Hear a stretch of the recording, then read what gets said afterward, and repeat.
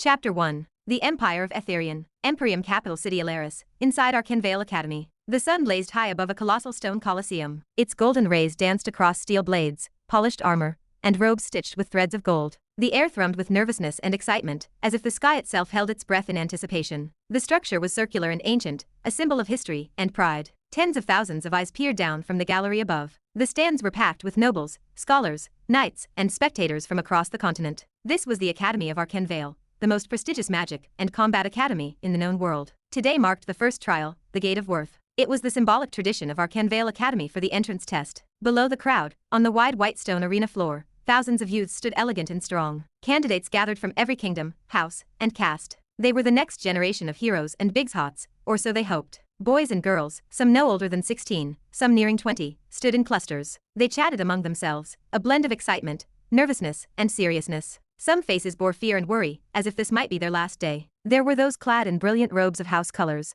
crests stitched proudly into their sleeves. Many bore weapons, blades and halberds etched with runes. Some stood with none, yet their bodies hummed with mana. Each one of them had a story, a family, and a background that either screamed nobility or whispered ambition. Nobles stood in clusters, noses in the air, murmuring among themselves. They cast disdainful glances at those in simpler clothes or without family crests. Commoners kept their distance, yet the ambition in their eyes burned brighter than any noble. Their eyes held hunger, but also a dark, eerie aura, as if they had long since said their goodbyes and accepted that they might not return. Nobles and high-standing candidates started whispering among themselves. Did you hear? The heirs of all top 4 families are joining the academy this year too. Are you utterly devoid of sense? Who could possibly be ignorant of that? Is that even a question worthy of asking? One noble scoffed sharply, only to be silenced by another, likely of higher rank. No, it is 3 duke houses, you imbecile. The virulent heiress is already well into her 4th year. Just look up at the crowd above. That alone tells you everything. His gaze drifted upward, toward the stands packed with nobles like spectators. From below, they gulped as they looked up.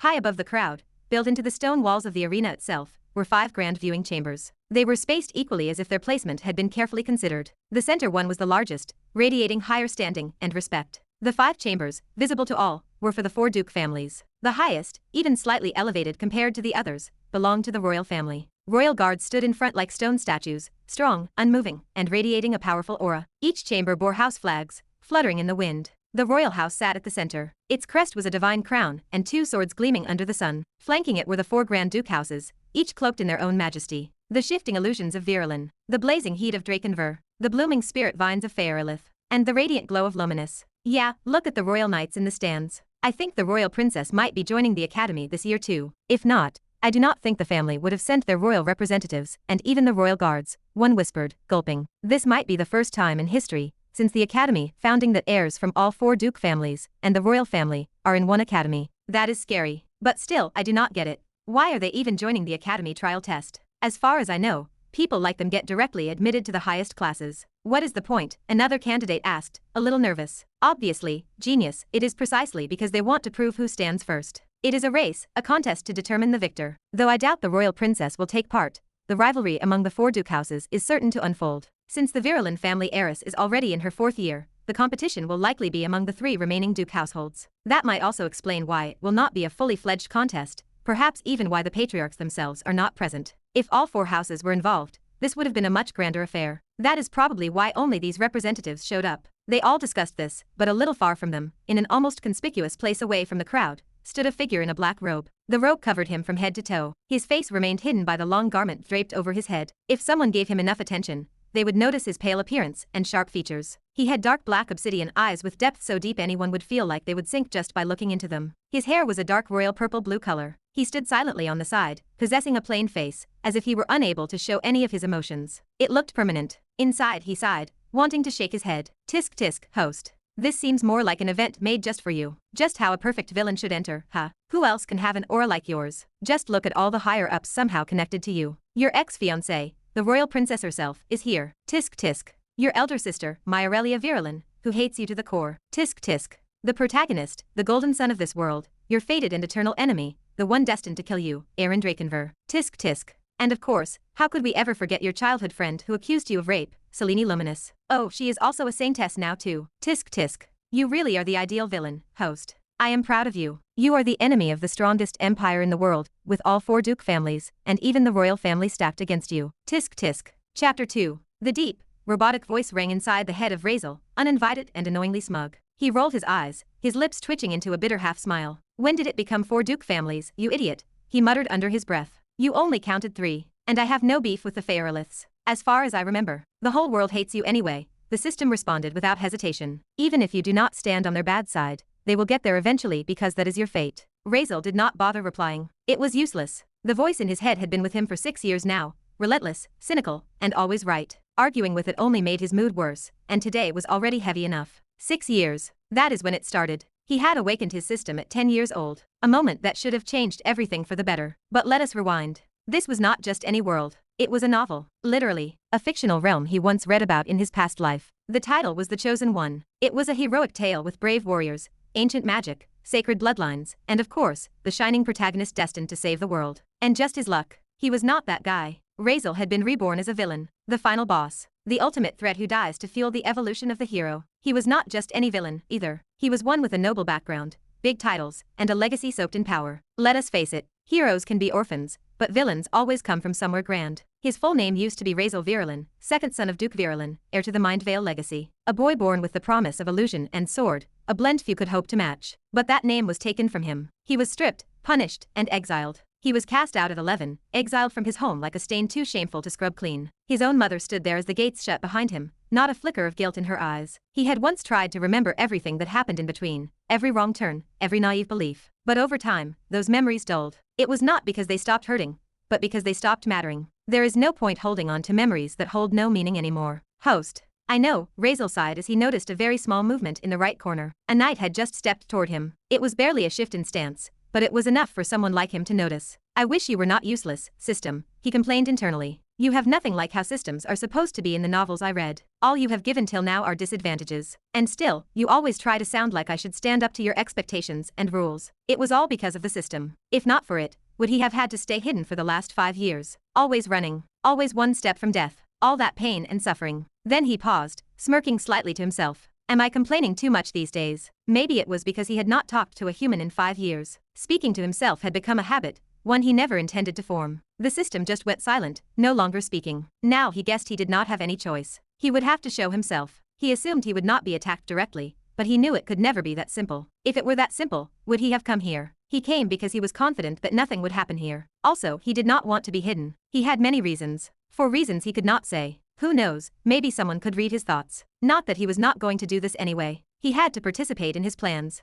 I will trust you one last time, system. If this time you fail me, you will be my enemy from now on too. It will be better if you do not lie to me, he said. Finally, with a cold face, he extended his hands up and removed the robe that was covering his head, letting his dark royal purple hair fall into the air. His face was clear for everyone to see. Thanks. A low voice of the system rang in his head, which for no reason, Razeal ignored entirely. Just as he did, the knight who had eyes on him paused. The knight looked at him silently, his eyes narrowing. Those hair colors. He is a Virulin, and from the direct bloodline of that. The knight analyzed everything just by the looks and appearance. The colors were royal blue, meaning direct bloodline. And that small purple birthmark behind his neck. There are only 2 direct bloodlines. Well, not a girl. So is he the exiled son of Duke Virulin? Is he alive? He guessed almost the whole thing in seconds. After all, the knight was of high rank. Let us step back. It is not my position. Still, instinct compelled the knight to send a silent signal, a subtle flicker of his gaze toward a guard station some distance away. The message was clear. Remain vigilant. All of it unfolded in less than 10 seconds. Razeal did not so much as glance at the knight, not once. His gaze was fixed, unblinking, on the empty space before him,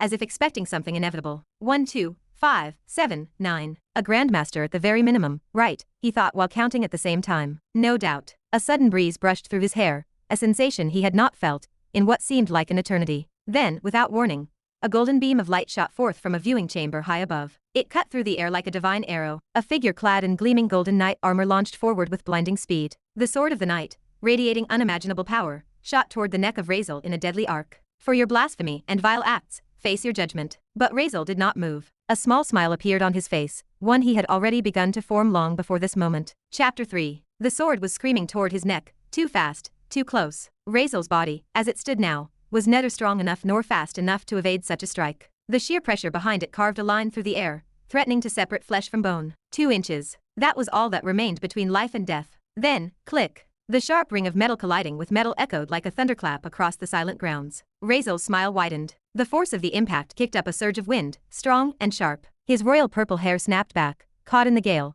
and he instinctively took one calm step back, not in fear, but in rhythm, as if he had already rehearsed this moment in his mind. A towering figure now stood before him, blocking the Golden Knight's strike with a single hand gripping a massive greatsword. The man wore a long black cape draped over one shoulder, and his posture was almost lazy. One hand held the blade like it weighed nothing, while the other remained calmly behind his back. Sparks scattered like fireflies as the two blades pressed against each other. Killing on the grounds of Arkanveil Academy is prohibited, the man said. His tone was composed, but it carried a pressure that felt heavier than the Golden Knight's blow itself. Sir Radiant Knight, surely you have not forgotten the rules. The golden armored knight did not speak immediately. His blade remained locked in place, but his glowing eyes behind the helm narrowed. The man before Razeal did not look back at him. He did not need to. He knew exactly who he was protecting and why. Razeal just stood there, smiling. TCH, Dorn Varkarn, the man in the black cape, narrowed his eyes. This brat, he knew I would intervene, did he not? Dorn Varkarn did not turn around. He did not need to. He had already seen that arrogant smile. It had started forming before any of this had even begun. A smirk full of quiet certainty, almost like a well-placed trap that had just sprung shut. Now, the boy stood there behind him, calm, composed, and arrogantly confident. It was as if Dorn were his personal bodyguard, assigned to jump in at the right moment and shield him from divine judgment. The audacity. Dorn's fingers twitched on the hilt of his greatsword, not out of fear, but restraint. He had been played. He knew it. Even though he felt disgusted about it, he could not step back. A sharp scrape of metal drew his attention forward. The knight in golden armor, radiating power like a miniature sun, slowly withdrew his blade, its edge gleaming as it lowered to the ground. The tip kissed the stone arena floor with a metallic clink, and both his gauntlet hands rested on the hilt as if the weight of his purpose needed steady grounding. He stared Dorn in the eyes, his voice echoing with thunderous clarity. Dorn Varkarn, step aside. That sinner tried to defile the saintess. The arena, previously holding its breath, exhaled in confusion and finally alarm. Nobles and commoners alike began to murmur, heads snapping toward the commotion, eyes widening as they finally caught up to what was unfolding. Gasps spread like wildfire. The saintess, attempted defile. Who dares? No one needed a detailed explanation. The tension bleeding off that corner of the arena was heavy enough to smother the air itself. No one needed to be told to move. Instinct did the work for them. People shuffled back in unison, a circle forming around the three figures locked in silent hostility. Then, swish, swish, swish. 8 knights in immaculate silver armor descended from various positions in the stands. They landed with synchronized precision, boots striking the marble floor as their formation closed around Dorn and Razeal like a silvery net. Each knight drew their weapon, blades whispering from their scabbards in practiced rhythm. They aligned beside the golden knight, their armor shining like stars caught in daylight. The proud order of the Church of Light. The Silver Knights. Their presence was not ceremonial. It was a warning. Then, as if gently dusting off a mask, he took a single step backward. The smirk vanished. In its place bloomed a wide-eyed expression so pure, so bewildered, it could have been mistaken for an angel's. A breathless innocence clung to his face. Me, his face seemed to say. What did I do? The golden knight's eyes burned behind his helmet. Blasphemy. A single word laced with thunder shattered the air. His divine aura erupted, golden radiance flooding the space as if a second sun had been born in the arena. The ground quivered beneath his armored feet. That pressure was not mana. It was weight. The weight of judgment, fury, and sanctity combined. Razeal felt it all crash into him like a divine hammer. For a moment, just a moment, his knees buckled. His lungs seized, and his heartbeat stopped. This is what death feels like, just from aura alone. Before the weight could reach its crescendo, whoosh. A wind blew through the arena, soft but commanding, scattering the crushing force like ash in a storm. The divine pressure dissolved as if it had never existed. Razeal gasped for breath, alive, and smiling again. I won, he thought. Dorn Varkarn, still between them, lifted a single finger, swinging it lazily through the air as if brushing off dust. His expression was unmoved, but a deep sigh escaped his lips. Sir Radiant Knight, please, he said flatly, killing on the grounds of Arkanveil Academy is prohibited. You know this. The Golden Knight stepped forward, his grip tightening on his sword. His voice, like a herald's trumpet, rang out again. Are you standing against justice, Warden Dorn? He asked, his voice ringing with righteous steel. Justice for the Church of Light against one who once dared raise his hand to the saintess. If so, then I may. The arena tensed. Swords hummed. The very air seemed to still. But then, click, click, click. The sharp rhythm of heels striking the stone floor echoed through the arena like a drumbeat. All eyes turned. Emerging from the crowd came a woman draped in violet and silver, her hair tied in a regal cascade behind her. Her every step demanded space, commanded silence. Her voice followed, brisk and unwavering. Do not twist his words, knight. She stopped just before the circle of confrontation, eyes sharp enough to cut through steel. This is Arkanveil Academy, and you stand in the presence of a royal princess of the Empire. Are you so eager to violate order and tear down your own name in front of both crown and congregation? The crowd parted around her like water around a blade.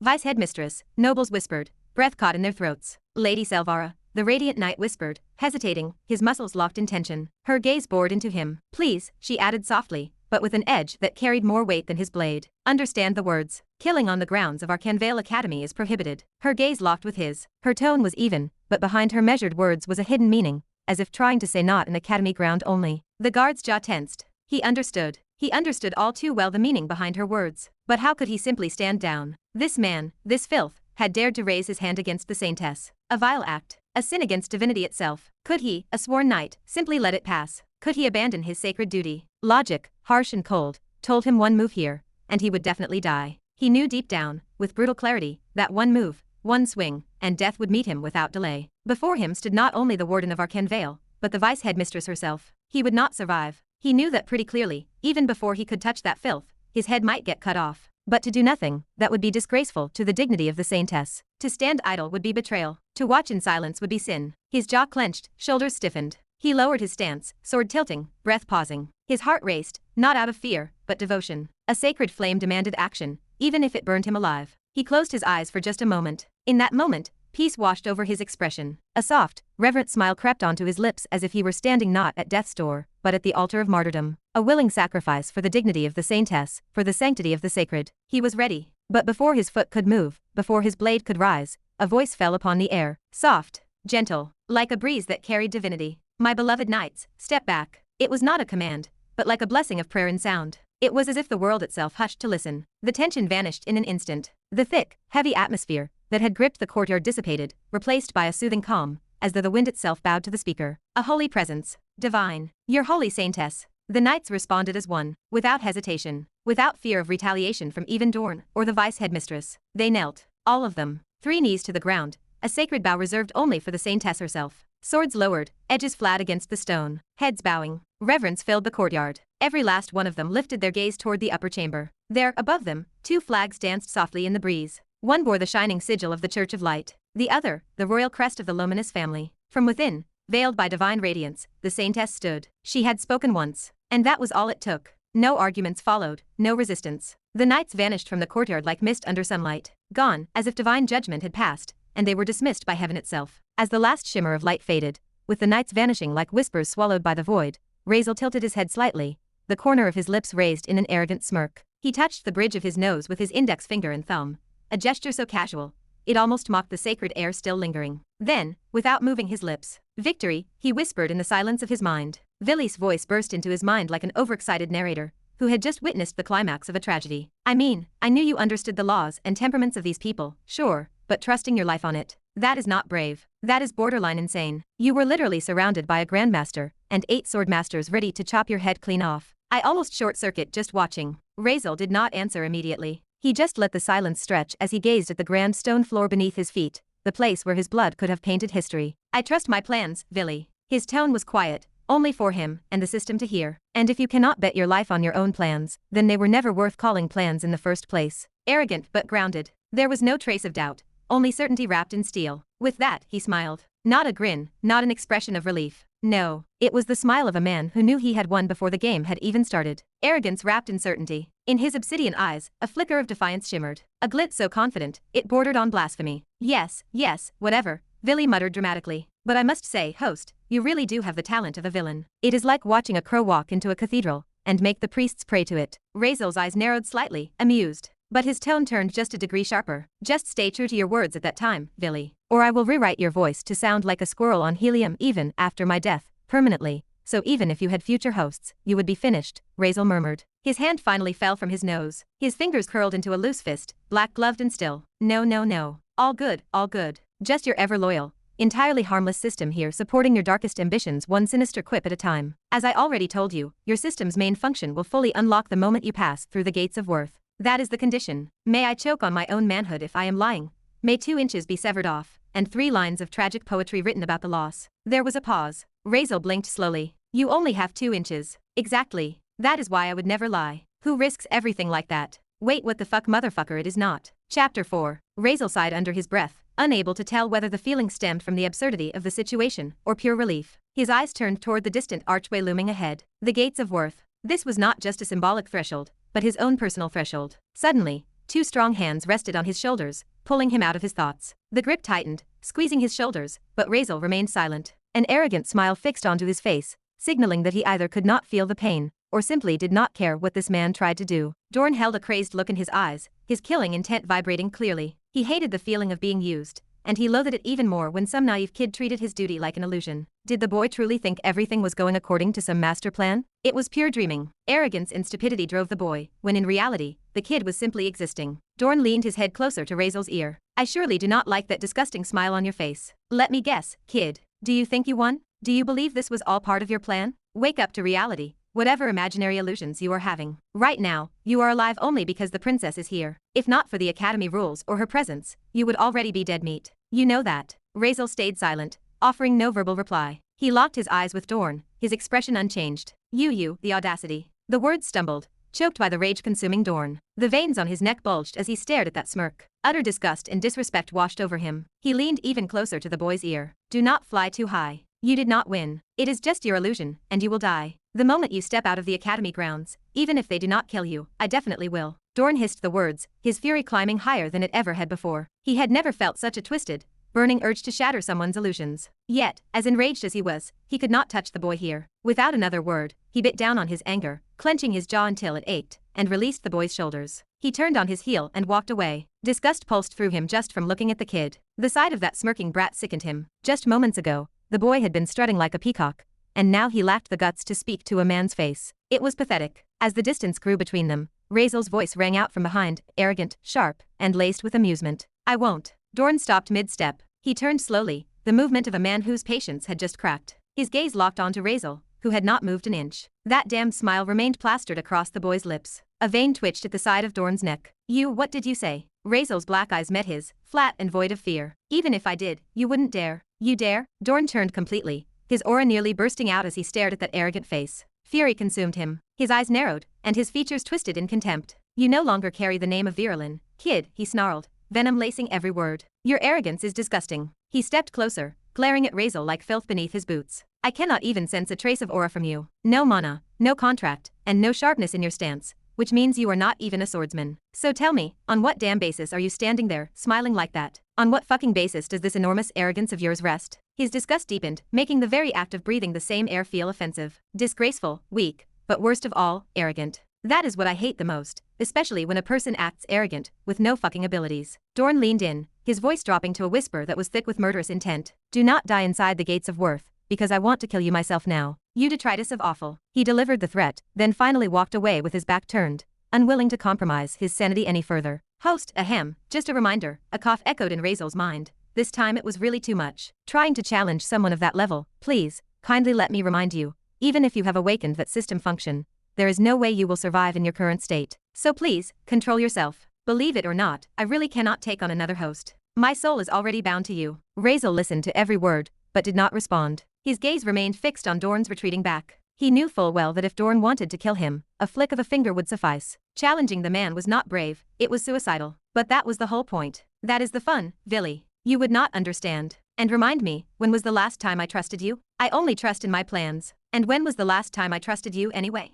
He whispered under his breath, a smirk crawling up his lips. I trust only my plans. He had done nothing wrong. The man had challenged him, and who decided a person could not win just because they were a million times weaker? It was ridiculous. What was that quote again, Villy? Swords and magic are worthless in front of a villain's plan. The system provided no response, not even a snarky beep. Across the stone courtyard, Vice Headmistress Selvara remained still, her arms folded as Dorn approached. A faint smile touched her lips, her eyes dancing with amusement. Did you feel used? She asked, her voice smooth as silk with a hidden blade underneath. Dorn's answer came cold and silent, delivered through a precise monolink directly to her mind. No, I think he thinks he used everyone. His tone was calm, yet laced with contempt. Perhaps the brat does not realize he really would have lost his head if the princess had not been here. Does he actually think anyone here gives a damn about the rules? Rules only matter until they cost more than they are worth. Selvara's brow arched. Is that so? What if? She tilted her head, her voice brushing softly into his mind. The boy already considered that. Dorn frowned, thoroughly annoyed. It was just a fluke. Do not read too much into it. He hated it when people who did not deserve merit were misunderstood and labeled as something special. Selvara's lips did not move,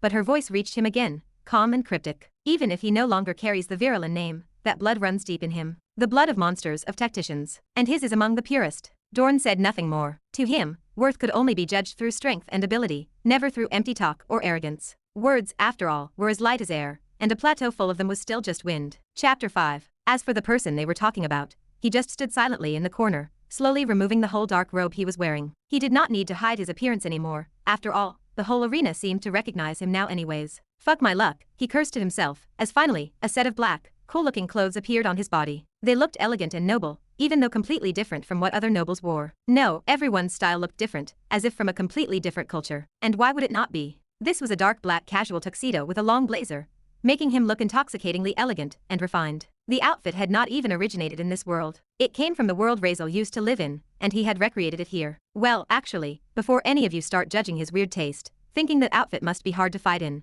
or how uncomfortable does that look, let us get something straight. It is not like he had nothing better to do, and decided to tailor it just for fun. Not at all. This whole thing was because of that motherfucking system. The same damn system that insisted a villain must have a sense of fashion. Just by your appearance, you should scream class. So, we're something worthy of a villain. Honestly, it was exhausting. Only Razeal knew how hard it had been to craft this from scratch by hand, from memory, just to replicate a design from a world that no longer existed. Recreating every step of the design and creation process with no blueprint took so much effort, just for clothing. The outfit was elegant enough that, under normal circumstances, the crowd who already had their eyes on him thanks to all the chaos earlier would have given him a few side glances. But sadly, no one was in that mood now. Instead, the entire arena murmured among themselves, their eyes occasionally flicking toward Razeal. He is still alive? Damn. Honestly, I wished he could have been executed back then. But I guess being a duke's son does come with privileges. Even if you get caught trying to rape someone, you still walk out safely. Well, it was only because of Miss Luminous's family. Even though she is the heiress of a duke family herself, her side chose to settle things quietly with the Virulens. Though I have heard the price the Virulens paid was very big,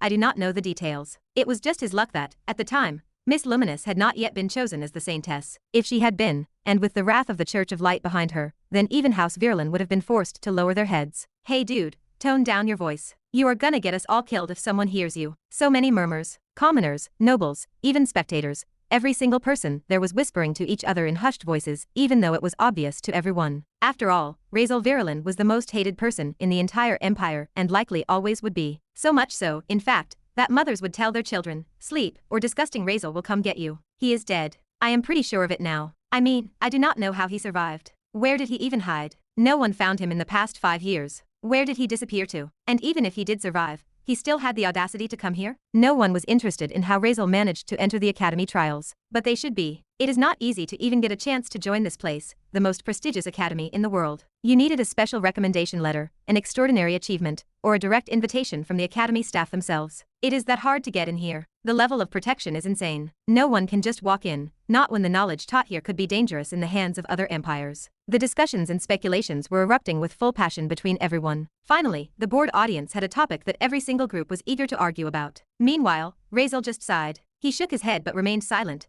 even though he could hear every single word. He did not know, actually no one did, that these people, even while pretending to whisper and act discreet, were speaking loud enough for everyone to hear. It was as if they did not give a damn anymore. Attention, please. Finally, a strict and commanding voice echoed, booming so loudly that it almost scratched at the ears. Monoparticles, sound molecules, and even the air around them had been manipulated simultaneously to amplify it. That voice shut every mouth, noble, commoner, even the spectators seated high above. All attention turned toward the center of the arena. A small white marble platform rose, and standing atop it was Headmistress Selvara. Her presence alone stilled the storm of whispers. A figure carved in marble and willpower, she stood tall, the flowing silver of her uniform catching the light as though the sun itself dared not outshine her. The marble dais beneath her feet pulsed faintly with runes, ancient, binding, and absolute. She raised one hand. Silence fell as if the air itself had been commanded. Then, her voice rang out, not loud, but layered with authority that sank into skin and bone. Welcome, Selvara continued, as if nothing had ever happened. You all stand here today as participants in the Academy entrance trial. You have been watched, measured,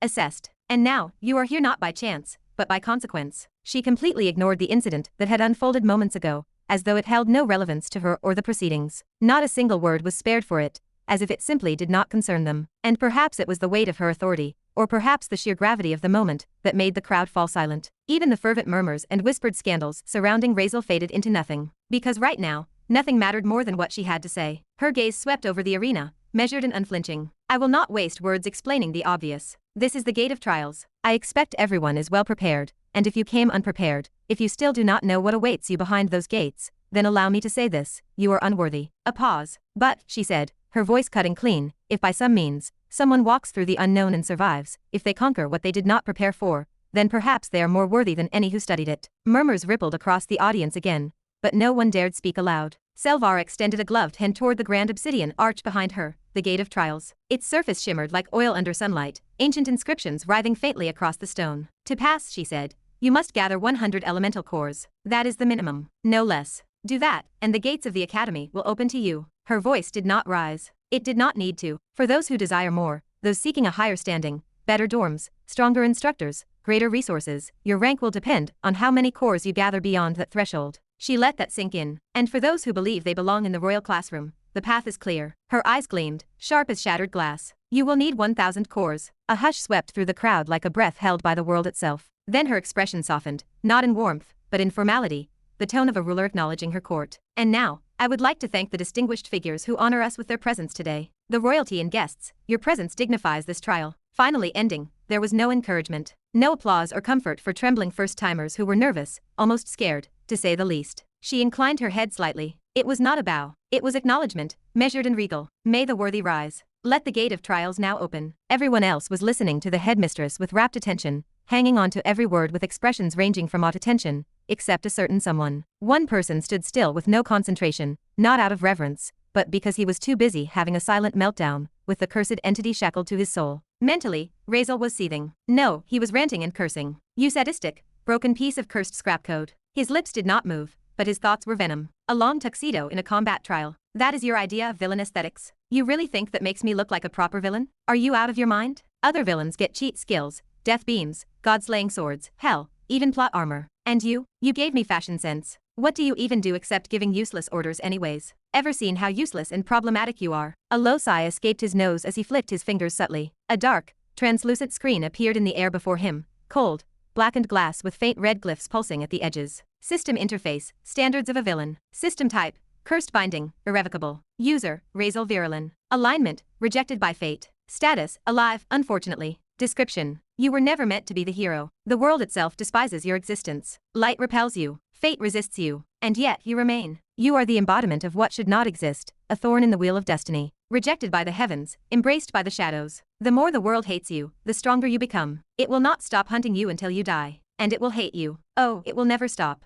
Because your enemy is not a person. It is the world itself. Expect misfortune that borders on comedy, like slipping on a banana peel and landing in lava, or a shark's mouth, or both. Call it bad luck if you want, but really, it is just the universe doing its job, trying to erase you. System effects. 1. Rejection of light, passive curse. Cannot learn or wield any form of light, holy, or pure element skills, or even swordsmanship, or even any martial skills. All beings of the light faction instinctively loathe your existence. Absolute hostility from everyone. 2. Dark resonance, innate affinity. Absorbs and resonates with dark, cursed, or forbidden energy. Learns forbidden arts naturally. Monsters and corrupted entities may see you as kin, or kneel, or may just be an enemy of you. 3. Eternal prideful, passive. You cannot swallow disrespect. Ever. Absolute arrogance. Must assert dominance when challenged. Failure to do so will result in system-enforced punishment, with a severity of hell tier. 4. Absolute dark genius. Your mastery over dark arts is second to none. If you claim to be second best, reality will glitch in protest. Your comprehension speed with cursed, shadow, and forbidden magic is monstrous. 5. Absolute love. Feelings persist indefinitely, unshaken by time or reason. Boundless affection, immune to limits or restraint. Deep attachment may evolve into fixation or obsession. This is fucking bullshit. None of these so-called effects deserve to be called buffs or even help. They are curses, each and every one of them, like some sick joke handed down by fate. And if any of you think I am being unreasonable, just wait. That dark affinity crap, the dark faction bullshit, it is all useless, completely useless. Because this world, hell, this entire universe is nothing but pure white faction. No dark magic, no shadows, no cursed spells, nothing. The so-called chosen one novel world is all light, all holy, all clean. Darkness is a myth here, a joke maybe in those places, but he does not think there is anything available here, and honestly, not many chances. In short, I got saddled with every disadvantage imaginable from having a system, and the things supposed to compensate me are worthless, nothing but curses. Host, why are you suddenly so whiny today? You have not complained like this in years. Are you just nervous about unlocking a new skill and afraid you will not get to curse me anymore? Honestly, that is petty. Grow up, host. The system's words echoed in his mind, dripping with disgust as if it knew him too well, like it could read his thoughts, which, honestly, it could not,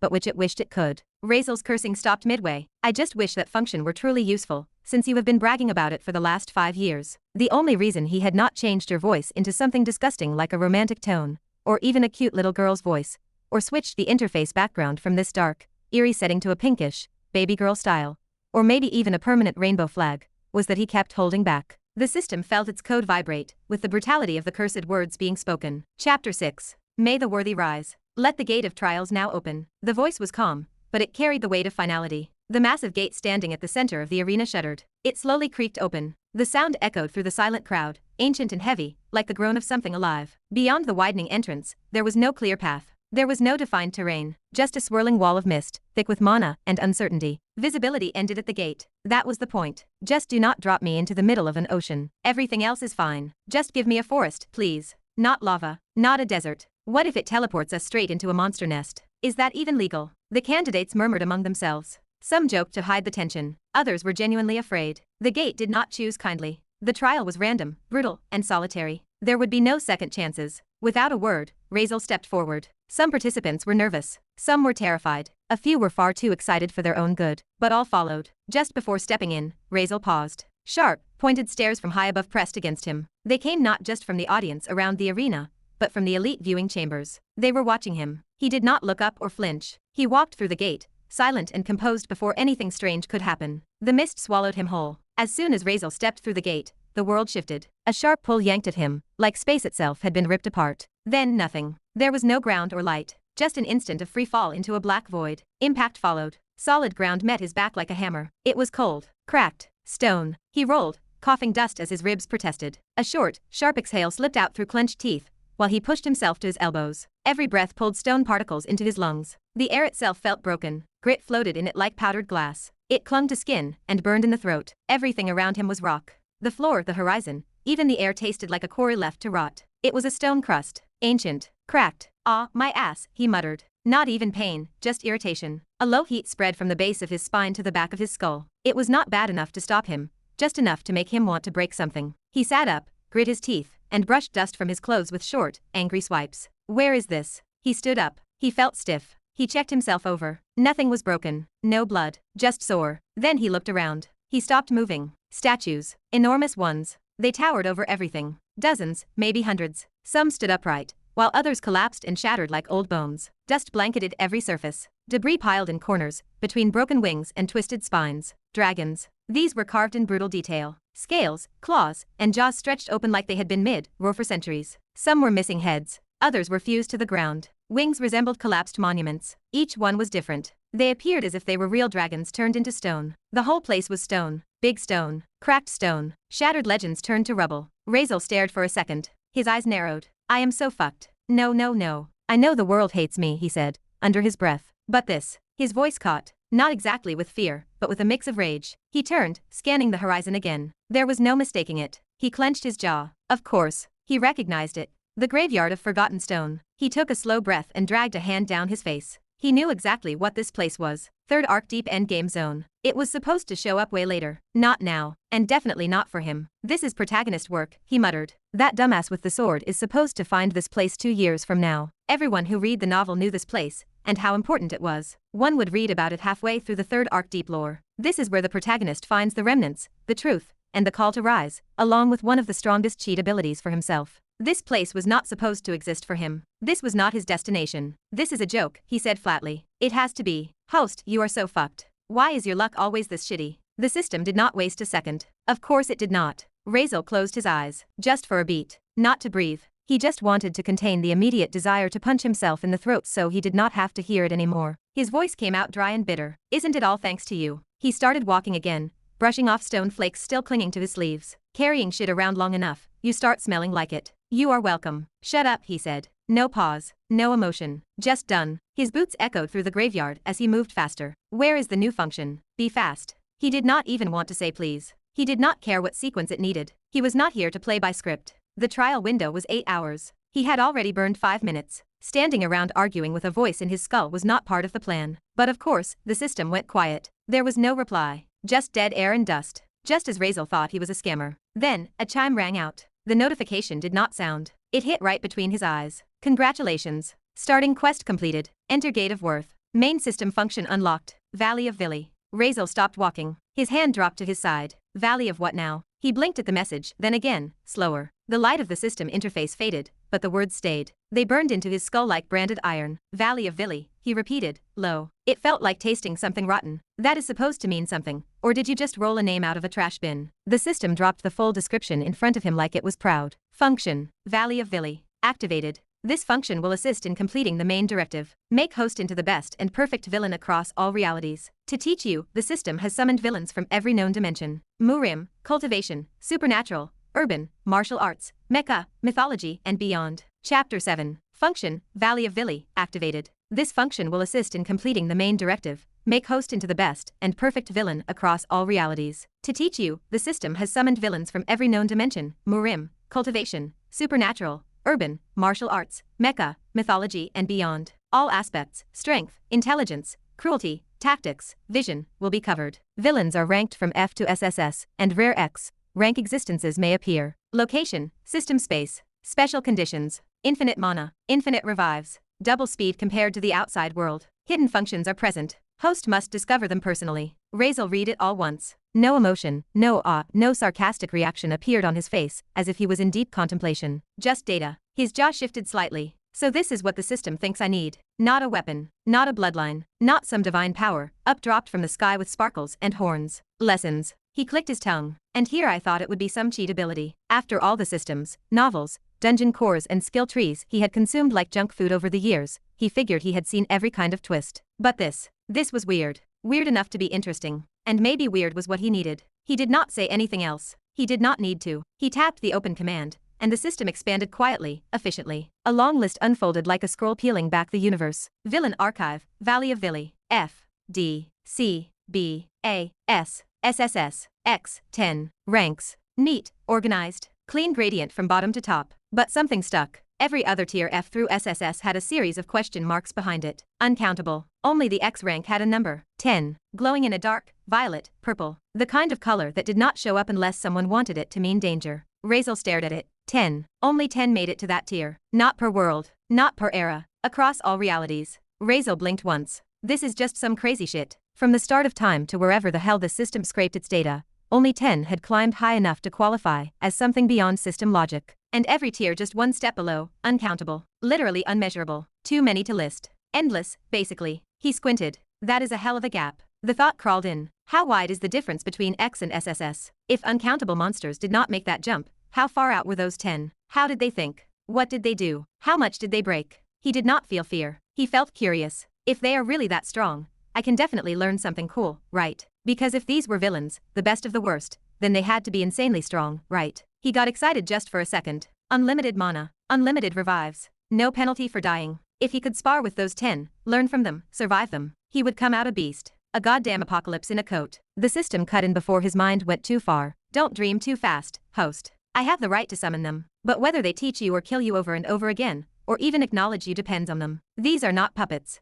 They have their own consciousness, will, and rules. Razeal blinked. Aw, what the fuck? His eyebrows twitched. What do you mean they are not here to teach? I thought this was like, select enemy, see skill list, tap yes. Instead, he had to convince these freaks. They are fucking villains. They are supposed to monologue, threaten me, then show off their ultimate technique before I die. That is their thing. But even he was not dumb enough to ignore the problem. Villains were not kind. They were not wise mentors waiting to share secrets. They were violent, erratic, power-obsessed psychos. Convincing them to train him. How the hell was he supposed to do that? Bribe them, threaten them, insane them. That was a nightmare in the making. It changed everything. Not just fight to learn. First, survive the encounter. Then convince the thing across from you that you are worth talking to. The idea of asking one of them for help felt like punching a dragon in the teeth and asking it to teach you how to fly. It made things 10,000 times more difficult. Because now, there was no hand holding. There were no tutorials, and worst of all, it was not about training. It was not about skills. It was not about tapping yes on a menu and getting your free upgrade. It was about surviving the ego of someone who had already killed 100 stories just by existing, or maybe more. Now he would have to earn something from people who did not value life,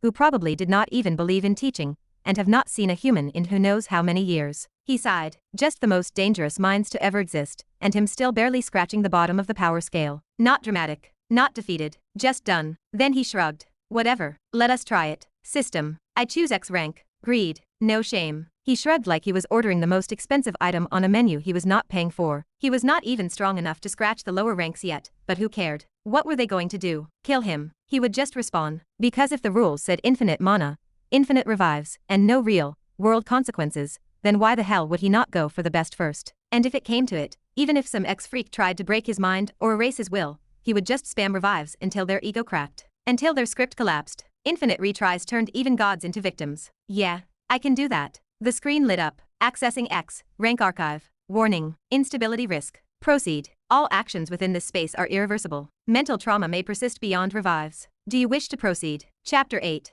Razeal tapped yes. A breath caught in his throat. Excitement flared hot in his chest, like adrenaline spiking too fast. He was ready. Or he thought he was. He would get to meet the X-rank boss villain. Only 10 in all realities. What would he look like? A beast cloaked in hellfire. A cold, godlike figure radiating death. His heart thundered. Then came the pull. Black space folded around his consciousness like a vacuum. His consciousness stretched, yanked somewhere deep and directionless. A moment of weightlessness, a sense of falling without air. Then release. His breath snapped back in his lungs. Eyes opened. Ha, he was back. Ha, Razeal blinked. Once. Twice. The stone courtyard, the ancient sculptures, the oddly serene atmosphere around him, all of it looked exactly the same. Nothing had changed. Not a single grain of dust had shifted. He turned his head, scanning the surroundings again. Weren't things supposed to be different? Had he not just agreed to transfer into the system space? His thoughts stuttered. Did I not just click yes? His eyes flicked toward the system screen hovering a few inches from his face. There it was again. Same interface. Same flickering tab. Enter X-rank system space. Yes or no? His throat went dry. Did I not just click yes? What the hell happened? Was this a glitch? Was the system lagging out? That was not supposed to happen. The system was supposed to be absolute, infinitely reliable. He stared at the screen like it had personally betrayed him. System, did you finally lose it? Did you start glitching, or something? No, host. So I guess you did not even feel it, huh? You did enter the system space of X-rank Villain Valley, but you were killed. Matter of fact, you have died 521 times. So I pulled you back to not waste your time. Silence. Razeal's face was frozen. His lips parted, but no sound came out. His eyes twitched. What? He blinked. Died. 521 times. How the hell? It has not even been a second. That does not even make any sense. Well, 21 milliseconds passed outside. Inside system space, 42 seconds. Time runs double speed there. But yes, you died 521 times. And were revived 521 times. The words felt like lead dropping into his brain. No, hold the hell on, Razeal muttered, waving both hands in disbelief. Even if it is 42 seconds, that is what? Getting killed once every 0.08 seconds. That is not even enough time to move, or think, or even blink. How can someone get killed that many times in a row? He started pacing, mind racing, limbs twitching like they were trying to escape the horror on their own. So what? The moment I entered that place I just boomed dead. On loop. What kind of monster is that X-rank villain? Is he some mass killer? I did not even see him. Did not feel pain. Nothing. Did he attack me the moment I arrived? How? No, host. You have got it all wrong. It is not the X-rank villain who killed you. He did not attack. Matter of fact, he did not even notice you were there. He was not even looking in your direction. You were just crushed by the aura, or more accurately, the sheer pressure of the space shaped by his existence, his intent, his presence. Razeal stopped breathing for a moment. He felt a chill crawl up his spine, colder than any winter he had ever known. A slow, sinking dread that made his stomach hollow out, but the sheer absurdity of logic took over. What do you mean crushed? Let me try to explain in a way that even your empty garbage bin of a head can understand. Imagine the system space like the core of a star. No, wait. That is still too complex for your micro-noggin. Let us say, imagine you are suddenly teleported millions of miles down into the ocean, where pressure is so absolute it can crush reinforced holy armors like pinching an ant. Now imagine that, but worse. That is what walking into that villain's system space was like. Razeal's mouth hung agape. I died. Not because someone killed me, but because I existed somewhere I should not have. His voice was hollow, ashen. I was not even worth noticing. I died like a bug, and he did not even swat me. For a long moment, Razeal did not move. His heart pounded so hard it felt like it was trying to climb up his throat. He replayed it in his head, or tried to, but there was nothing to remember. Just a blur, an empty second, a blank. I thought I would make an entrance. Thought I would piss him off by respawning repeatedly. Be annoying. Mess with him until he cracks, and make him give some. But he did not even look at me. The realization burned. Sharp. I guess clicking yes thinking I would confront a monster. At least I could ask his name, or at least see the face, but it turns out I cannot even breathe the same air. He shook his head slowly, eyes glazed with shame. I really wanted to meet that person. Did not even say hello. Sigh. Are all X-rank villains this, like, strong, that I cannot even meet them? Or should I try another X-ranked person? Yes and no. X is a rank that cannot be judged by any tier or scale. Think of the ranking system like a glass, S, SS, SSS. All of those fit inside the glass. The more power, the fuller the glass is with water. But XX is when the water spills out of that glass entirely. It escapes the measurement itself. Now imagine that overflowed water. Whether it is a bucketful or maybe it is an ocean, there is no telling. It could be barely over, or vastly beyond. But the glass is no longer useful. Whether it is a bucket or an ocean, you cannot measure either using the glass. That is what X rank is. Some X's may be overwhelmingly more powerful than others, but because they have all left the measurement system behind, there is no rank to sort them. They exist outside. And that is why even the weakest X rank is still far beyond what your system can grasp. So no, do not compare. Do not assume you will find a weaker one. You will not survive any of them, not yet. All in all, take it this way. You are too weak to even stand in places like that. Whether it is the strongest X or the weakest, they are all beyond. So I would recommend, do not touch this rank until you are strong enough. Razeal bit his lip hard, knuckles clenched, eyes stinging. Deep within, it was hurting his ego being referred to, or taken as an example, as a bug. Being directly called insignificant. No one would like it. Even a normal person would not, let alone someone like him, whose character was literally defined by eternal pride. So I am just that weak. There was no comfort, no warm hand on his shoulder, just cold silence, and the dry whir of the hovering system screen. Yes, but hey, right side. You did not feel anything. So, not too traumatic, right? Be happy you at least stood in that presence. He glared up. System. Shut the hell up. Noted. He sat down, stewing in humiliation. His thoughts swirled. If that was just aura, then what the hell happens when he does decide to attack? Or when he fights someone on his level? Does the entire dimension implode? If he never noticed me, then I did not even register as a threat. I was not even a blip. Not a presence. I was less than background noise. The system had known. It had expected this. You anticipated this, did you not? Yes, but you needed to see it. Not just hear it. Experience it. At least know where you stand currently. Razeal did not respond. He just sat on the cracked stone ground in silence, feeling smaller than he ever had. But somewhere, buried in the cold ashes of his ego, something flickered. A pulse. A twitch. A spark. Because if that was the bottom, then there was only one way left to go. Up. One day he will. He definitely will fight that thing, and not only make it notice his presence, but defeat it. System. Open SSS rank villain space for me. Put choosing candidate as random. Their presence will not kill me, right? Yes and no. Every SSS rank villain is enough to kill you just by their presence, but not like X rank villains, who do it unknowingly, or permanently. Some use it all the time, and some just do not. Alright. Use it. Would you like to enter SSS rank villain valley system space? Yes or no? He was sitting down on the ground, crossing his legs obviously. Only his consciousness goes into that system space while his body remains as it is. Well, some might wonder how he can just sit down in the open like this. Is he not afraid that a monster or something could come? Is it not unsafe to sit around in a place like this, where everything screams danger? No, it is safe. Because well, everyone knows about this place. Or at least, maybe only he knows the truth about it. The truth that this is actually the most dangerous and worst place in all of the trial. But to everyone else, they think of it as useless. As if it has no value, no purpose, just trash. The graveyard of forgotten stone, a place where there is nothing. Nothing except stones. Broken, dusty, useless stones. Crumbled statues lying everywhere. No land, plants, vegetation, or life. Just statues, dust, and silence. Even monsters do not come here. Since all candidates know there are no monsters, and nothing of interest, no one ever comes here. And so it will be just empty, all in all. And that is why he was calm. Do it, he said. And the same exact feeling hit him, that disorienting pull, as his consciousness was taken away. After a few seconds, he finally opened his eyes. And as he did, he finally saw the different space. Chapter 9. Welcome, host, to the SSS rank Valley of Villi. Villain title, The Strongest Mother. Razeal opened his eyes as the prompt echoed in his head. His expression twitched. So the first villain is a woman, he muttered to himself. The name lingered in his thoughts like a puzzle. The Strongest Mother. He had expected something more, something terrifying or ominous. The name felt wrong, not weak, but misleading. Strongest Mother. What does that even mean? His mind raced. Maybe something twisted, like Mother of Curses, or Mother of Darkness. He had heard names like that in novels and movies. That would make more sense for someone of SSS rank. Whatever it was definitely something of importance. One can know many things about someone just with their titles alone. A cold current brushed across his face, sharp and immediate, making him come out of his thoughts. The wind felt like winter's breath. It cut through him, reminding him that this space was not like the last. He did not move. He just breathed calmly. Then, slowly, he looked around to see his surroundings first before doing anything. He needed to be aware of everything. The world around him was dark,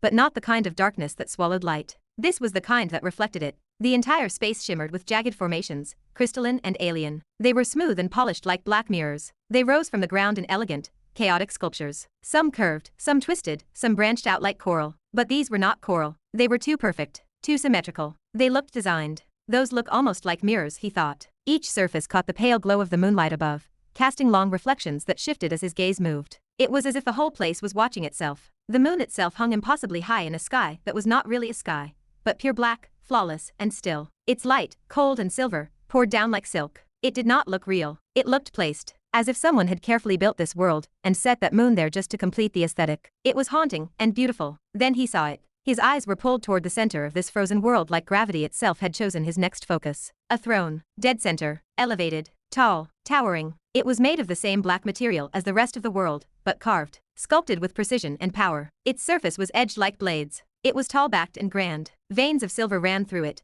tracing lines like frozen lightning. It stood almost 10 feet tall, and on it she sat, a woman. She did not move. Her posture was perfect, still as death. But Razeal saw her. The first word in his mind was not fear. It was stunning. Her skin was a warm, rich brown, gleaming under the moonlight with a softness that felt alive in contrast to the cold void around her. Her hair, jet black, long, and flowing like ink, framed her face and shoulders without a strand out of place. Her dress, if it could even be called that, matched the throne. Black, form-fitting, regal. It hugged her body before falling like mist, disappearing into the dark below her feet. One leg was crossed over the other, poised in a way that was too perfect to be casual. Her eyes were closed. Her head tilted slightly back, like a queen resting, or a weapon sheathed. Razeal stared. There was no aura, no pressure, yet just looking at her made him feel smaller. She looks like someone who never needed to say a word to command obedience, he thought. Someone who was born above you and expected you to understand that. Her face, her expression, was neutral, cold, like a mask carved from pride. And yet, why does she look familiar? His throat tightened.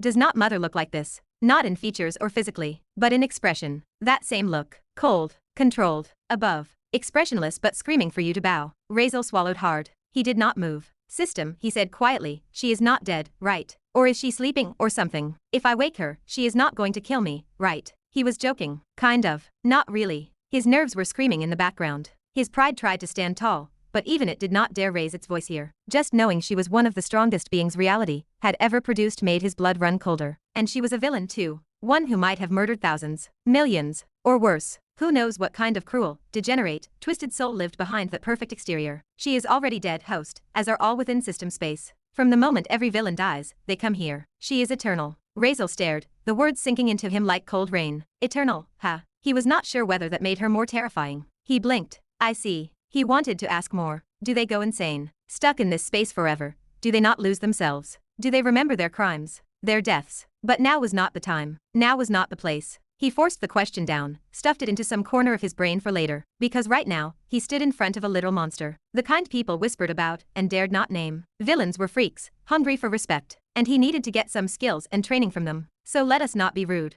Let us behave properly. Because what if she refused to give him anything? What if she became directly hostile to him? Or worse, what if she did not even let him leave? And more importantly, he needed to behave himself. Of course, he could not forget the real reason he came here. He needed to convince this villain to teach him some overpowered skills and powers. Yeah, that was the plan. Only, he did not actually have a plan. Great. So first, gauge her personality. Figure out how to approach her. Problem was, looking around gave him absolutely nothing. No clues. No signs. Not even her title told him anything useful. The only move he had now was to act respectful. Really respectful. Because if there was one thing he had learned from all the novels he read, it was this. Villains were freaks hungry for respect. Feed their ego, stroke their pride, and they would do stuff just because they could. So yeah, that was it. Play it cool. Be polite. Do not screw this up. Because if he came off as rude or stupid, what if she refused to train him? Or worse, what if she became directly hostile to him? Still, curiosity gnawed at him. He could not help but glance around the strange space again, fixated on the one thing that stood out. The black crystals. They stretched endlessly in every direction. Wherever his eyes wandered, there were no edges, no horizon, no sky, no floor. Just those dark, jagged formations, massive, alien, and silent. As far as he could see, it was all the same. A world of glass, silence, and moonlight. Though nervous, he looked around the space again. No, not just nervous. It was undying curiosity now. What are these crystals? How far do they go? Are they everywhere? The black crystal stretched endlessly in every direction. Wherever his eyes wandered, he could not see any edges, any horizon, or even a single sign of anything else, only those dark, jagged formations. As far as he could see, it was all the same. A world of glass. A world of silence. And moonlight. Just as Razeal was looking around, something shifted. A presence. Cold. Heavy. Icy fingers of pressure curled through the air, and then, a voice. Low. Magnetic. Female. It did not echo, it vibrated, like it resonated through the bones of the room itself, pressing into his skin, crawling into his ears. So, I am not hallucinating, then. The voice wrapped around him, coiling like smoke and steel. There is truly another presence in this cursed hell. Razeal stiffened instantly. His blood ran cold. Shit. He spun his head toward the throne, panic shooting through his chest like a spear. Did she wake up? And then he froze. She was already awake. There she sat, barely moving, poised like a statue etched in darkness itself, perched on the ancient throne of that dark shiny material, her back straight, legs crossed, hands delicately placed on the armrests as if carved there by fate itself. Her eyes were already on him, and what eyes they were, endless black, no shine or light, pupils so deep and dark they looked like gateways to another realm. Something wrong. Her gaze was not aggressive. It was worse, it was curious, calculating, dissecting him layer by layer, like she was unweaving him with a glance. She did not blink. Razeal's breath caught in his throat. The weight of her stare hit him like a tidal wave. His knees almost buckled. His mind throbbed under the sudden pressure, as if some invisible force was trying to crush his thoughts. His heartbeat turned erratic, fast, loud. It hammered against his ribs, like it wanted to break free from his chest and flee. He wanted to look away. He could not. It felt like looking into death itself. No, worse than death. It was the embodiment of something unmade, unknown. A force that had forgotten how to be human, if it ever was. His mind screamed. His body stood paralyzed. Then, her expression shifted. A small tilt of her head. Her dark brows arched ever so slightly. And then, a smile. Barely there. Just the corner of her lips twitching upward. But it radiated danger. It was not warmth. It was the kind of smile a predator gave when the prey stumbled right into its lair. The kind of smile you would see just before everything ended. Razeal's heart stuttered. His mouth went dry. Every nerve in his body screamed run, but he could not move. He was trapped between awe and terror. She spoke again, this time not whispering into the space, but directly into the room. Her voice still echoed in impossible ways. A velvet blade. Such fragile strength, such weak mental walls, and yet, her gaze narrowed, smile sharpening. I cannot read his mind. The air seemed to freeze. She leaned forward slightly, her black hair flowing like liquid shadow down her shoulders, eyes narrowing with a newfound interest. Not anger, curiosity. Like she was looking at a puzzle she could not immediately solve. Interesting, she murmured. Her words were not aimed at him. It felt more like she was thinking aloud, but somehow louder than thought, more real, more physical. Each syllable pressed into the stone walls like a chisel. This does not make sense. He is too fragile. His mental walls are non-existent. So how is his mind protected? She stood slowly, her movements fluid like a shadow sliding across a wall. Her gaze never left him. There must be someone behind this. Someone strong. Someone shielding him. Her words trailed off into a murmur, but she did not lower her voice. She did not care if he heard. Her thoughts spilled into the room like storm clouds. Strange. Very strange. But even if someone is shielding him, I could still kill him in an instant. If so, then why would someone that strong send him here? She looked down at him again, that slight smirk still dancing on her lips. So useless. A pause. Yet here you are when all this place is surrounded by obsidian agony. Razeal clenched his fists, trying to ground himself. His legs were shaking. His thoughts were scattered. He did not even know what he could say, what he should say. He was not supposed to be this weak. Is this the power of an SSS rank villain? His strength just taken away from him without even doing anything. He looked at her, who was still leisurely sitting on the throne, now one hand holding her chin. System, what should I do? You never told me it would be this brutally hard to even stand just from being gazed upon by her. It is normal, host. Very normal. Strong people are like this. Just their presence alone can shake those far weaker than them, making them feel like giving up. It is not only her, is it? Have you not felt feelings like these before? You should not be surprised, right? Maybe it will be a good experience again. Try to learn to hold yourself together. You cannot embarrass yourself every time. At the system's reminder, Razeal suddenly remembered certain moments that made him clench his fists. Yes, but I thought those were just my emotions kicking in. Yes, they were too. Maybe you were just confused about it. But yes, if you had learned to stay calm and composed under this kind of pressure, you might have been able to speak, or at least stand up for yourself. Teach me how to look into her eyes, into those eyes without feeling this disgust. He said it in his head, feeling utterly humiliated and deeply disgusted with himself. Yourself, your body, and your mind, your consciousness is trembling. And why? Because somewhere deep in your mind, you think you are lower than her. Just believe in yourself. Believe in myself. He did not understand. Believe in what? Just imagine that she is an ant and you can crush her. Just look down on her, and you will. What nonsense. Razeal wanted to curse. He had been listening to the system seriously, but now. Chapter 10. The woman muttered, shaking her head as an amused scoff escaped her lips. She watched the boy struggle, his legs trembling and his back hunched as if the weight of her mere gaze alone were too much for him to bear. Can you not even stand straight just by being looked at? She muttered, disappointed. With a sigh she exhaled, letting go of the near non-existent presence. The chilling pressure that had filled the space like black fog dissipated. It was as if gravity itself had loosened its grip. The space exhaled with her, and so did Razeal. As if invisible chains were unshackled, Razeal suddenly felt the suffocating pressure lift. A sudden rush of air filled his lungs. For a moment, he stumbled forward, knees buckling, the ghost of that suffocating pressure still clinging to his spine. Fuck, he breathed aloud, hunched forward with one hand on his knee. He blinked several times, trying to shake off the lingering static in his brain. Finally free. That disgusting feeling is gone. His muscles still twitched, and sweat dripped from his brow, but the fog in his mind cleared. He gritted his teeth, steadied his legs,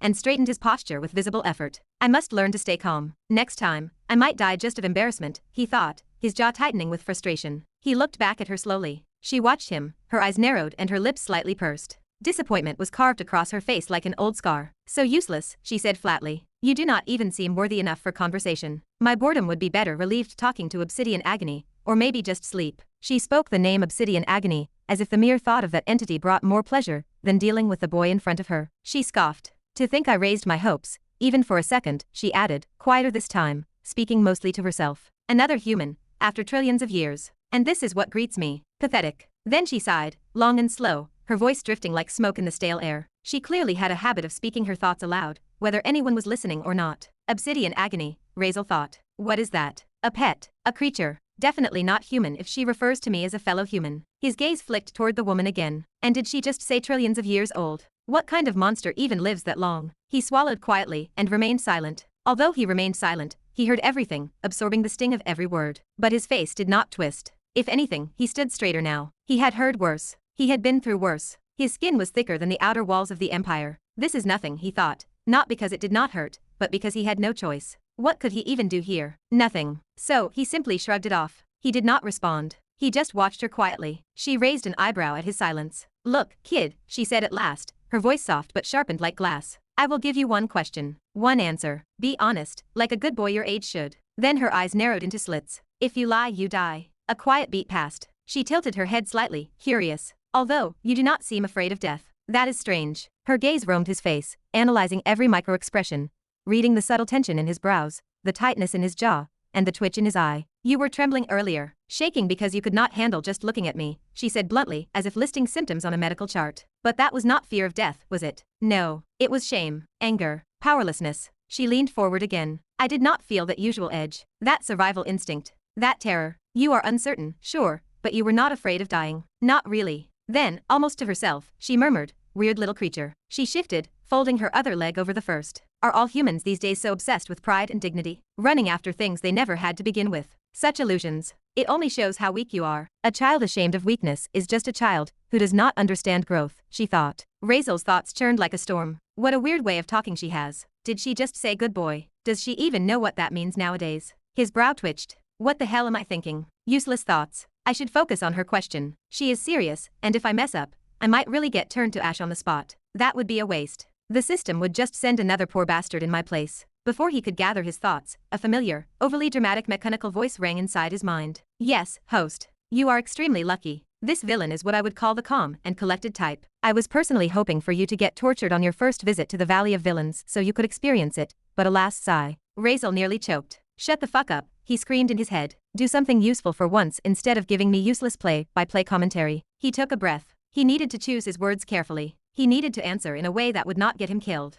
And for once, he was actually trying to think. Why was he here? What was the real reason? He was just thinking, but before he could, his lips moved on their own. He froze. His voice betrayed him. I want you to make me into an ideal villain. The air stilled. Even time seemed to pause for a heartbeat. Silence. Heavy, deafening, absolute. Razeal's eyes widened. What the actual fuck? You damn system. You dare. His mind screamed in betrayal, the realization hitting hard and fast. His body was still his, but the words were not. That was not him talking. And yet, it was. The woman stared at him, blankly. Her expression was unreadable. And then, pfft, a faint chuckle escaped her lips. It was dry, icy, and almost amused, but not quite. An ideal villain. What even is that supposed to be? She slapped a hand over her face, as if she could not contain herself from laughing. When she did laugh, the world itself seemed to pause, falling into an eerie silence, as though existence dared not interrupt such a rare, human moment from her. Her expression said it all. She was not faking it. She truly found it hilarious. What a weirdo. If I were his mother, I would be utterly embarrassed, she thought, the laughter still spilling uncontrollably from her lips. She had encountered every kind of lunatic before. Those who straight up declared they wanted to be murderers,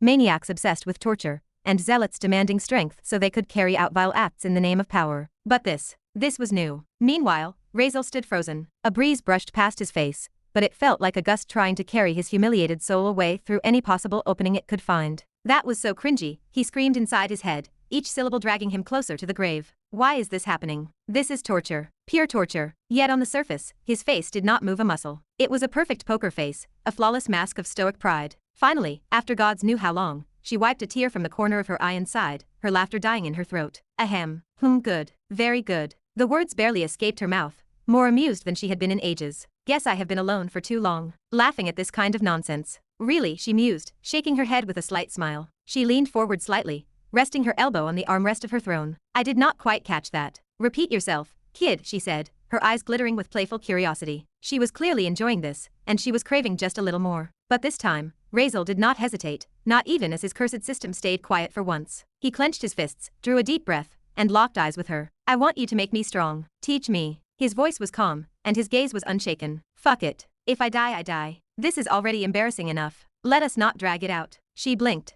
Her brief amusement evaporated like mist. Teach you. Make you strong, she muttered, slumping back on her throne as disappointment flooded her face. Her tone dropped, cold and flat. Again with those boring things. Her eyes slowly slid toward him, bored and already disinterested. Do you even know who you are talking to, kid? She asked, not because she wanted an answer, but because she expected him to do the usual. She expected him to grovel, beg, and praise her name like she was some divine entity. It was the same overused crap. You are the greatest. The strongest. Unrivaled. Unmatched. Blah blah blah. She could not even count how many times she had heard that garbage when she was alive. But Razeal just stood there, silent. System, what is her deal? I need her name, titles, anything I should know. Hurry up, he shouted in his mind, panic creeping in. I have none, host. Only the title known is the one I gave you, and you already know it. Seriously, that is it. That is all. He swallowed hard. The silence thickened. Slowly, uncertainly, Razeal lifted his gaze to her. Will she get mad if I admit I do not know who she is? It did not feel like a safe option. Not at all. Sure, her title, the strongest mother, sounded kind, maybe even gentle, but come on. She is a villain. If she wanted, she could vaporize me for breathing wrong. Think, damn it. How do I dodge this? She sat there, legs crossed, elbow propped up, looking every bit like a queen toying with a court jester. Her question had not even been real. She asked just to remind him of his place. Who would not know her? But when she caught the uncertainty on his face, the hesitation, her amusement vanished.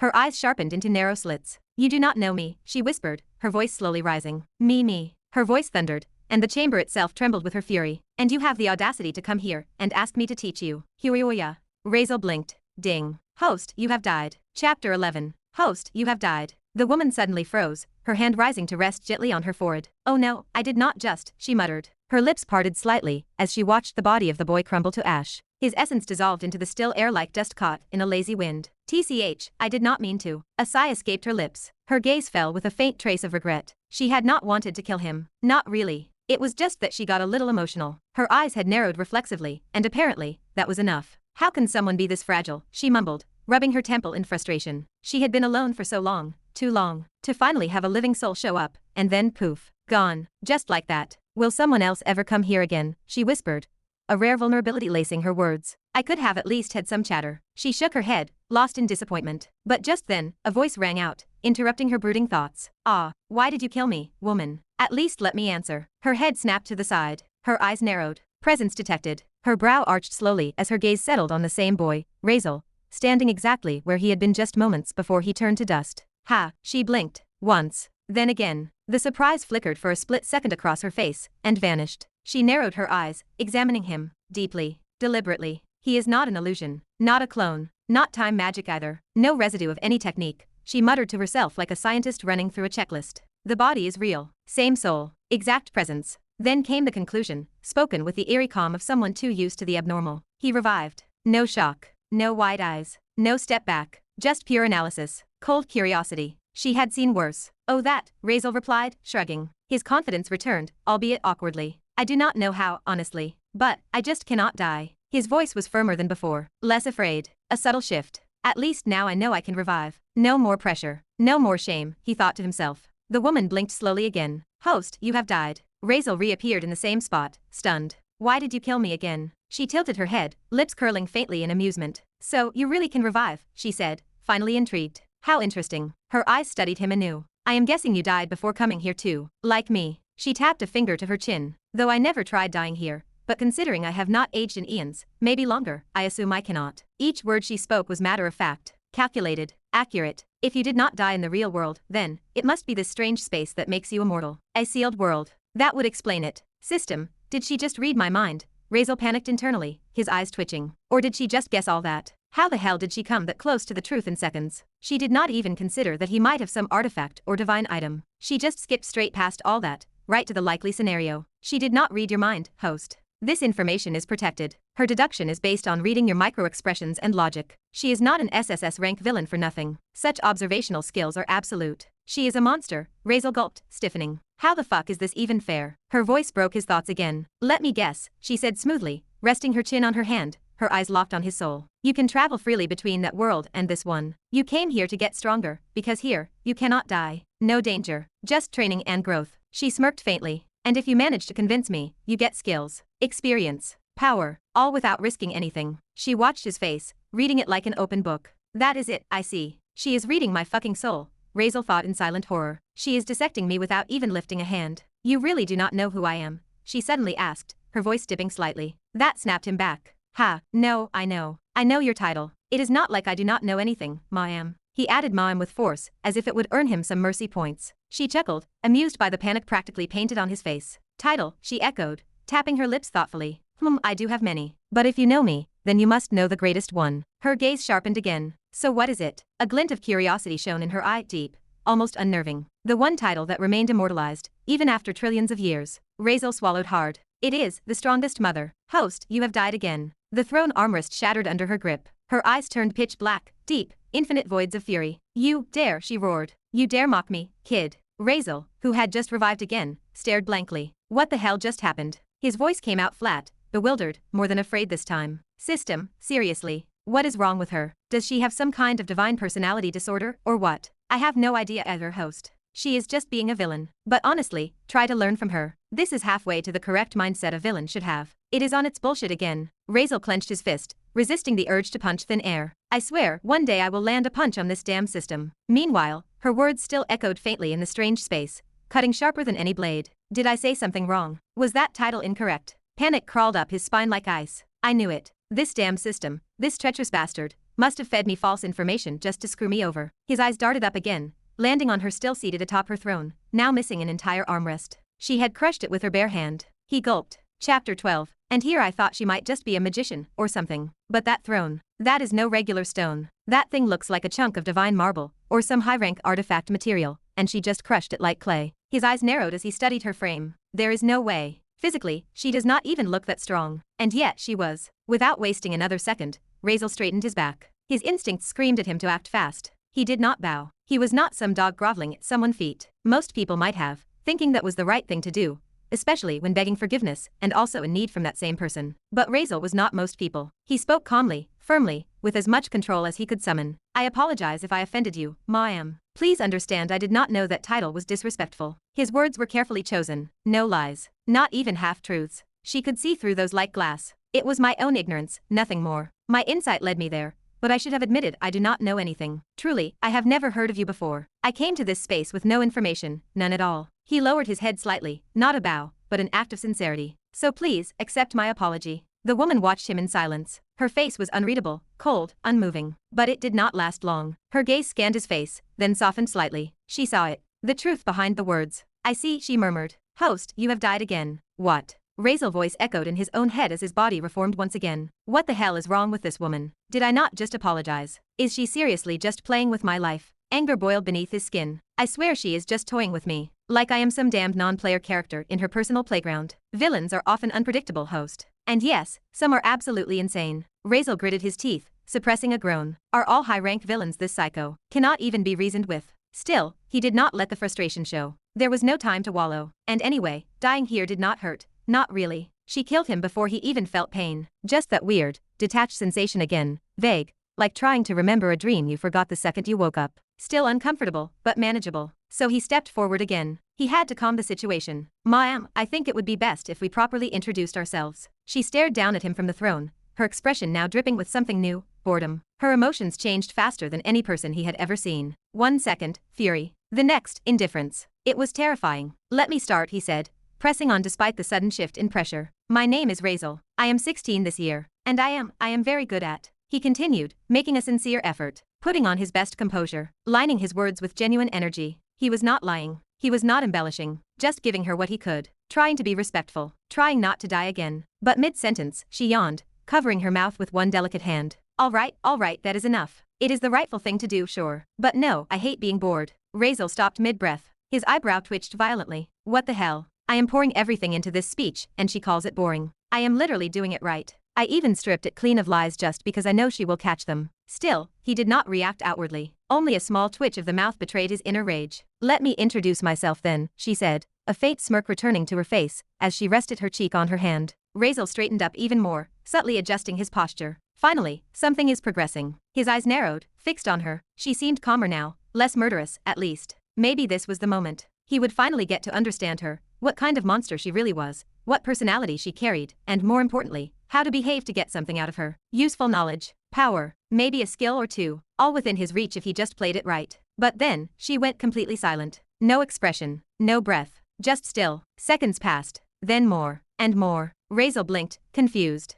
Did she freeze? Still nothing. Did her system crash, or something? Does she need a reboot? The longer the silence dragged, the more awkward it became. He did not dare move though. He thought maybe standing like a respectful statue would be the right choice. Still, it was getting ridiculous now. Hey, system, she did not fall asleep with her eyes open, right? He whispered through the corner of his mouth without moving. She is thinking, host. Ha, thinking what? Wait, do not tell me. In my words, did she find some loophole? And now she is trying to guess some absolute bullshit that somehow will end up being correct. No, host. She is contemplating very deeply. Be fast, damn it. Why are you pausing halfway through? She is contemplating how to introduce herself. Silence. What? Razeal blinked again. You are telling me that someone of her level, someone who can guess how I am being revived now, has to think about how to introduce herself. Are you kidding me? It happens, host. When someone reaches a level where introductions become obsolete, you no longer need to say your name, because the world already knows it. So when that need disappears for long enough, well, it becomes strange to introduce oneself. She probably has not had to do it for tens of thousands of years. The system paused. You might not understand now, but maybe, if you become someone great one day, you will. Real pride lies in the moment, when your name no longer needs to be spoken. Bullshit. Razeal scoffed under his breath, visibly disgusted. Someone with a brain sharp enough to almost perfectly guess how I am reviving, and she is out here struggling to remember how to say her name. Nah, total nonsense. She is thinking something else. He eyed her cautiously again, still silent, still staring at nothing. And then, her lips moved. To introduce myself. Her voice broke the heavy silence like a blade. A strange smile curled at the corner of her mouth. A smile that did not belong to a sane person. Let me start. And then, I am the mother who tried to kill her just-born daughter, by myself. Chapter 13. I am the mother who tried to kill her just-born daughter with my own hands. A pause. Then, with a smile that felt like ice across the soul, she added, but I failed. Razeal, who had been standing upright, expecting some grand title, or awe-inspiring introduction, froze. The words hit him harder than any magic blast, or blade ever could. His breath caught. His soul trembled. What kind of introduction is this? His thoughts reeled. No one introduces themselves like this. This was not villainous, it was beyond monstrous. His stomach twisted, and a chill ran up his spine as the image formed in his mind. A baby barely breathing, helpless. And a mother, her own mother, trying to. He could not even finish the thought. Is this what I have to become, system? Is this the kind of monster I am supposed to emulate to be a villain? If it is, then I would rather not. I do not care what this place is or how powerful she is. Get me out. Now. She disgusts me. His voice echoed within the void of his mind, cold and firm. Hear her out fully, host. She must have had her reasons. No one does anything without one. That is your first lesson. Every action, no matter how dark, has a cause. Even the smallest moments. No, I do not believe any reason in the world could justify what she just said. I do not care if she is a god or demon. She is repulsive. I do not want to be in her presence, let alone learn from her. He responded calmly now, not with fear, but cold rejection. You will understand, if you stop reacting like a child. Grow up. No one is born evil. Not even villains. Razeal gritted his teeth. His fists clenched tightly, the nails digging into his palms. He closed his eyes, breathed in deeply. Calm down. Just listen. When he opened them again, her voice had already resumed. I gave birth to my daughter, but due to severe exhaustion, I did not wake up for the next 4 days. A pause. When I woke up, I did not see my husband, nor was I in the home we used to live in together. The caretaker told me I had given birth to a girl, and that my husband, his family too, did not want a daughter. They told me to clean up the mess and come back home like nothing happened. Even my own mother said I should. I was weak, fragile, but I still went. I went to see my daughter for the first time. I picked her up in my arms for the first time. I do not know what I was thinking. I just stood there. I do not remember how long. Razeal stood silently, eyes unmoving. But in his mind, an image formed, faint, cold, heavy. Her words painted a scene he had not lived, but could almost feel. Bitter air, fragile limbs, a child born unwanted. His chest tightened. The feelings were complicated, ugly, real. She continued, her voice steady, too steady. I did not have it in me to kill her with my own hands. I could not. Her face was expressionless now, only a silence that felt like it had lived in her for years. She was remembering something she had never forgotten. So I took her outside. It was during the winter, the frost season, cold enough to freeze thought itself. No one was home. They had all left me alone, maybe thinking I would do what they could not say aloud. That night, I left my daughter out in the cold, naked, in the open snow, and I just sat at the doorstep, waiting for the moment she would freeze to death. And somehow, I fell asleep like that, just sitting there. Razeal breath hitched. A cold ran down his spine, like snow soaking through his veins. His eyes twitched, but he did not speak. When I woke up in the morning, I was afraid. I was terrified to go outside, afraid to see what I had done. Her voice did not tremble, not once, not a crack. But when I went out, she was there, lying in the snow, unconscious, half buried in frost, but still alive. Her skin, she was blue from head to toe, but breathing. At this, Razeal turned his head away. His expression tightened, as if trying to resist the very image clawing into his mind. A baby, frozen, dying, but alive. And I failed. I failed to kill my daughter, she said. A pause. Then something changed in her tone, softer, not gentler. But then, I thought if my daughter could fight death for a whole night, then why could I not fight for her, just once? Why was I so desperate to give up? Why was returning to that family more important than my own child?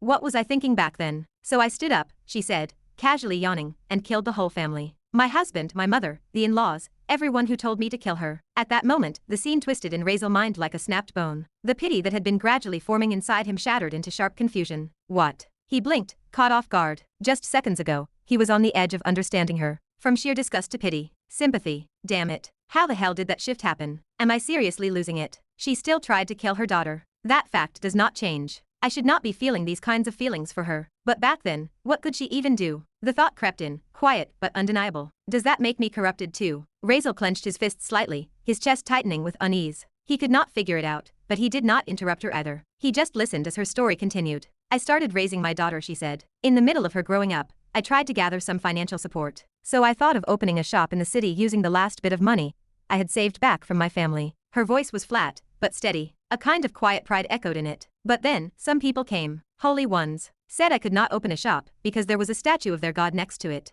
Razeal exhaled slowly. Poor woman. I know this trope too well. Holy crap in novels always means someone suffers. Now they will force her to shut it down, leave her broke, make her suffer while claiming holiness. How original. He sighed, already predicting her tragic tale. So, she added, blinking slowly, the next day, I moved their statue to the outskirts. Razeal stared. A beat passed. Then he chuckled quietly, forcefully putting a hand to his face. Gods. What was I expecting? She is not the protagonist. She is a villain, brother. Of course she did that. Still, a smirk tugged at the corner of his lips. Those pompous holy knights' asses must have burned hearing that. So they called me a witch, she continued, shrugging, and said they would exorcise me. So I killed them too. And it all continued. She said it like someone recounting weather. Not drama, not tragedy, just continuity. After some time, these little things kept happening. Then one day, some emperor's son tried to touch my daughter. So I killed him too. Razeal blinked again, this time slower. Wait, what? That escalated. Well, boring stuff. It all just continued. They came. I fought. I killed. I never lost. Not even once, she said, without even the slightest inflection of pride. And then I thought, why not help women with the same fate as mine? Let them get their own justice. So I taught them too. How to get stronger. I have destroyed daughters, sons, grandsons, grandparents, whoever stood in my way. She paused, then added with the finality of someone stating a weather report. In my lifetime, I have killed trillions of people. She turned her gaze directly at Razeal now, her voice calm, as though everything she had just said was nothing more than a polite self-introduction. And my name is Zara Ravern. That is all about me. Full introduction. She finished and fell silent. Razeal just stood there, dumbstruck. His mind split. What the actual fuck kind of introduction is that? She has been through hell, sure. But after that first incident, it sounds like her world flipped to goddamn easy mode. He could not process it, and technically speaking, she told him nothing. Not her age, her titles, her powers, her desires. No likes or dislikes. Just a name. And the fact she has killed trillions. That alone should have been enough to stir fear, awe, or at least some form of apprehension. But in this moment, it only left a bitter aftertaste of confusion. Razeal exhaled sharply, shaking his head with a sigh that carried both exhaustion and mild frustration. Forget it, he thought. Maybe her intelligence was not built for structured thought. Not in a conventional sense. Despite her power, perhaps reason was not her forte. Clearing his throat, he straightened his back and decided to cut the conversation short. Well then, ma'am, he said, his voice now more composed, though still edged with dry restraint. I will be direct. What will I have to do to convince you to teach me something, anything that could help me grow stronger? His words landed heavy in the stale air. For once, he was not twisting them, was not playing noble or mysterious. He had wasted enough time dancing around formalities. There was no time left to burn. He had to grow stronger here and now. He still needed to get out of this place, out into the world, where he could hunt and collect elemental cores, the kind that only dropped from slaying true monsters. If he failed to do that, he would fail. And that was not an option. She had not offered much about herself, so Razeal did not say much either. Her indifference justified his own. Still, he could not deny it. In her strange, roundabout way, she had altered the lens through which he viewed certain things. A subtle shift. Small, almost unnoticeable, but a shift nonetheless, even if philosophy was useless to him. For now, without power, being a philosopher was no different from being a fool lost in his own noise. Strength was truth, all else was noise. The woman tilted her head, as if finally registering the weight behind his words. And then, oh that. No, I do not have anything to teach you, she said flatly, smiling in a way that lacked even the pretense of warmth. You do not look like teaching material. Her voice curled around the statement, like a lazy blade. And more than that, she leaned forward slightly, eyes narrowing. I did not see even a sliver of true respect in your gaze. Razeal blinked slowly. You wanted to walk away before even listening to me fully, did you not? Her words were sharp, mocking, cold. That is not the behavior of someone talented. Not someone worth investing in. A pause. And then, just like that. Nope. Final. Absolute. Silence settled, heavy like a shroud. This bullshit woman. Razeal clenched his jaw, eyes twitching. If she intended to say no from the very beginning, why bother with the theatrics? Why waste his time with her meandering words? He could have been off earning the favor, or secrets of some other villain by now. Razeal literally wanted to curse this woman. His hand twitched as the thought surged. System. But just as he was about to call it forth, her expression changed. Like a glitch breaking into a smile, her eyes sparked with something sudden and vile. A wide, wicked grin stretched across her face, inhuman, predatory. Something had clicked in her twisted mind. Wait, would he not make the perfect experiment material? She mused silently, pupils dilating with maddened excitement. I think I do have something to teach you, she suddenly declared. The shift in her tone was instant, gleeful, volatile. Razeal lifted his head slowly, caution knitting itself into his brow. The moment their eyes met, he froze. A chill gripped his spine, crawling down like black ice. His soul trembled. That smile. It was not human. What the hell is that smile? Something was very, very wrong. What was she planning? Chapter 14. Why so suddenly? Razeal asked. His eyes narrowed. Did you not just reject me? His voice was laced with suspicion. A moment ago, she was throwing him out like trash. Now she suddenly had something to offer. The shift was too quick, too unnatural. That smile on her face was not just creepy. It was the kind of grin a villain wore right before they ruined someone's life. Twisted, sadistic, inevitable. What could I even do to you? She shrugged. The smirk never faded. You cannot die here, right? You would just revive, over and over again. So why so scared? Razeal clenched his jaw. She was not wrong. And believe me, she added. Her voice was light as silk yet sharp as razors. If it really works out, it will be very advantageous for you. Razeal gaze darkened. What do you mean if it works out? You are not planning to run some experiment on me, and just call it teaching, are you? He stepped back, not in fear, but in wary respect. He called out mentally, his eyes flicking to the void beyond. System. What is she planning? I have no idea, host. This entity behavior falls outside all recorded functions. TCH, useless, Razeal cursed under his breath. Still, he paused. Even if she did experiment on him, what was the worst that could happen? It was not like he would die. Not permanently. And even if he did, so what? What mattered was power. Right now, he was weak. So weak it was laughable. He was at the bottom rung of every category that mattered. No skills. No techniques. No resources. He needed something. Anything. Fast. The more he thought about it, the more it made sense. He had an ultimate dark affinity, unmatched potential, and the mind of a tactician, yet he was crawling in the dirt, because there was nothing in his arsenal worth using. As for pain, please. He had known pain longer than he had known peace. Screaming. He doubted his body remembered how. In the end, this was a win-win. After all, trying to reason with villains was a joke. He had not even said anything earlier. He had just thought about walking away, and she had already turned him down for that. She rejected him over a passing thought. So petty, it is comical. And if the other villains were all like this, arrogant, whimsical, and self-obsessed, then it might take him an eternity to find one who would actually help him. So screw it. Let us go with it. Whatever happens, he would deal with it. Pain. Suffering. If that was the price for unlocking an SSS-ranked villain knowledge, then so be it. Just as that resolution settled in his heart, her voice cut through his thoughts. How about this? She said suddenly. Her voice was laced with something mischievous. Let me show you something. If you can break it, she snapped her fingers, I will teach you my strongest, ultimate technique. Razeal breath caught. But if you fail, her grin widened.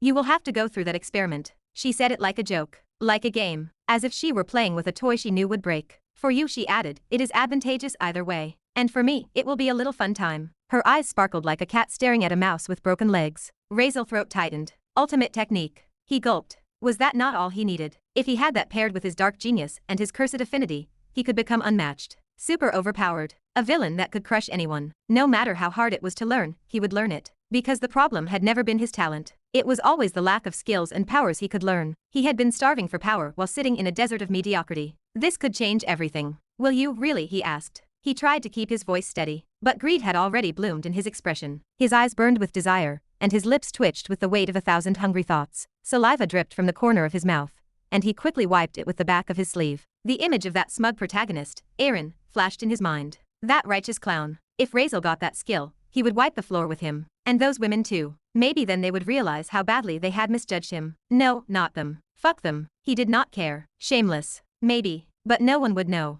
And even if they did, who cares? Cough. Host. Manners. The system voice buzzed in his mind, trying to act like a half-baked etiquette coach. Razeal ignored it completely. I promise. Of course I do, he replied aloud with a slight nod. His tone was low, almost too casual. But then her expression darkened, just slightly. The glint in her eyes grew sharp and cold. I want more than words. I want you to promise on the name of this space that no matter what happens, you cannot leave this dimension before my experiment is complete. You will not back out. You will not reject it. Not for any reason. Her tone was suddenly very serious, devoid of earlier playfulness. There was something in her stare, a silent glimmer of authority and disgust, as if she were looking at a vulgar, uncultured brat who did not deserve her time, but had amused her just enough to play with. TCH, she is really taking me for some illiterate monkey. Razeal clicked his tongue inwardly. But he did not argue. He coughed once, lightly, then straightened his posture. I will see. First show me what I am supposed to break, he said cautiously. His eyes narrowed. What if she asked him to break a mountain, or some other absurdity? Of course, she said sweetly. Then she suddenly snapped her fingers. A mischievous spark danced in her eyes. Snap. At once, a strange movement caught Razeal's attention. A black, shiny big stone resting harmlessly near his foot shivered, shifting unnaturally as if it had turned into some viscous liquid. Ha, that was not there before. It began to melt, or rather, transform. It bubbled like tar, but shimmered like polished onyx. The black liquid floated upward,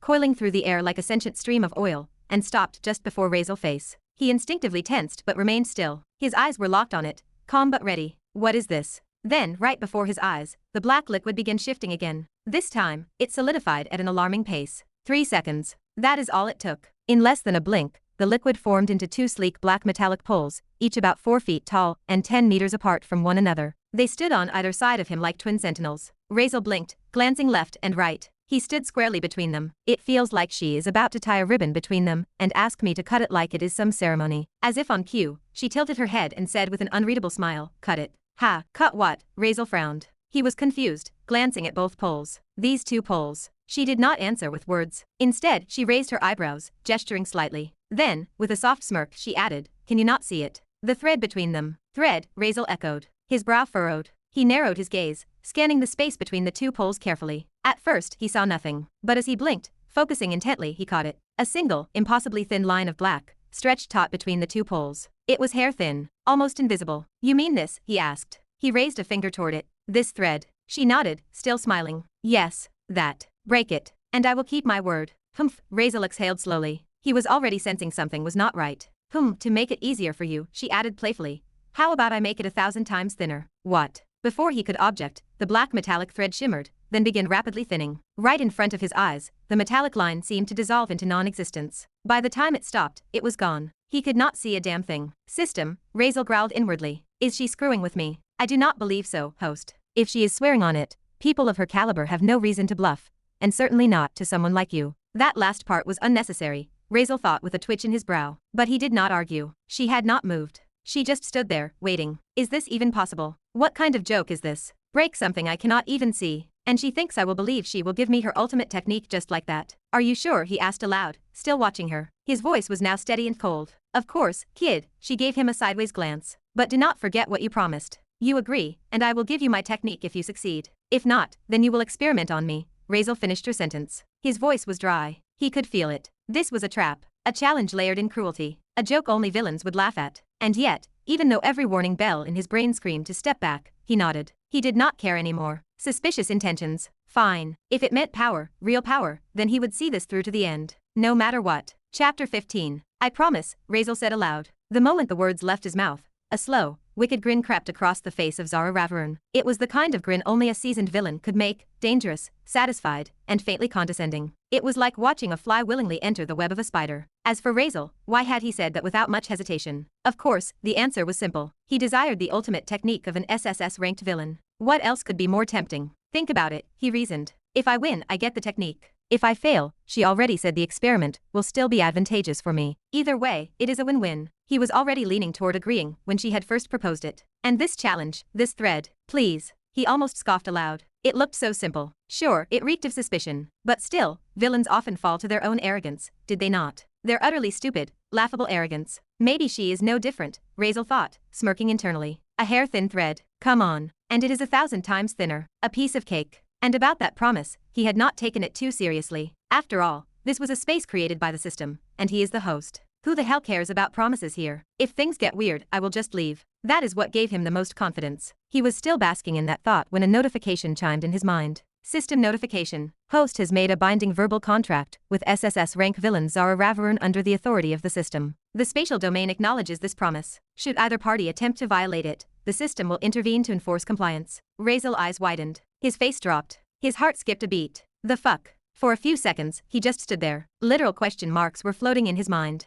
That is a thing. Why did no one tell me that is a thing? Across from him, Zara blinked. Then, she erupted into laughter. Her laughter echoed through the space like an explosion, raw and victorious. She threw her head back and laughed, not bothering to hold back an ounce of glee. It echoed like the cackle of a mad queen across the void. She looked at him like a cat who had just played a perfect prank on a smug dog. My guess was right, she practically sang, wheezing between laughs. It worked. It actually worked. Ha ha ha ha. Her amusement was so genuine it stung. She had already seen it. The way the expression of Razeal collapsed the moment the voice of the system hit. She did not need confirmation anymore. His face told her everything. He was trapped. Razeal, meanwhile, looked like he had swallowed a cactus. System, what the hell? System, why did you not tell me about this? And are you and her with each other parties? Explain this right now. Why does she know this and I do not? Razeal yelled in his head to the system. Host, I have already informed you of as many base system functions as you were eligible to receive. There are many more hidden functions you must discover through progression. These features exist for your advantage, but we do not guarantee they will not be used against you if you lack foresight. Foresight. You could have warned me. Host, accusing the system of bias or alliance with other entities is baseless. I exist solely to guide and support you. I cannot interact with or serve any entity other than you. According to my analysis, the villain Zara deduced this mechanic herself. She tested it on you as a gamble, one that, regrettably for you, succeeded.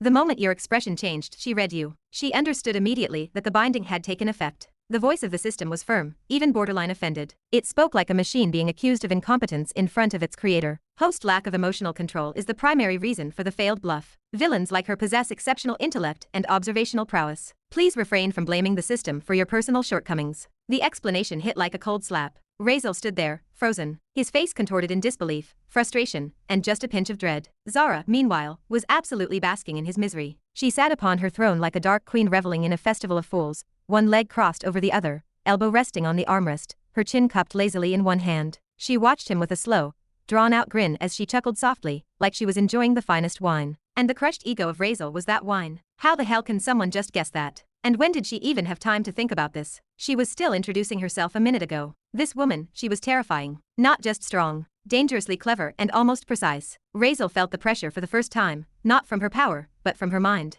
He suddenly did not feel so confident anymore. System, I have not actually started the challenge yet, right? I can still back out, right? Right. Negative. The promise has already been acknowledged and registered. Both parties are bound. The system will enforce it. Shit. Razeal muttered the word under his breath, his fists clenching slowly at his sides. He was now officially in deep, irredeemable trouble. Razeal did not bother asking how she had figured out his thoughts, what she knew, or how. It did not matter. Wasting time on pointless chatter would not change a thing. I can use weapons, right? He asked, raising his gaze to Zara. A sliver of unease flickered in his eyes, half expecting her to play dirty and say, do it with your hands. He could not even see the damn thread properly, but logically speaking, no matter how thin or fine it looked, it should not be that strong. Let us say it is diamond, he reasoned internally. Even if it is the hardest known material, shaped into a solid thread this thin, it cannot possibly hold up, especially not at this length, 10 meters long, without significant support. If it had been short, maybe then it would have been difficult to snap. But at this span, and this tension, no. Even the thought of breaking it with bare hands had crossed his mind. If she had said no to weapons, he would have tried anyway. It really did not look that hard. You can use any type of weapon,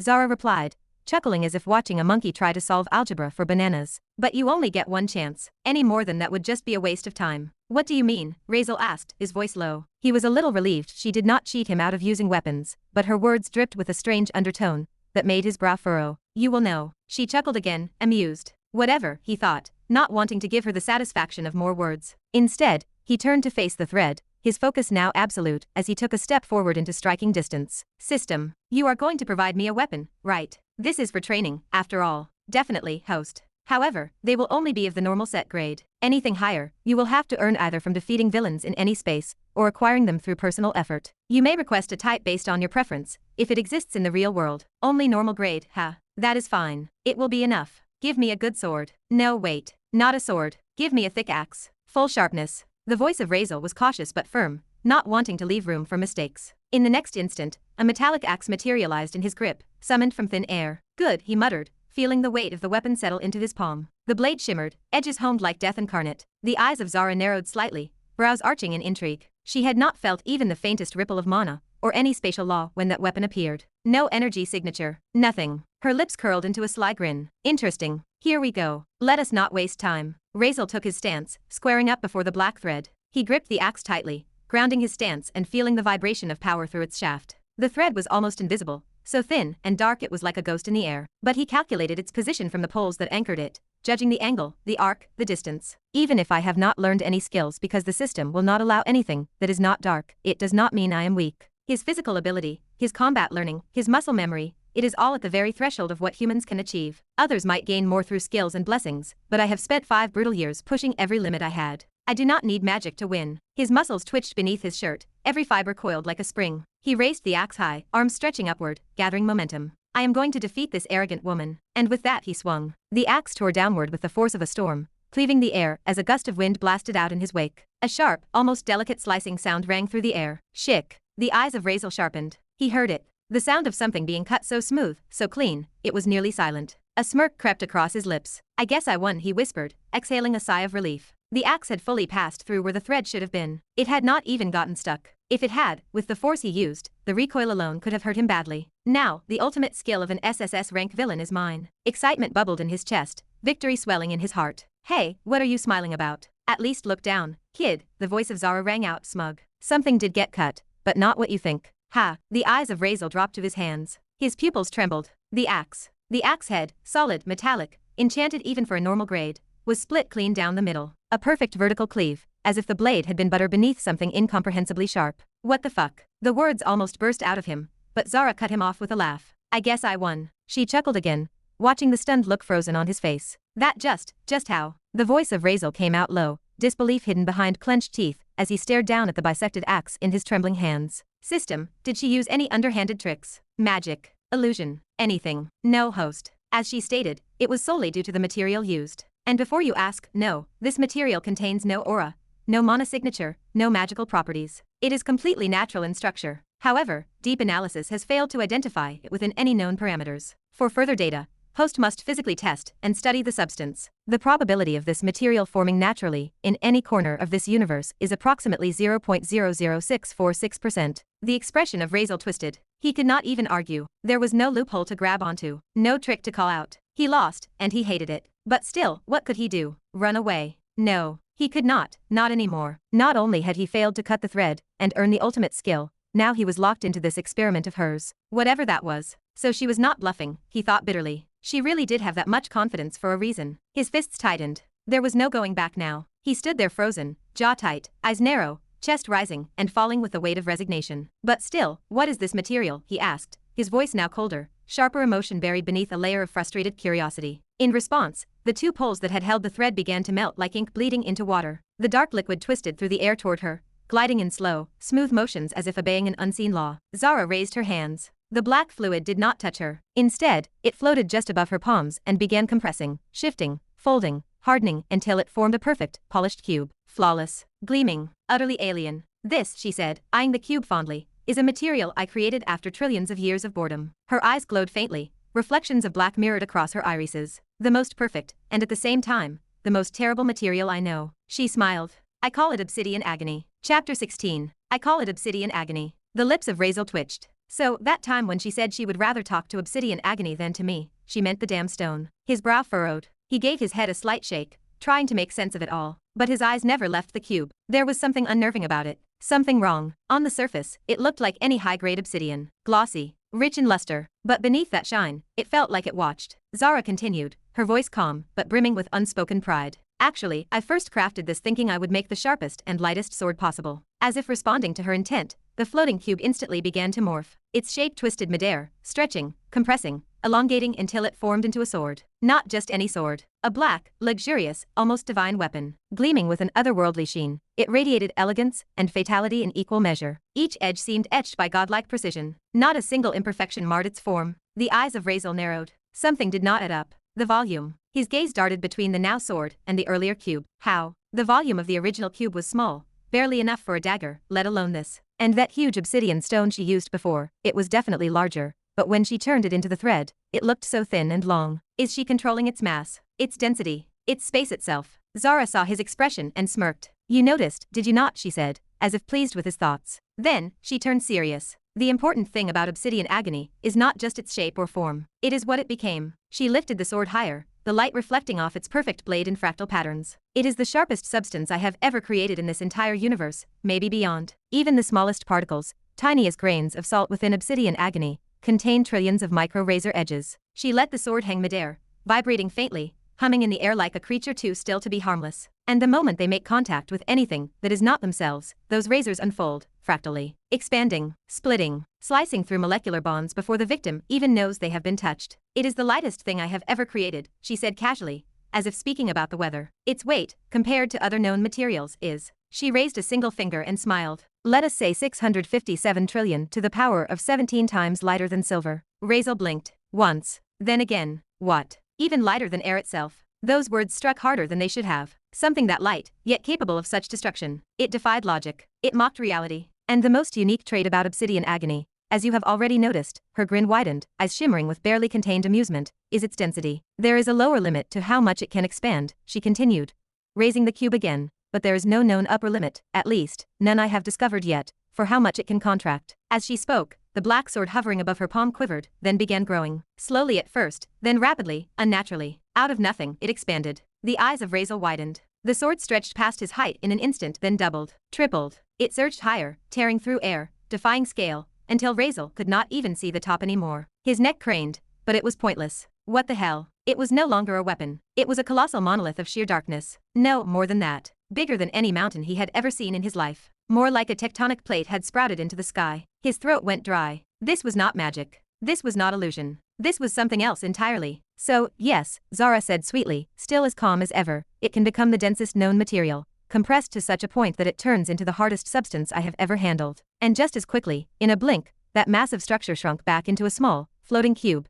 now hovering obediently above her hand once more, harmless in appearance. As if none of what just happened had even occurred, Razeal swallowed thickly. That was not just material science. That was insanity given shape. Just what kind of monster is she, to create something like this? It was terrifying, truly impressive. Even the system, usually cold and apathetic to all things, offered a rare moment of awe. The eyes of Razeal darted toward the message of the system, stunned. Did it just compliment her? Has that thing ever complimented anything before? He could not recall a single time. His gaze returned to the cube. It could be called the perfect metal, he thought. No flaws. No equal. But then Zara simply shook her head, that same strange smile dancing on her lips. She did not even need to say it. She understood something deeper. The laws of the universe. There could never be a truly perfect creation. Not in this world. Not in any. Alas, she said softly. Razeal found himself murmuring under his breath, barely realizing it. Alas. He had not meant to ask out loud, but the word had escaped. He was too drawn in, too curious and fully consumed by this metal. Zara did not mind. This material is reactive, she said. Highly so. Reactive, Razeal echoed, eyebrows knitting. He blinked in confusion. That part did not quite compute. Zara tilted her head,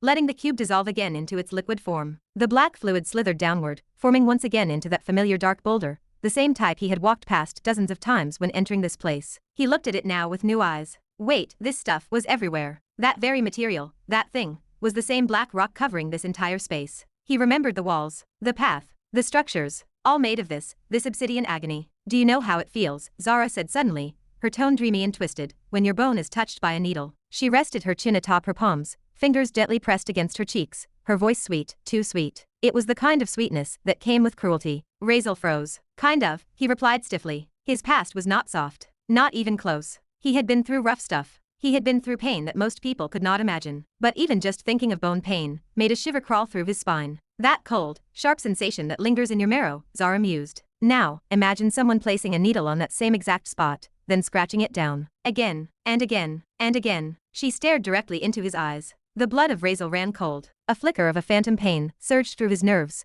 Ghosts of sensation, stirred by her words alone. She was still watching him, her head tilted slightly, her chin resting on her palm, smiling like she had just described her favorite bedtime story. Razeal, on the other hand, felt his entire body shudder from head to toe. His breath hitched. His skin crawled. A chill danced down his spine like cold steel. Just thinking about that feeling, he muttered under his breath, his jaw clenching. It is better to just die than go through that. She did not deny it. In fact, her smile only deepened. This metal is so reactive, she said softly, almost like a lullaby, that even a normal touch would force you to feel that pain. Amplified millions of times. All in a single second. The eyes of Razeal widened. What? His mouth opened in pure disbelief. For the first time since entering this strange realm, true shock contorted his face. Not dread, not suspicion, just raw, unfiltered horror. What do you mean? He asked, his voice dry, swallowing hard. I mean, she began lightly, brushing her fingers through her hair as though this was all casual. I do not think there is a better, or more perfect material in existence for torture. But I also do not think anyone would ever use it on someone, not even if that person had murdered their own daughter. She chuckled. I call it the ultimate torture. Razeal stood frozen. The cube still floated lazily in front of her, radiating no malice, no magic. And yet, he had cold sweat running down his back just thinking about it. He swallowed again, grateful, relieved that he had not touched the stone with his bare hands when he had first entered. And in the end, she continued, her tone whimsical, it is useless. A masterpiece with no purpose unless you want to use it as a torture device. Ha! Razeal blinked, dumbfounded. She looked down at the obsidian chunk beside her as if it were a pet, or a painting only she could understand. But did I not mention, she added, this is one of the sharpest, maybe the sharpest, materials in existence. Even the smallest particles are lethally sharp. Her voice was filled with something between admiration and sorrow. Yet that is also its biggest flaw, she admitted, her lips curling in amusement. How do you use a blade that cuts everything? I made it into a sword once, but could not hold it. She laughed softly, shaking her head. If one touched it, he would hurt himself far more than any enemy he could face. And as for a handle, she scoffed. No material in existence could survive its volatile nature. No matter how hard or reinforced, it all just gets shredded the moment it makes contact. Razeal literally imagined someone trying to put a handle on the sword so they could pick it up, but just as that metal touched this metal, it got ripped apart. It is so badass, but also makes you think about whether it could really be used. Razeal could imagine it now, a toddler wielding that blade, accidentally slashing through a fortress. Or worse, even grazing someone with it would inflict pain beyond imagination. Maybe this metal really is cursed, he thought bitterly, punished by the universe itself for being too overpowered. He had never believed that a single material could shift his entire understanding of the world. But today, that belief was shattered. A sword so sharp, even a handle could not exist for it. A blade too dangerous to be wielded. That is, Razeal muttered to himself, badass. Terrifying, but still badass. Yet for now, it was as she said, practically useless, unusable. And judging by how even she avoided direct contact with it, floating it, reshaping it without a touch, he doubted she had figured out a way to neutralize its side effects. Well, not my problem, Razeal thought, trying to dismiss the lingering discomfort. I have got no way of handling or using this anyway. Let us not waste more time on stuff I will never touch. He refocused. So, what kind of experiment do you want to do? He asked, glancing at her with genuine interest. After what he had just seen her casually creating, a metal with such insane properties, his expectations had climbed higher. Maybe she would try something wild, like fusing a monster core into his heart. Or perhaps she would teach him some cursed forbidden spell she never dared try herself. Hell, maybe she would just do some insane nonsense like turning his hand into a sword for fun. But the moment he finished speaking, a shadow passed over her face. And then, a grin slowly formed. A beautiful, terrifying grin. I have always wondered, she said softly, as if speaking to herself. What if someone's entire skeletal structure was made of obsidian agony? Her words rippled across the space. And for a long, suffocating moment, everything went silent. Razeal did not react. He could not. His thoughts, voice, instincts, everything froze. Then, like a delayed echo, the system finally chimed in. Host, you are fucked. A single bead of sweat traced down the side of his face. His knees nearly buckled. She is joking, right, he thought, barely able to breathe. Just the idea of that torture, of that pain, running through his bones. His whole body trembled uncontrollably. Can you change it to something else, Ma'am? Razeal asked, his voice breaking. All pride was forgotten, even throwing in an honorific. She did not laugh this time. No, her tone was casual, deadly. And do not worry, kid, she added. It will be very advantageous for you. One of the hardest and lightest materials ever created.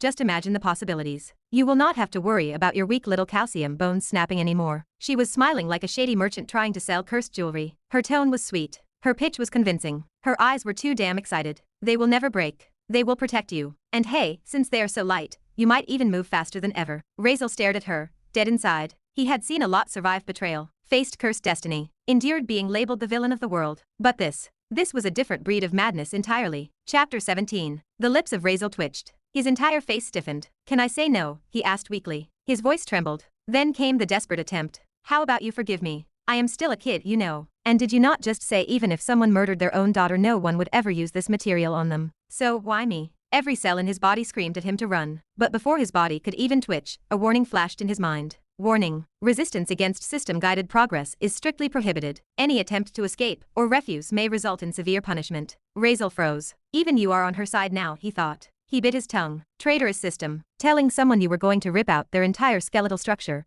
and replace it with something as insane as obsidian agony, that was not just mad science. It was evil. It was like someone casually suggesting, hey, instead of blood, why not fill your veins with acid? It is more useful, helps kill bacteria, maybe even improves digestion. Yeah, that kind of deranged logic. But somehow worse. He could still hear her voice in his head, millions of times worse than needles scratching your bones at once. Just thinking about it made his stomach churn. His limbs went numb. And yet, if you are begging, she said sweetly, that means you know you cannot escape. She smiled. I guess, you will have to honor your promise, Seconds later, Razeal lay motionless on a strange stone platform. His body was locked in place, suspended by an invisible force. His breathing was shallow. His fingers twitched involuntarily. Zara stood above him, laughing. That same unnerving, melodious laugh always sent chills down his spine. This will be so fun, she said brightly. Razeal gulped. I apologize if I offended you in any way, but torturing me like this, it is not something a great and respected Lord Madam would do, right? I request reconsideration, humbly. His voice cracked halfway through. She tilted her head. Nope.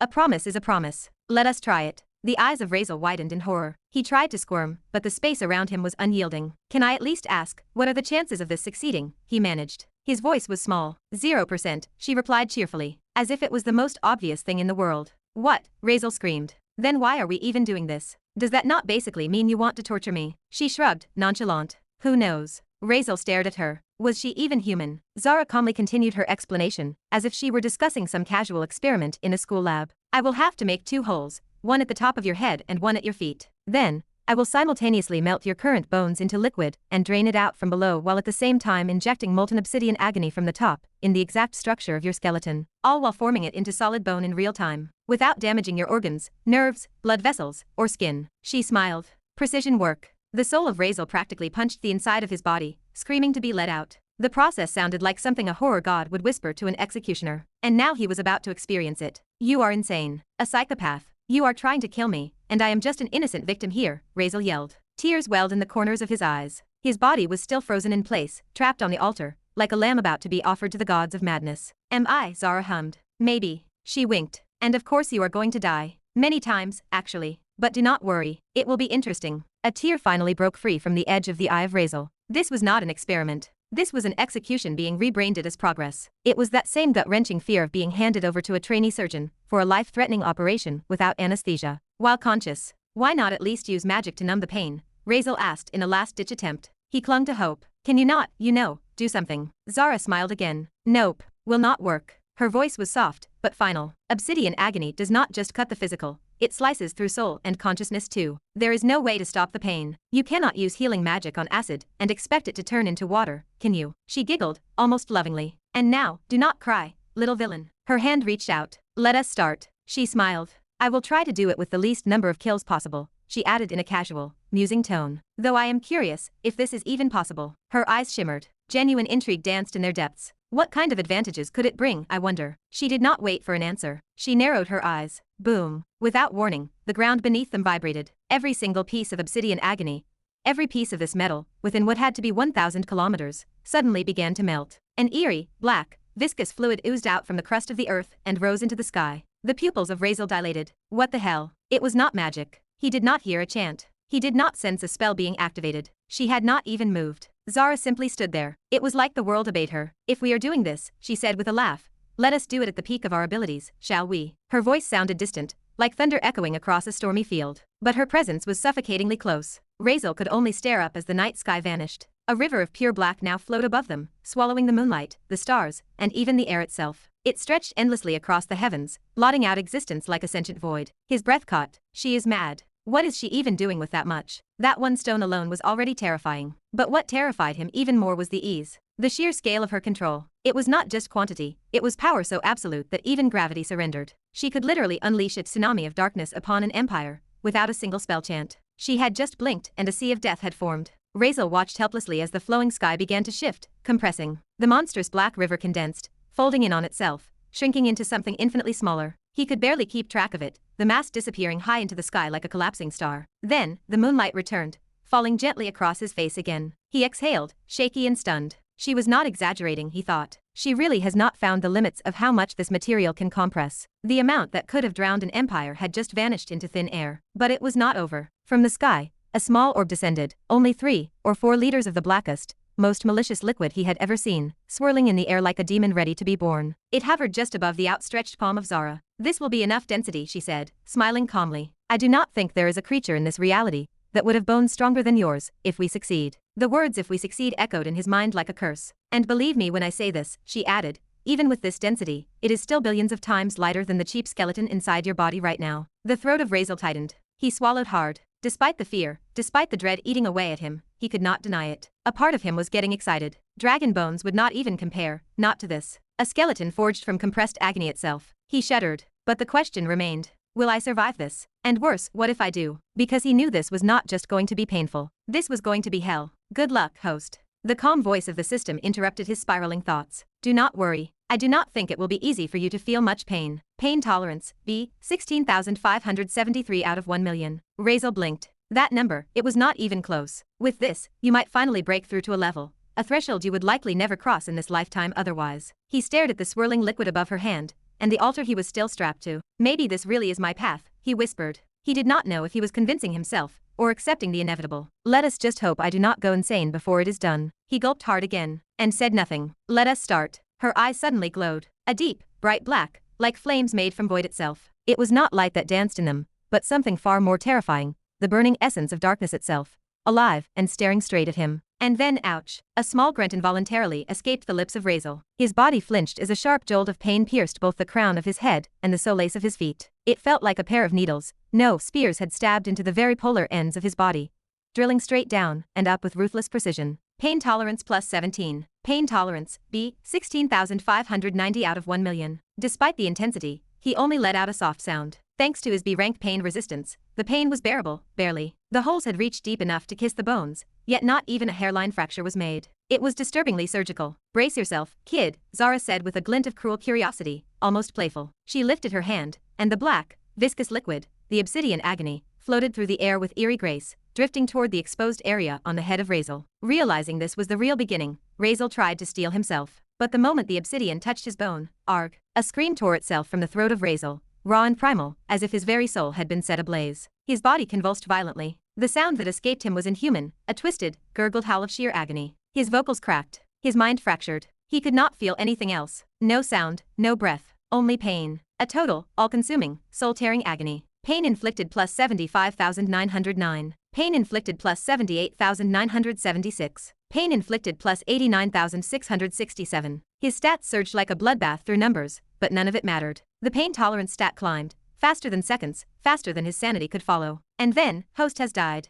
The usually calm voice of the system echoed out. But even it seemed to tremble faintly, as if disturbed by the magnitude of what had just happened. Razeal reappeared on the raised platform. His physical, spiritual, and mental states were fully restored. Yet his chest heaved uncontrollably, panic still gripping him from within. Even just remembering that pain made him feel like he was falling again into a pit with no end. System, kick me out. Fast. Fast. Sorry, host. But you made a promise. You have to continue. Then kill me. He could not even form full thoughts. His mental voice was fractured, words breaking apart, trembling. He could not cope with what had just happened. Half his mind had been lost to that suffering. The other half just wanted to run. He had meant it, truly meant it, when he begged for death. No one could possibly imagine what he was feeling. It was like every pain imaginable had been condensed and forced upon him. Host, do not worry. In this realm, all bad effects, mental, physical, spiritual, are nullified after each death. Once you leave, there will be no lasting damage. There is no reason to fear. But Razeal was not even in a state to hear that, let alone respond. Good, 1.45 seconds. That is how long you lasted. Let us see if we can push the probability just a little higher than 0, Zara murmured to herself, almost gently. Then her tone shifted, twisting into something darker. Now, enough rest. I will not stop until we succeed. A broken, sadistic smile appeared on her face as she controlled the black liquid once more. It floated with quiet menace toward Razeal, again aiming for the exposed bone. Just as it touched, pain inflicted plus 100,909. Pain inflicted plus 160,976. Pain inflicted plus 200,667. Host has died. Host has died. Host has died. Screams of agony filled the space, echoing through the space, but there was no one to hear them. Zara killed him before he could even react. So many deaths, and yet not a millisecond passed in between. Zara stood quietly each time, watching, emotionless. She was not foolish. She knew brute forcing the process was not going to solve anything. She knew that repeating the same method endlessly would not lead to success. But this was not just blind repetition. She was evolving each time, modifying the flow, controlling the infusion patterns, adjusting the compression depth of the obsidian agony fluid by microns. There were only two possible ways this could work. 1. If she could refine her control and technique enough to force the impossible into being, perhaps even perfect the full potential of the obsidian agony material by herself. 2. If Razeal himself changed. If obsidian agony reacts violently to all forms of matter, she had once questioned him,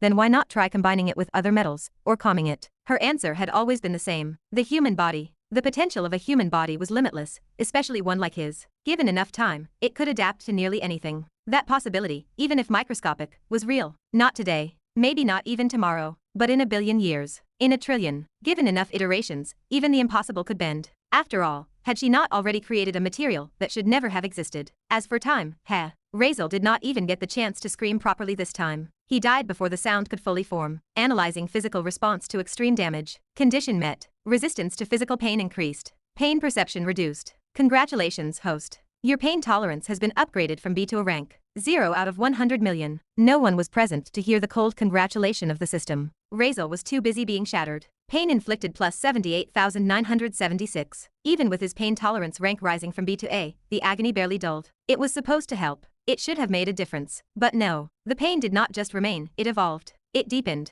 Intensified. It was not something his mind could compartmentalize or his nerves adapt to. Like tossing an ant into a pond, or an endless ocean. No matter the body of water, it still drowns. That was him, drowning. No matter how much tolerance increased, he was leagues beneath what was needed to endure this. And yet, just as the cycle of dying and reviving continued, ding. Contact with obsidian agony stone detected. Internal adaptation in progress. Resonance sync, 0.0000000% to 0.0000001%. Plus 0.0000001%. Chapter 18. Zara had a stupefied expression on her face as she looked down at him. Her experimental subject. Just who in the hell are you? Razeal did not reply. He just lay there, sprawled across the cold floor, blankly staring up at the sky. His eyes were open, but they held no light. Just emptiness. He looked like a corpse that forgot to die. Congratulations, host. Your talent, absolutely dark genius, has resonated with the unique metal, obsidian agony. Condition met. Acquiring new skill, obsidian agony tolerance. Skill, obsidian agony tolerance, has evolved into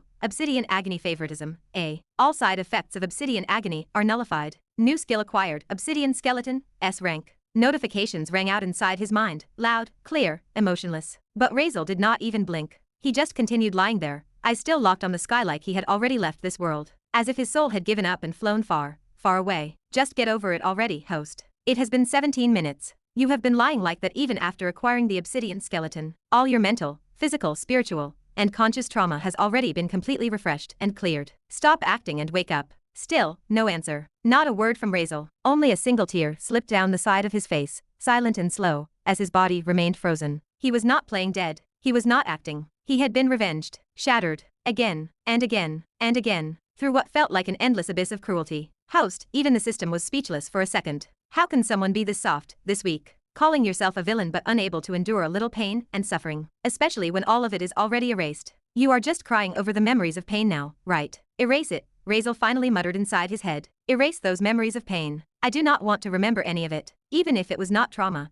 even if it did not leave scars, it was still a rotten memory. Something foul, buried deep in his mind. I just did not want it. That I cannot do, the system replied, this time in its unbending, absolute tone. Fuck you then, Razeal cursed silently. Then finally he asked, how many years have passed? How many times did I die again? Not years, host. It has only been 12 hours, 25 minutes, and 37 seconds since you entered system space. You died 521 times while trying to enter X-ranked system space, and 4 times before the experiment, killed by that SSS ranked villain. Total number of deaths recorded so far, 9,314. What the hell? Only 12 hours. Razeal blinked, stunned. but that felt like forget it. He did not even have the energy to fight this traitor of a system anymore. Almost 10,000 times, he died. What kind of absurdity was this? If it had been a normal person, they would have been reduced to ashes on their very first death. Only someone like him could survive after this much. Well, at least no trauma or mental breakdowns. Maybe this system is a little useful after all. He was just lost in thought when another notification arrived. He did not even wait to read it. He just wanted out. He needed to leave this cursed space. Now, he pressed his palm down to the ground to sit up. Crack. He froze, eyes flicking downward. Where he had just placed his hand,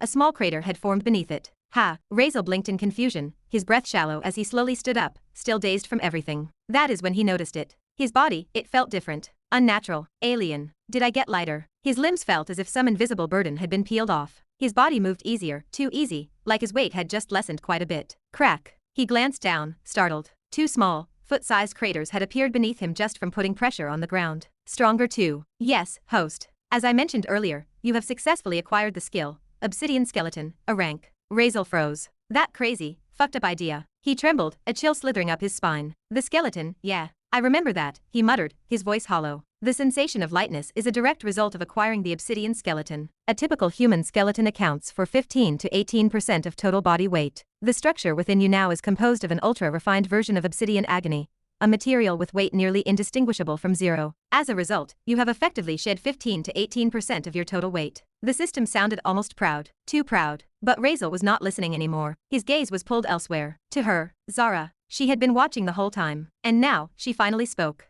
Just who are you? Zara's voice was cool and measured, yet heavy with something deeper, curiosity, perhaps. She stared at Razeal, who now stood upright, no longer looking like a corpse collapsed on the floor. He had survived. No, he had evolved. The words escaped her lips before she could stop them. How can someone's body be this miraculous? Razeal did not answer. He simply stared back at her, still expressionless, still recovering from the ordeal. The blankness in his eyes resembled the dead. Zara was struggling to comprehend what she had just witnessed. This was not possible. Not within her calculations, not even within imagination. How could a body evolve like that in mere hours? The level of adaptation his body showed. It was not just fast. It was incomprehensible. She had considered this experiment something that might take trillions of years, or perhaps even be an eternal failure. She was not even sure success was possible. And yet, it only took him around 11 hours. Her left eye was twitching from disbelief, and she had not contributed at all. Her methods, her techniques, none of them were the reason for this outcome. It was all Razeal. A terrifying, unnatural talent. She, the one known as the eternal talent, who could master any magic, any art,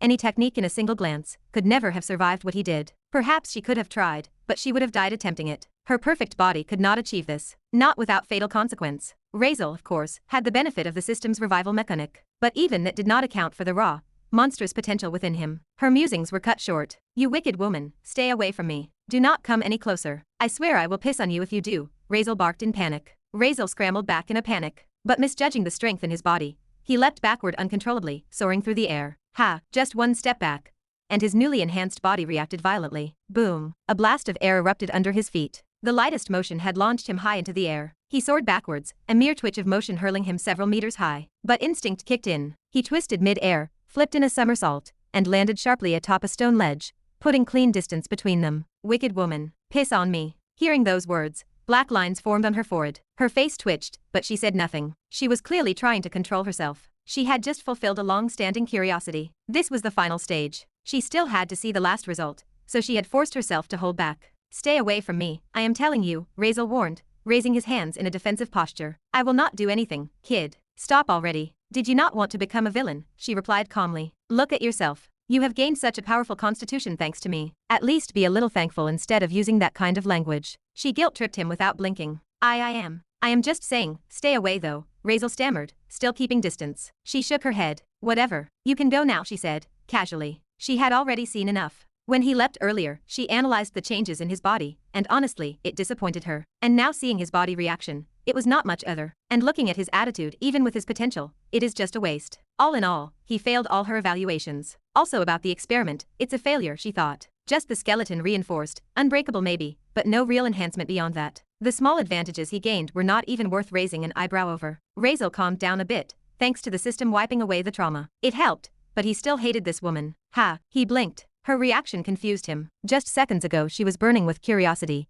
and now she casually went back to her throne, sitting down like nothing mattered. What a weirdo. System, my promise is complete now, right? Can I leave this fucking place? Razeal asked. Yes, you can. All right, good. Leave this fucking place. No, wait. Razeal stopped himself mid-command. He looked around. This place, I am not coming back here again. She is crazy and violent. Never am I going to come back. So why not take something useful before I go? Not like he cared about her not being hostile to him anymore. Hey, since I have succeeded, can you give me that sword? The one made of obsidian agony, Razeal asked, shameless greed in his eyes. No hesitation whatsoever. If I had that sword, I could fight anything. Just touch someone with it, dead. No need for skills, no techniques. Hell, if I forged armor from it, I would be untouchable. And since I am immune to the side effects, perfect. But Zara just gave him a cold, bored look, and replied immediately. No. Ha, but why not? You will not lose anything by giving it to me, right? It is just a small thing for someone like you. Razeal tried to butter her up, but she did not even flinch. Nope, no need. I did what I wanted, fulfilling my curiosity. You did what you could. That is it. You do not interest me beyond that. Razeal paused, stunned. What the hell happened to her? Was she not shocked earlier? Now she is acting like I am invisible. Truth was, Zara was dissatisfied. Her experiment did not go as expected. Unbreakable bones, sure. But beyond that, nothing impressive. Not for someone at her level. She wasted time, and that alone was enough to sour her mood. You can leave, she ordered coldly. The more she looked at her failed experiment, the angrier she became. Yeah. Razeal was not keen on sticking around anyway. He had given it a shot. It just did not work out. Just as he turned to leave, a thought crossed his mind. Hey, can I ask you something? She glanced at him lazily. How did you die? He asked. I mean, you are definitely one of the strongest people I have met. If villains get too strong, does the world try to erase them? Maybe the universe itself starts to hate them. If someone gets too powerful, does the world fight back? Do villains get erased from above? Is fate itself set to hate people like me? He wanted to know if there was a ceiling, a limit for a villain. Is there an end? He would be pretty happy if he could hear that she died of old age naturally, not by being killed. Killed by my daughter, she replied flatly, eyes gazing up at the empty sky. Like it meant nothing to her. Ha, Razeal blinked. He was expecting some godlike executioner, or legendary hero, a whole organization of gods made to clean villains in all of reality, or some bullshit. Guess I read too many novels, he thought. I see, he muttered, scratching his head awkwardly. There was a moment of silence. Then she spoke again, still not looking at him. Zara suddenly spoke again. If you really want to become a villain, I will give you one piece of advice. Ha, Razeal tilted his head, surprised at her sudden change in tone. Does she change gears like this all the time, he thought. Her mood swings are seriously messed up. Only surround yourself with people you can trust your life upon. Unexpected. That sounded like something a wise old man would say, not a wicked, sadistic woman like her. But then her next words shattered the illusion. But never trust those people. Now fuck off. Razeal's lips twitched. What a weird woman. System. Leave this fucking place. You cannot leave this place by command. Host must die in order to exit. Please inform system when ready. Sigh. Razeal exhaled deeply. But then a crooked grin stretched across his face. He already knew the perfect way to die. He turned back to her. Hey. He raised his middle finger with a wide, shit-eating grin. Fuck you, crazy bitch. Host has died. Chapter 19. Outside the system space, Razeal sat cross-legged in his cultivation posture. He opened his eyes and finally exhaled deeply. Relief washed over him. Looking around, the same dusty, cracked,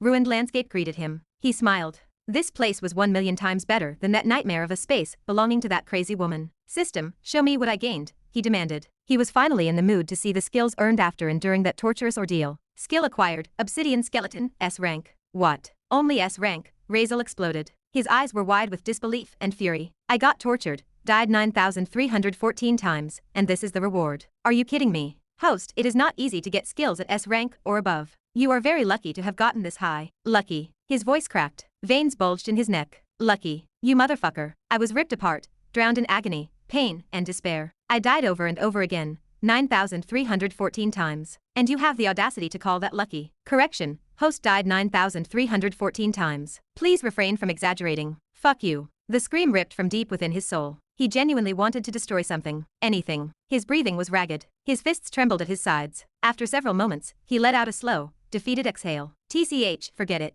Just tell me what the damn thing does. Yes. Displaying detailed analysis. Full skeletal conversion. Material, Obsidian Agony, Unique SS. Status, successfully integrated. Compatibility rating, 100%. Review, Black Agony Frame. Skeletal attributes and traits. Unbreakable frame, passive. Every bone is forged from SS unique metal Obsidian Agony. This renders them immune to physical rupture, melting or erosion, and dimensional stress or spatial rupture. Your skeleton cannot be broken through conventional or magical means. Zero mass core, passive. Obsidian Agony defies mass-based inertia. The skeletal system of the host weighs nearly nothing. This provides increased mobility, agility, and aerial control. It also grants immunity to weight-based immobilization or pressure-based magic. Kinetic compression, passive. The skeletal structure absorbs, stores, and nullifies kinetic energy and high-pressure impact. This prevents damage from explosive blows or shock-based attacks. It offers the potential to redirect or withstand force without internal backlash. Mutation skills acquired. Skill acquired, minor regeneration. Rank, F, upgradable. Type, passive. Origin, obsidian skeleton adaptation. Description, regeneration of minor injuries occurs without any all-out healing factor. Due to your blood being made from mutated bone marrow, during the adaptation process to the obsidian skeleton, you have developed a small regenerative ability. Due to the weak physical strength and capabilities of the host, only the lowest level mutation was obtained in this adaptation. Effect, slowly regenerates minor wounds and bruises over time. No effect on major injuries or fatal wounds. Upgrade potential. This skill can be strengthened and evolve through repeated use or further development of the obsidian skeleton. Skill acquired, minor strength. Rank, F, upgradable. Type, passive. Origin, obsidian skeleton adaptation. Description, the strong, crystallized structure of your bones negates the risk of fractures or cracking under stress. Due to the adaptation of your bones, you gain a minor buff to physical strength from small muscle mutations near the bones. Because the physical strength of the host is severely lacking, only the lightest of these effects could manifest. Effect, immunity to bone fractures and cracking occurs under even extreme abnormal stress. A slight increase in physical strength happens due to mutated muscles near bones. Upgrade potential. This ability can improve with repeated usage, physical conditioning, or further mutation triggered by system progression. Damn. The eyes of Razeal widened. His mouth parted slightly as a line of saliva appeared at the corner of his lips. He could not help it. Reading through the system notifications, he saw how much effort he had poured into this, and it was finally bearing fruit. Those last two mutation skills were the cherry on top. Others might call him overreacting,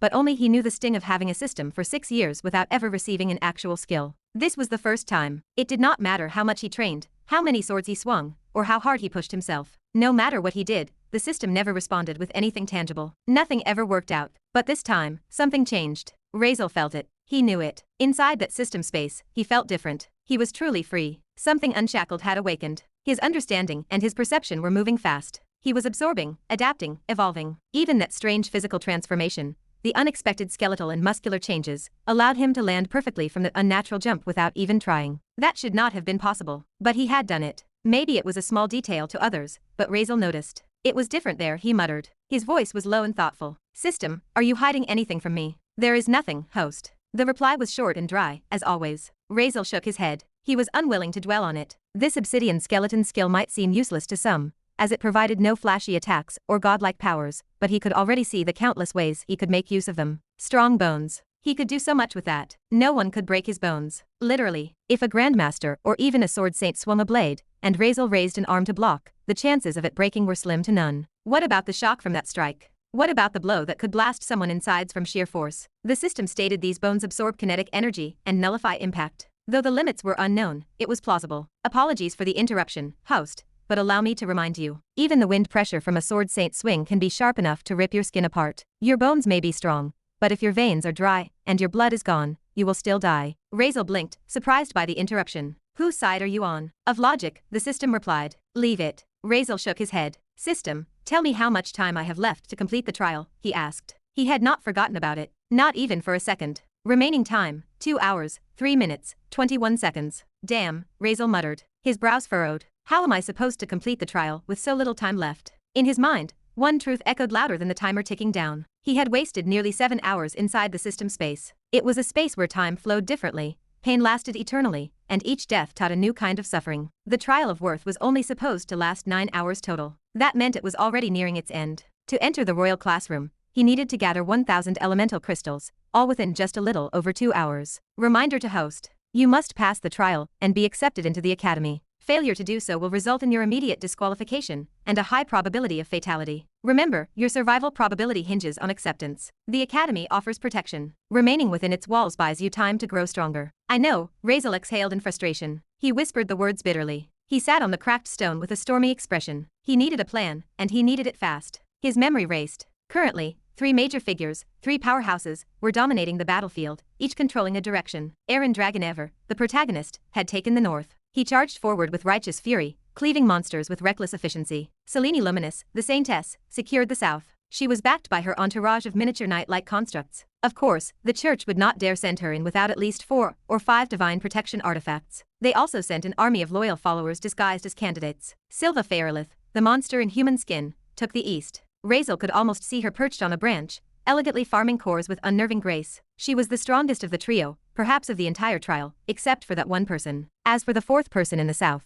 the one disguising himself as an average human to sneak into the academy, Razeal did not even bother thinking about him. That guy would not interfere. Not yet. It was against the rules of the universe, as he claimed. Razeal sat in the south quadrant. He was essentially boxed in. It was bad luck, but he was safe. Going anywhere near those three would be courting death. It was not just because they were strong, but because they all hated him. Even if I try moving, nearly every candidate here hates me. If the world had a face, it would spit on me, he thought. He rubbed his chin in deep calculation. If I make the wrong move now, I am done for. Yet, staying here meant nothing. 2 hours. That was all. He had to act. Suddenly, a hand landed on his shoulder. His instincts exploded into high alert. He had not sensed a damn thing. Like lightning, he spun around, leaping backwards and drawing distance instantly. His eyes snapped toward the figure. He was ready to retaliate. He was ready to kill if needed. The stranger had already raised both hands, palms out, in a gesture of peace. It was as if to say, I am not here to fight. He looked around 15 or 16, the same age as Razeal, but there was something wrong. Something off. He had long black hair that flowed behind him like silk. His skin had a warm brown tone. It was his eyes, however, that made the spine of Razeal tense. They were dark silver,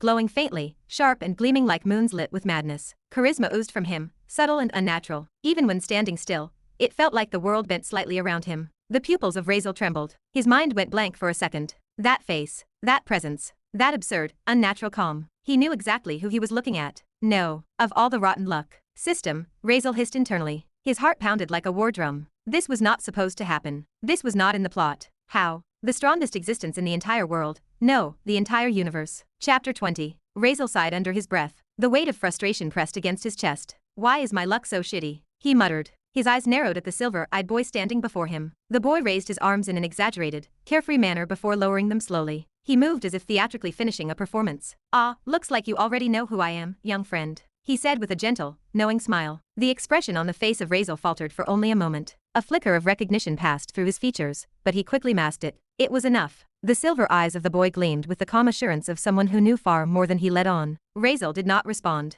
He did not need to. He knew. Anyone who had read that cursed novel would know. This was not just anyone. This was the strongest character from the very beginning of the story to its end. He was the linchpin of fate and chaos. Riven. The fool. The name itself was misleading. He was a supposed trickster, carefree, mischievous, and comic relief. He was always smiling, playing the role of the jester in a grander tale. But that was a lie. Riven was the supreme deity. He was the preserver god. He was the one responsible for maintaining cosmic balance. The novel stated that his divine duty was to keep the universe from falling into chaos. He did not do this through intervention, but through balance. He maintained the invisible threads that held fate in check. Now, he stood before Razeal, casually, smiling. The mind of Razeal screamed at him to keep his distance. This was someone from the faction of the protagonist. He was a divine entity tasked with ensuring the hero fulfilled his karmic destiny. He was someone who guided and protected the chosen one. No matter how noble that sounded, Razeal could not help but feel disgusted. To him, this guy was a complete hypocrite. He had all the power in the world, yet he chose to push others forward to act in his place. He did this knowing full well the suffering, pain, and destruction that would follow. He could have stopped it,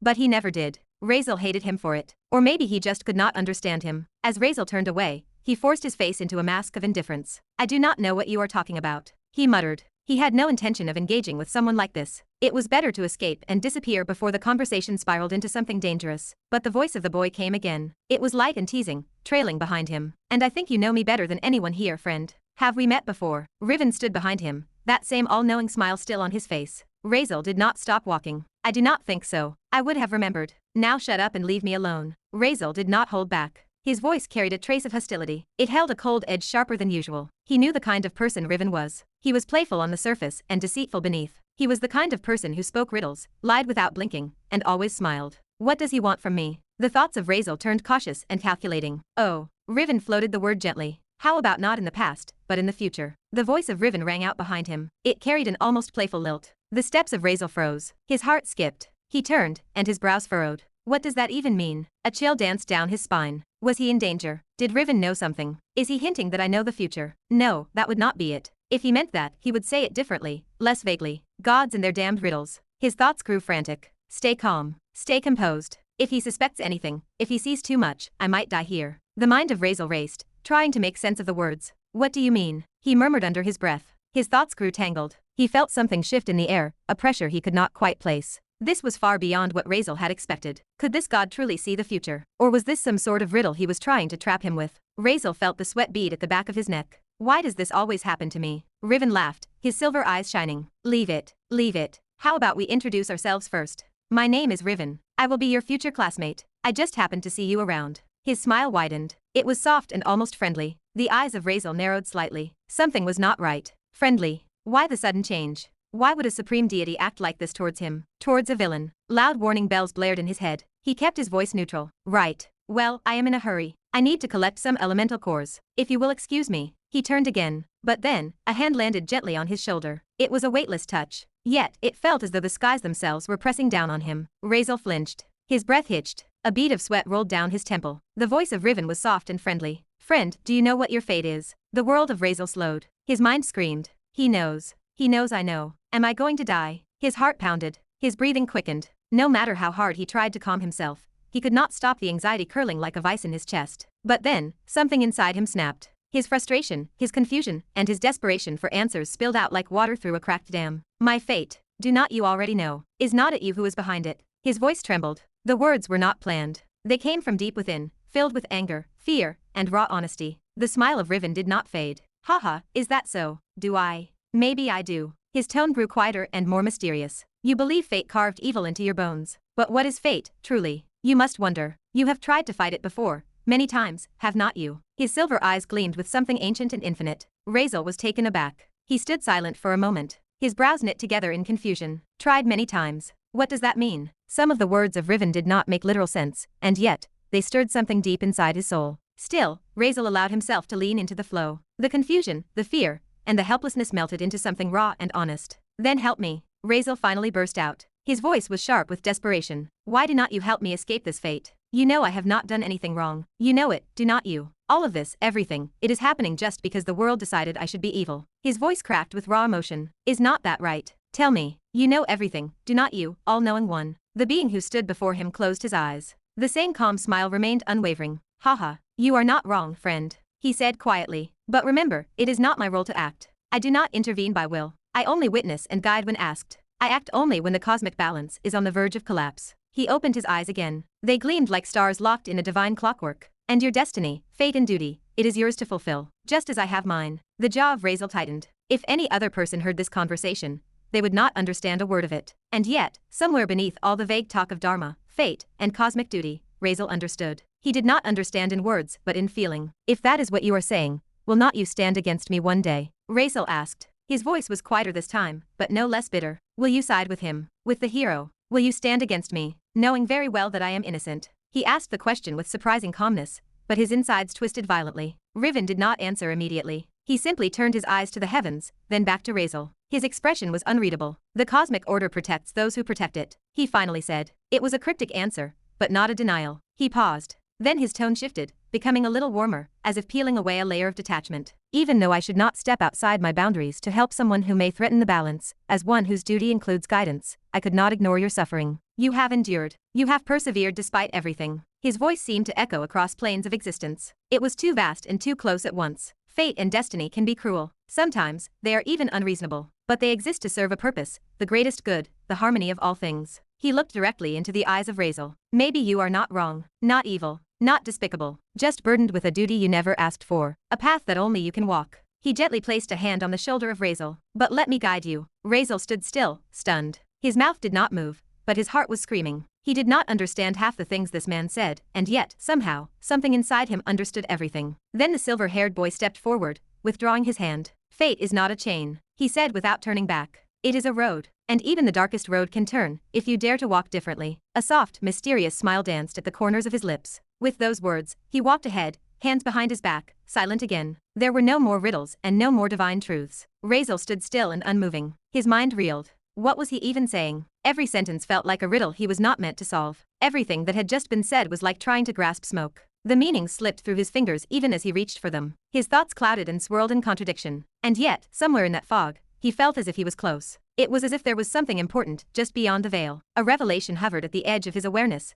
taunting him and whispering. But no matter how hard he tried to hold onto it, or to decode the riddles, it remained obscured just out of reach. It was like a dream you wake up from too soon. He watched Riven walk away in silence. His steps were light, as if the very world parted before him, without resistance. Suddenly, Riven halted. Without turning around, he spoke again. Enjoy life while you can. he said. His voice was quiet and almost kind. Because no matter what you do, even if you defy fate, even if you defeat the so-called chosen one. He paused, as if regretting something. No, I should not say this. The silence that followed lasted only seconds, but it stretched like eternity. One day, we will meet again on the battlefield. From opposite sides. His voice did not carry anger, nor warning. It was simply a truth. A glimpse of inevitability. Razeal could not see his face, but he could feel the same gentle smile painted across it. Riven took another step. He took another step forward, but once again, he stopped. A small shake of his head occurred, along with a flicker of something that did not belong to gods. And I am sorry, he whispered, for the suffering you have endured, in every life. And then he vanished. Razeal stared into empty space, but suddenly, the breath of Razeal caught in his throat. His knees buckled. The strength in his legs evaporated as he collapsed onto all fours, gasping like he had just emerged from deep water. What the hell just happened? His heart thundered. His thoughts spiraled. Every cell in his body felt drained, as though something had forcibly wrung his very soul dry. His body felt hollow, as if everything inside had been squeezed out. He remembered the conversation, all of it. And then it hit him. He had spilled it all. His secrets, his fears, and his curses. Why? He had not wanted to. He never meant to. But he had spoken from the deepest parts of himself. Why could not he control it? And just then, a system notification appeared. Calm down, host. No one can lie before him. His divinity compels truth from others, naturally, without them ever realizing. The voice echoed calmly within his mind. The eyes of Razeal widened. You mean he made me speak the truth? Yes, host. That bastard. Razeal snarled. With a roar of rage, he slammed his fist into the stone ground. The impact left a shallow crater beneath his knuckles. The idea that someone could so effortlessly pry open his mind, his secrets, and his soul, and do it so naturally that he did not even notice, made his stomach twist with fury and shame. Do not berate yourself, host. This has nothing to do with weakness. No one can resist his truth domain. He is, after all, the supreme god. The shoulders of Razeal trembled. His breathing was ragged. You told me I could hide things from him, he growled. So how? How did he still read through me, or made me read it out for him? What happened to the difference I made? Affirmative. I did obscure your system data and dark resonance. He could not see that. Then why did he apologize? Razeal whispered, his voice raw. What did he see that made a god pity me? The system paused. After deep analysis of his phrasing, tone, and emotional fluctuations, I have formed a likely conclusion. Razeal did not answer. He simply waited, his breath held. Riven may possess an ability to perceive the number of deaths a soul has undergone, as the 89th chapter from the novel says. The air around Razeal grew still. As your soul has experienced death and rebirth nearly 10,000 times, it is likely he misunderstood your existence. He may believe you are part of a reincarnation cycle and interpreted your suffering as the tragic cost of divine injustice. The explanation echoed in the mind of Razeal like thunder. He blinked slowly. He thought I am a reincarnating soul, endlessly suffering. Yes, host. That misunderstanding may be why he apologized. He sees you not as a threat, but as a cosmic victim. And so he pitied you. He apologized because he believed your suffering spanned lifetimes. A long silence stretched between them. Razeal did not speak. He simply stared at the ground, his hand still pressed into the cracked stone. His thoughts churned like a hurricane. They were chaotic, restless, and unresolved. I see, he finally muttered. He did not laugh. He did not cry. But in the pit of his chest, something had shifted. A new fire had sparked, not just of rage or pride, but of purpose. The god had looked into his soul and misunderstood it. And that, Razeal thought, might be the most dangerous mistake of all. Can he take advantage of this misunderstanding? Chapter 21. Razeal stood up slowly, brushing dust off his clothes, as if the divine encounter had never occurred. His expression was calm, too calm, like the eye of a brewing storm. System, he muttered under his breath. Is he gone? Affirmative, host. The supreme entity known as Riven has vacated the area. No traces remain. Only then did Razeal allow himself a long, silent breath of relief. The tension in his shoulders eased slightly. TCH, looks like I need to grow stronger fast, he said, fists clenching by his sides. Now I am absolutely sure how hypocritical this world really is. His voice was steady,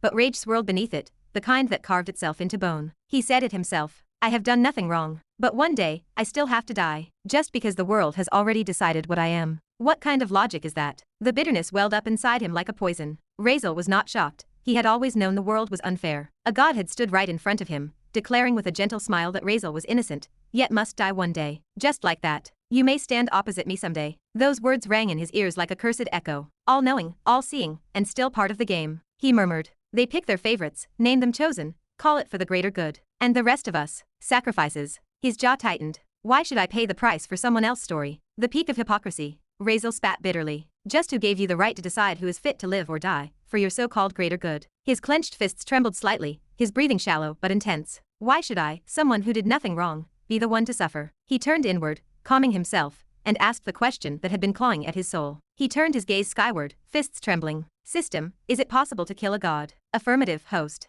As some novels have stated, many gods have perished. Though the causes remain unclear, even mortals have, at times, wounded the divine. Some author notes hint at it. A mortal can hurt a god. The system voice continued with a mechanical calm, but the content was chilling. After a deep scan and analysis, I confirm the entity Riven was not present in his true divine form. He used a mortal shell created and birthed on Earth for reasons yet unknown. While I cannot access deeper truths about him, it is clear, in that shell, he is vulnerable. If harmed, he will bleed, god or not. Razeal did not respond immediately. His lips tightened. The idea of a god being vulnerable was almost intoxicating. Razeal did not reply, he just hummed. How powerful is he, compared to the villains ranked in the Valley of Vili? I lack exact parameters, host, but I can estimate. Villains ranked S or SSS might be able to challenge him. Some of them are gods, others are god slayers, and those at X rank, they might even surpass gods entirely. Then there is a path, Razeal murmured. He looked down at his hands, still trembling from the earlier confrontation, but now they were trembling with resolve. Good. I will walk it, but I will be honest. Before you worry about him, you should look at your strength now. The slower your growth, the higher the chances of death. I know. I need to finish the trial first, then get to the next villain, he said, eyes narrowing. He checked the system timer. How much time left? 1 hour, 40 minutes, host. Razeal did not get flustered. Now was not the time for panic, not yet. It is impossible, he muttered under his breath. Collecting 1,000 elemental cores in the short time they were given. He did not need to be a genius to see how absurd that was. Anyone with common sense would understand it. The standard trial to get admitted into the strongest academy only required 100 cores. That alone was brutal. But for those who aimed for the royal classroom, the most elite and prestigious among all, the requirement jumped to 1,000. 1,000 monsters. And the total time allowed for the trial, 9 hours. Even for the so-called strongest geniuses who were expected to dominate the trial, this challenge would push them to their absolute limits. For most participants, success meant just barely collecting 100 cores. Many would not even make it that far. Some might lose their lives trying. That alone showed how nightmarishly difficult it was to enter the academy, let alone aim for its peak. Razeal narrowed his eyes. Even if someone could kill a monster in 1 minute, they would still need 1,000 minutes, over 16 hours. And we only get 9. He scoffed quietly, the corner of his lips twitching bitterly. The difference was staggering. To reach 1,000 in this time frame, you would have to kill 2 monsters every single minute, without pause, without rest. And it was not like the monsters were just lined up neatly, waiting to be slaughtered. No, you had to find them first, track them down, fight them, waste time searching between each kill, and hope nothing unexpected happened. This trial was not just difficult, it was designed to be impossible. Anyone asking why make it this hard was missing the point. Because the academy knew. They knew no one could do this alone. To get into the royal classroom, you would need help. You would need others to hunt for you, to gather cores and hand them over. But who would willingly give up their hard-earned cores? No ordinary person would, no matter how strong they were. So why would the academy create such a setup? Simple. Because they expected only the rich and the powerful to reach that level. People with status, with influence, with servants or followers. They made the system unfair on purpose, but disguised it behind a neutral challenge. It was politics wrapped in the cloth of merit. A perfect trick to seem fair while favoring the nobles. 2 birds, 1 stone. They could pretend everything was equal, while making sure only those with wealth or backing got into the top. And sure, even just entering the trial was not easy. It was only for a chosen few. So convincing others to help you, to give up their own shot at the academy, that was nearly impossible. But that was exactly what the academy wanted. It was never about talent alone. They did not care about you if you were not special. Razeal knew that better than anyone. He knew the academy inside and out and the truth behind their shining walls. Getting in through fair and straight, or even only talent, means impossible. So what else was left? Bribery. He had no money, power, status. He had neither. In fact, the very opposite, he was hated, looked down on, alone. No one would help him. No one would ally with him. Not unless he gave them a reason. He closed his eyes briefly, then exhaled. Slowly, he touched his nose, as if grounding himself. A quiet, dark whisper escaped his lips. Guess I have to play dirty. Far, far away from where Razeal was, deep within an empty stretch of forest and lush greenlands untouched by battle or blood, a figure silently appeared, as if birthed from the very air itself. Riven. No flash of light. No divine presence, just silence and stillness, as though the world itself recognized him, and dared not disturb. He stood there, alone, his posture calm, hands behind his back,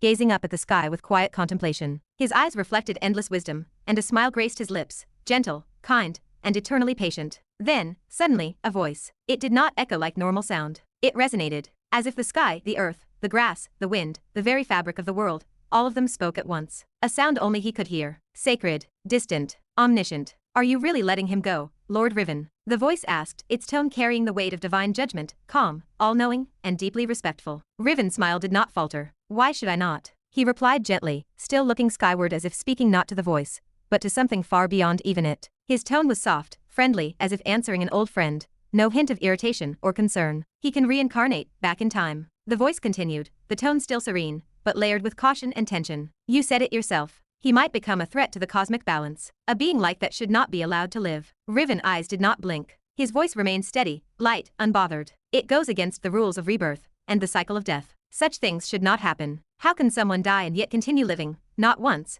but many times over? The voice was not angry. It was respectful, calm, but its words held sharp weight, like a scalpel hidden in silk. A divine reminder, one that demanded attention. Still, Riven answered with the same smile, the smile of a guardian who had seen too much and judged too little. You forget, Riven said, eyes still on the clouds. I am the preserver. I do not interfere with what is already permitted. If the cycles of death, time, and reincarnation allowed it, then it is not our place to defy them. It is not our will that shapes the universe, but the universe that wills what it allows. But, my lord, the voice replied after a pause, still deferential, but edged with urgency. With abilities like his, it will one day conflict with your role, whether you wish it or not. He was given a great purpose, a fate far larger than himself. If he continues to reincarnate, change the past, rewrite paths, it will inevitably alter the future written for him. Perhaps even break it. Then a number, a revelation. 9,314. The words struck like thunder in quiet skies. That is how many times he has died and come back. Again, and again. Do you truly believe anyone else, even another god, could endure that? Riven's gaze softened. He closed his eyes, drawing in a slow, silent breath, not out of exhaustion, but out of admiration. Even gods do not possess such will, he said quietly. I have seen it in his eyes, the fire, the stubbornness, the rage to survive, to fight against the fate forced upon him. He smiled again, faintly, as if remembering something beautiful and tragic all at once. His will is rare, unbreakable. That tenacity is remarkable. Let him be. But the voice insisted, now firmer, though still respectful. Mortals were never meant to wield such power, my lord. He will come to rely on it. He will learn you will always be there watching, and not doing anything. He may even fool you, use you, or might already be thinking off. A heavy pause. He may even one day believe he can kill you. The wind grew still. The voice, though calm, carried a warning now. Mortals can be very arrogant, Lord Riven, and when ego blinds the truth, even God is ignored, even looked down upon. Then, silence. A long, aching silence. The trees swayed gently. The sun dimmed slightly behind drifting clouds. The moment stretched like the stillness before a divine verdict. But Riven, unmoving, unshaken, simply smiled again. Softer this time. Let him be. He finally spoke, voice resolute, not cold, but certain. Everyone must face the consequences of their actions. Let karma unfold. Let pain shape. Let truth rise. Only through hardship do souls evolve. And with that, silence returned. But it was a different silence now. One filled with the weight of fate. And then, after the voice faded into the wind, Riven remained alone. The forest was still, the sky vast above him, the ground silent below. Yet he stood there with that same gentle smile, one that spoke of knowing far too much. He was not smiling at anyone, just to the silence. His end is inevitable, after all. Chapter 22. What are you planning, host? The system voice echoed in his mind with mechanical curiosity. Razeal just smiled, rubbing his chin, as if lost in deep contemplation. His eyes narrowed, his mind stretching far into the possibilities. Of course, I am thinking of using my second cheat. Second cheat? I was never aware you had two systems, host. Who said only a system can be considered a cheat? Razeal replied calmly, still focused on his thoughts, half speaking and half drifting through his plans. His tone was nonchalant, but his mind was working like a well-oiled machine. The system fell into silence, waiting. Having the knowledge of the world future progression, that is a cheat too, he said, his voice low, almost like a whisper to himself. A very powerful one, if used correctly. And if one is daring enough, they can twist that plot to their advantage. But he knew the risk. He understood what that kind of gamble demanded. Changing the future meant changing the very advantage he relied on. If he altered too much, the events he remembered might no longer happen as expected. His foresight, his edge, could vanish, just like that. But if he did nothing, if he stayed passive and let events play out, he would simply be reacting, running, hiding, never capitalizing on the real potential of his knowledge. It was a gamble either way. Stay safe and gain nothing, or risk it all and maybe, just maybe, reap unimaginable rewards. Oof. What is your plan, host? The system finally broke the silence, a tone of eager curiosity threading through its synthetic voice. Razeal let out a faint chuckle. Nothing, really. Just thinking about using a little bit of that future knowledge, he said, flashing a faint grin as he adjusted his collar with practiced elegance. His posture was relaxed, but only a fool would mistake that for weakness. He had already seen the entire sequence unfold in his mind. The plan was dangerous, possibly irreversible, but deliciously rewarding. It might disturb some of our future paths, he added thoughtfully. But let us see. It is risky. I am not even sure it will be worth the loss. Will it help you pass the trial? The system asked, more serious now. Razeal scoffed softly, brushing imaginary dust off his shoulder as if preparing for a portrait. That, he said with a smirk. If all I wanted was to pass, I already had hundreds of ways. His voice dropped to a whisper laced with venomous ambition. But I am looking for profit, leverage, a way to squeeze the most out of this opportunity. If I am going to burn pieces of the plot, I will make damn sure the fire lights a path to something bigger. He paused. There was a distant glint in his eyes now, not hope, but certainty. Certainty wrapped in chaos. He did not use the future knowledge often, because once the timeline bends, it never bends back. I am intrigued. What is this plan? Even I cannot calculate any logical way for you to get into the royal class right now. Only realistic option is, well, hunting other students. That is the easiest route. Anything else, and you are too weak to implement most of my protocols. The system said bluntly. Razeal grimaced slightly. How classless. He muttered, adjusting his shirt as if prepping for a noble gathering. Every gesture was elegant, deliberate, calculated. There was pride in his movements, as if to say, I refuse to win like a rat. Then what is your genius plan, oh great tactician? The system responded dryly. If it had a face, Razeal imagined it would be blank, maybe even twitching in frustration. He chuckled at that thought and slowly walked toward an open patch of terrain, a clearing surrounded by jagged stone formations. Just enough space for 2 people to stand. His boots crunched over gravel as he came to a stop, hands in pockets, gaze tilted upward. Do you know where we are? He asked with amusement. The graveyard of forgotten stone. The system responded instantly. As the novel notes, it is a useless area. Right now, anyway. Even if you tried to escape to the monster zones, it would take 30 minutes minimum, assuming you can navigate the jagged terrain without getting killed. Also, you should be wary of that personality here. All in all, it is just bad luck you directly teleported being here as you know. The world hates you. The grin of Razeal widened. Yeah. Graveyard of forgotten stone. He repeated with a sense of theatrical wonder. A cursed place. Abandoned by the narrative in earlier plot, but also a place where that item lies, right? There was a pause. That item. The system echoed, its tone shifting from casual to alarmed. But, what does that have to do with you? You are well aware you cannot use that item. It is not for you to begin with. You. Who said I need to use the item to profit from it? Razeal interrupted, his gaze sharpening like a blade under moonlight. The system stuttered in code. Ha, let us not waste time, shall we? Razeal said, his voice steady, his tone clipped. We do not have much to begin with. He bent down and picked up a palm-sized stone from the ground, just an ordinary rock, weathered and cracked. But the weight in his fingers felt heavier than its mass. What do you mean? The system voice rang again, this time laced with genuine confusion. Razeal did not answer. Instead, he abruptly hurled the stone to the ground with full force. Crack. The sharp sound echoed through the silent graveyard, bouncing between the monoliths and jagged gravestones. I summon Kurinder, Warden of the Forgotten Graveyard, he declared, his voice solemn, as though performing a ritual. Are you being serious? The system tone turned sour with disbelief, almost as if it wanted to crack open his skull and check if there was anything rattling inside. I literally just warned you to be cautious of that personality, and you are calling it. The ground beneath the feet of Razeal began to shudder. A tremor, subtle at first, then slightly stronger. Tiny pebbles bounced. Dust danced. The air grew dense and cold. Then, such disrespectful manners, human. The voice rumbled, deep and aged, like a mountain complaining in its sleep. The very air in front of Razeal shimmered and began to twist unnaturally. A gas, dark gray, almost transparent, spiraled and coiled into form. At first faint like a specter, it gradually condensed, taking on definition. A humanoid figure emerged, broad shoulders like twin slabs of stone, a naked, muscular chest that defied his elderly face, which bore the creases of age but none of the weakness. He had 2 massive, curved horns protruding from his skull, arching upward like dragon horns. His eyes glowed green. Arrogance bled from his presence. A proud warden and a spirit of impossible might. He stood easily over 7 feet tall, and in his right hand, he carried a weapon that turned the gloom of the graveyard to awe. A green dragon blade. A crescent-shaped, polyarm-like weapon forged from something that shimmered like emerald. It glowed faintly, the entire blade crystalline, translucent and wickedly sharp. It was not just a weapon. It was a symbol. Kurinder, the warden of the Forgotten Graveyard, had arrived. Razeal exhaled slowly, his eyebrows lifting in subtle appreciation. No fear showed on his face, but his fingers twitched. He smiled. Apologies, he said with practiced nobility. But that was the fastest way to summon the warden of this place. The frown of the spirit deepened. If you know my name, then surely you are also aware you did not need to throw a stone and shout. All you had to do was speak it. Calmly. The act of hurling a rock and calling me like some cheap spell. Kurinder leaned forward,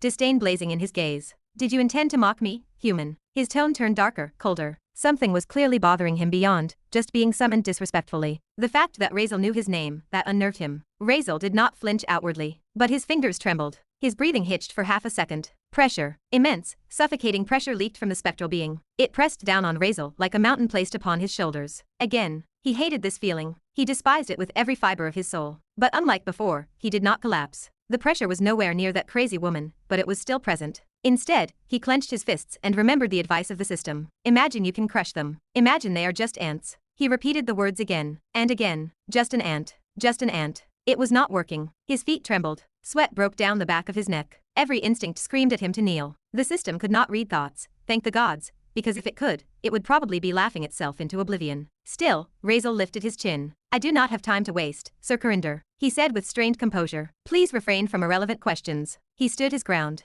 Barely. His tone remained polite, but his voice cracked ever so slightly, and Kurinder noticed. The gaze of Kurinder darkened. The green glow of his spectral eyes flared subtly, like coals stirred by wind. Such weak strength, he muttered, his voice dipped in scorn. You are not even worthy of knowing my name. I feel insulted just standing before you. His jaw tightened. The grip of the translucent spirit on the jade-forged blade in his hand flexed. One twitch. That was all it would take to sever the air, and the body of Razeal with it. I would like to know. The voice of Kurinder dropped, almost dangerous. How do you know my name? He corrected himself a second later, leaning forward like a storm leaning into a mountain. No. How do you dare know my name? A spark of murderous curiosity flashed in those glowing, ancient eyes. His entire being exuded controlled wrath, the kind of cold fury only a long-dead warlord could possess. Not because he was angry, but because he was thinking about killing Razeal, genuinely considering it. And yet he had not. Not yet. Razeal stood still beneath that soul-crushing gaze, his posture composed. But beneath the surface, every nerve screamed under the presence of the warden. Kurinder was not emitting pressure. He did not have to. His existence was pressure, a silent verdict, a judgment of everything weaker that dared to share the same plane. So this is what true power feels like,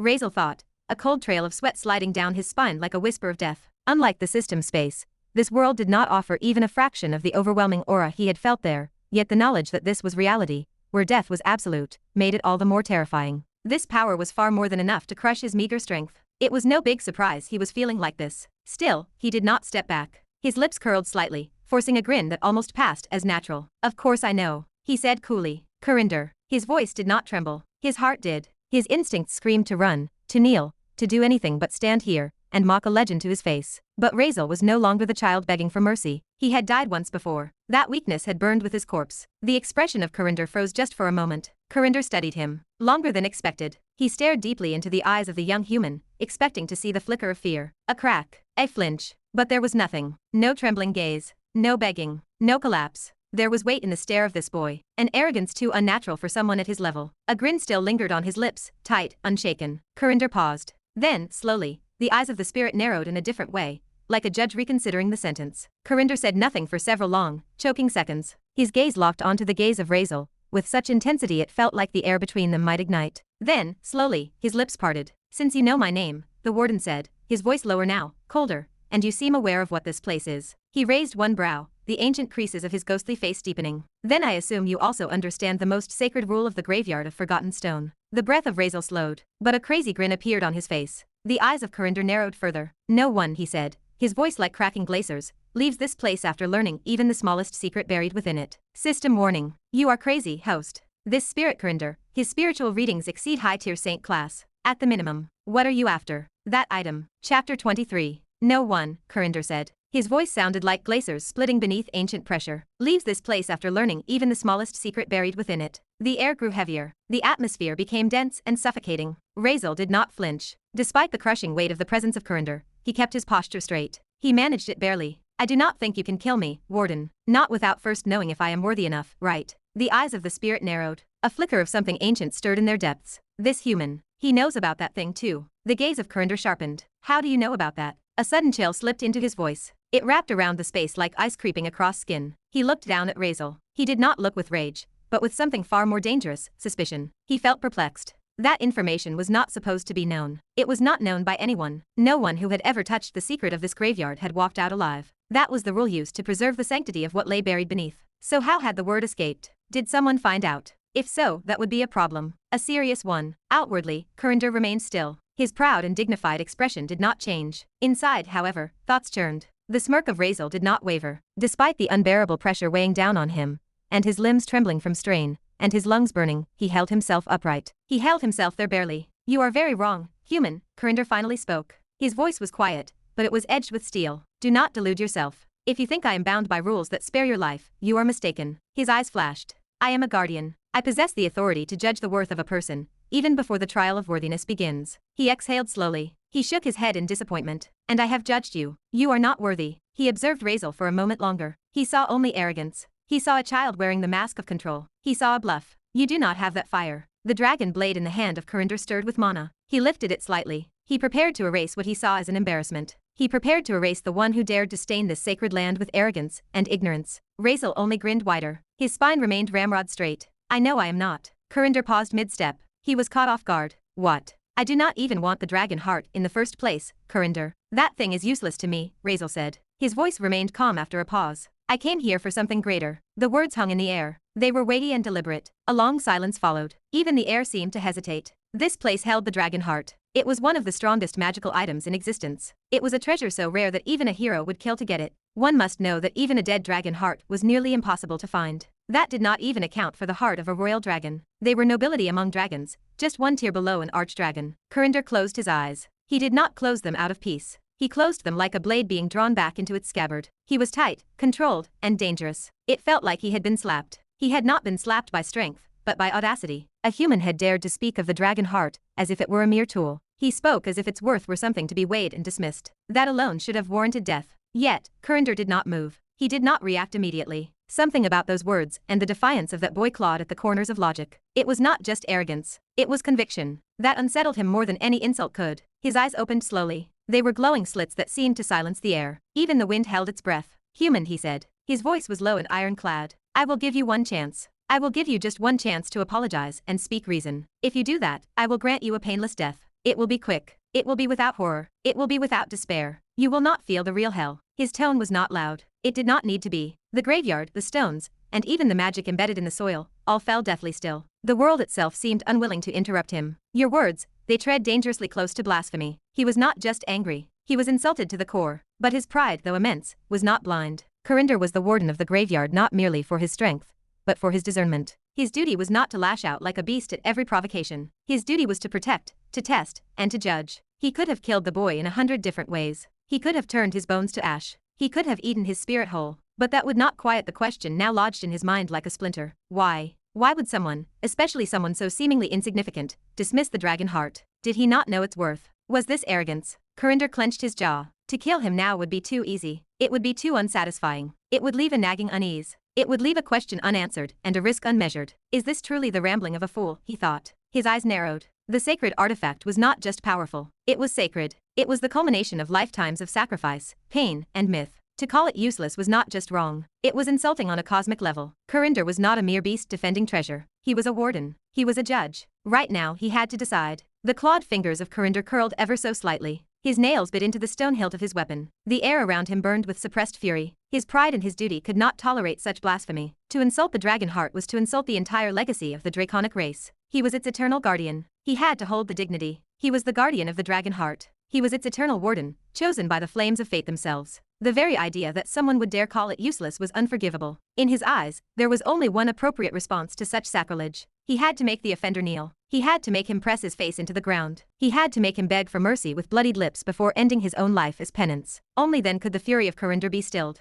His hand twitched on the hilt of the dragon blade. He was already picturing it cleaving the boy in half. But then, the human spoke again. Chapter 24. Do not misunderstand me, Kurinder. Razeal's voice was no longer mocking. It was not arrogant or proud. It was measured, intentional. A touch of respect colored the tone. I never meant to insult the dragon heart, nor the dignity of your duty. Kurinder's brow twitched. His eyes narrowed slightly. He said nothing, but he listened. I simply accepted a truth. Many would refuse to admit this even to themselves. His eyes, tired yet defiant, held the gaze of the towering dragon warden. I cannot have it. I am not worthy of it. Because of that, for me, it has no use. He let that truth settle, heavy and raw. Then, he continued. I do not waste time chasing what is not mine to hold. That is not arrogance. It is self-awareness. The flames in Kurinder's eyes dimmed. They shifted from wrath to contemplation. You should understand this more than anyone, Razeal added. No matter how precious something might be in the eyes of the world, to you, the dragon heart will always be above all. It stands above even the Holy Grail, should it appear before you. Kurinder stiffened. Perhaps he felt offended, but he could not deny the truth in the words. This was not blasphemy. It was a reflection of his own nature. The boy was not challenging the value of the dragon heart. He was acknowledging that it transcended him. A long, dense silence filled the space. Kurinder stared at the boy for several seconds, his expression unreadable. His body remained still,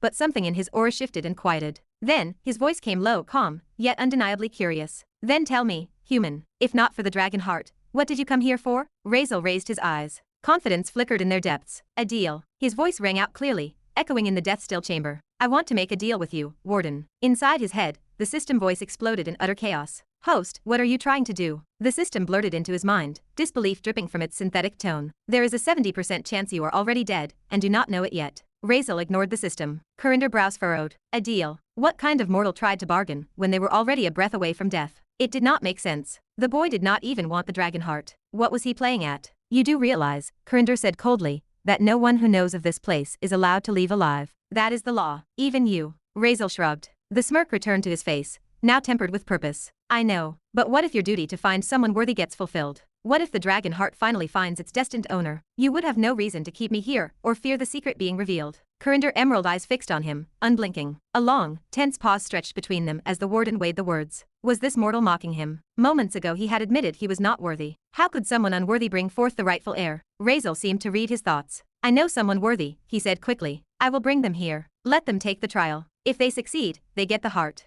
I leave unharmed. Simple. Host, no. No, no. Do not tell me you are thinking of that. You are insane. You are actually insane. The system voice rang again in his mind, borderline panicked. Razeal ignored it. He stepped forward with complete composure. Think about it, Kurinder. You have been bound to this duty for thousands, maybe hundreds of thousands of years. Alone. Watching. Waiting. His voice softened. I can end it. I can help you fulfill that oath. You get to pass the dragon heart on. You are finally free. Kurinder stood still, as if carved from obsidian. He did not reject the offer. For the first time in eons, he felt tempted to believe it. His expression did not shift. Not even a flicker. He simply shook his head, his tone heavy with weary conviction. Do you really think finding someone worthy is so easy? His voice was calm, perhaps too calm. It was the calm of someone who had waited for an eternity. I have been here longer than time remembers. Not one soul has passed the trial. Before he could continue, Razeal cut him off. He is from the Arkanveil bloodline. The words hung heavy in the air. This time, Kurinder did not rebuke the interruption. His gaze drifted across the graveyard, over the fields of jagged,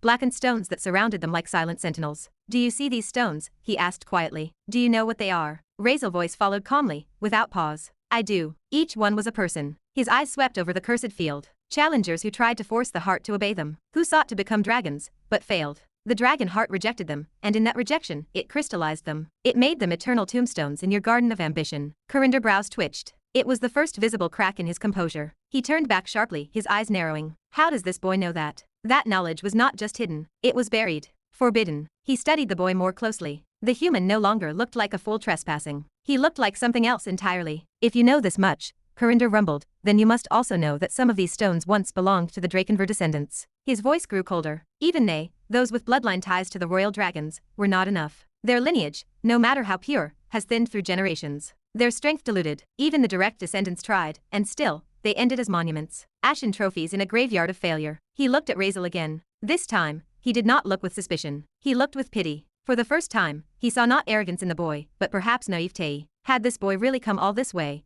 gambling his life, thinking he could make a deal based on this assumption? Razeal noticed the change in Kurinder's eyes. He saw that flicker of doubt. He chuckled, low and slow. Without breaking eye contact, he dropped the real spark. What if that person also carries the bloodline of the sun god? Time stopped. Kurinder, who had already begun to prepare himself to end this foolishness, froze mid-thought. His eyes widened for the first time in centuries. Even in spirit form, goosebumps raced across his incorporeal body. The very concept clawed at his ancient mind like a forbidden echo. What did you say? His voice was no longer calm. It trembled. Razeal did not answer right away. He stepped forward slowly, his hands behind his back like a noble addressing a general. I came to make a deal, Kurinder. His words now carried an air of absolute control. I will bring the one who holds both lineages. Kurinder stared at the boy. His eyes were sharp, scanning the face as if trying to see through flesh into the soul. Was he lying? Was this some mad bluff from a dying fool? Or could it be true? Could this boy actually hold the key to ending his eternal suffering? This unending guardianship that had turned centuries into torture. Kurinder remained still for several seconds. The silence between them was dense, heavy with unspoken weight. Finally, he spoke.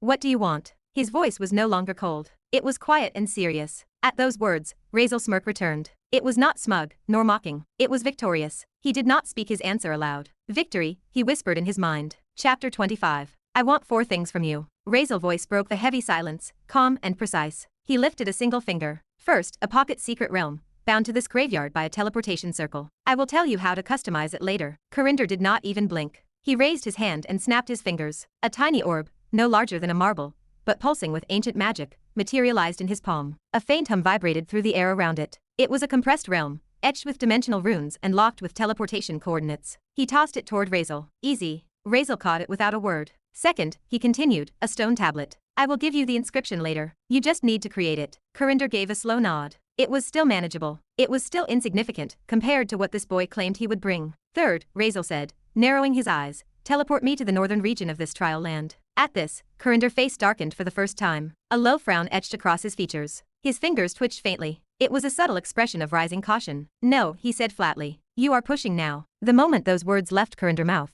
the atmosphere sharpened like the sky holding its breath before a storm. I should have known, he muttered. These requests were too easy, too meaningless, almost like distractions. His eyes turned to slits. Emerald irises glowed faintly. You are trying to escape, are you not? There was no rage in his voice, only ancient disappointment. You know the rules. No one leaves this place alive after uncovering its secret. Not unless they are chosen. Are you trying to lie to me, boy? Razeal did not flinch. I am not running, he replied, his tone calm but firm. I have to leave. To bring him here. He took a step forward, even as his legs threatened to shake under the weight of Carinder's aura. Give me just half an hour. That is all I ask. You want someone worthy, do you not? Then let me bring him. Carinder scoffed. If I could leave, I would have fetched them myself. He crossed his arms, eyes narrowing with suspicion. Why should I trust you? You do not have to. Razeal's response was sharp. He held Carinder's gaze without faltering. Slowly, he raised his hand. Let us form a blood-spirit contract. Carinder's expression flickered. Suspicion shifted into mild surprise. You would bind yourself to a soul contract. Just to prove this. 1 hour, Razeal said, breath steady but low. If I do not return with the one I promised,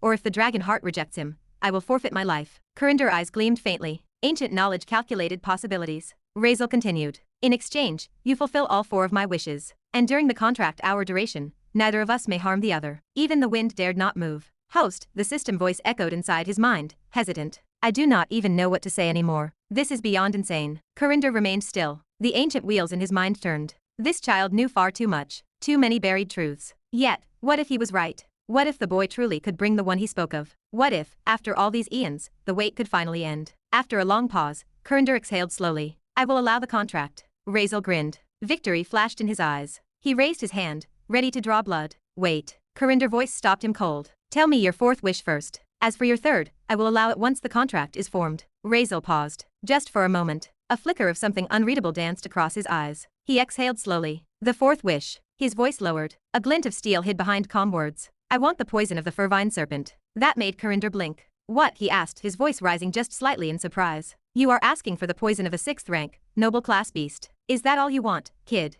Carinder's voice was calm, but something in his tone suggested disbelief. It was not irritation, just quiet confusion. For someone about to free him from an eternal duty, from hundreds of years of silence, loneliness, and stone, these wishes felt trivial. A pocket realm, a stone tablet, a teleportation, and a vial of venom. He tilted his head slightly. His eyes narrowed. Surely that cannot be everything. Razeal did not flinch. No. Let me finish the 4th wish, he replied evenly. His hands were clasped behind his back, as if he were discussing nothing more serious than the weather. Carinder smirked faintly. Take your time. After all, it is your final wish. He chuckled. The sound was deep and ancient, almost like stone grinding against stone. I almost wonder if you knew those things were all in my treasury. You have practically asked for nothing which I could not provide. Everything so far is within my palm. But then Razeal smiled. It was that kind of smile. The kind that looked harmless and innocent. It was a smile that always came before a catastrophe. Then for my 4th wish, he said.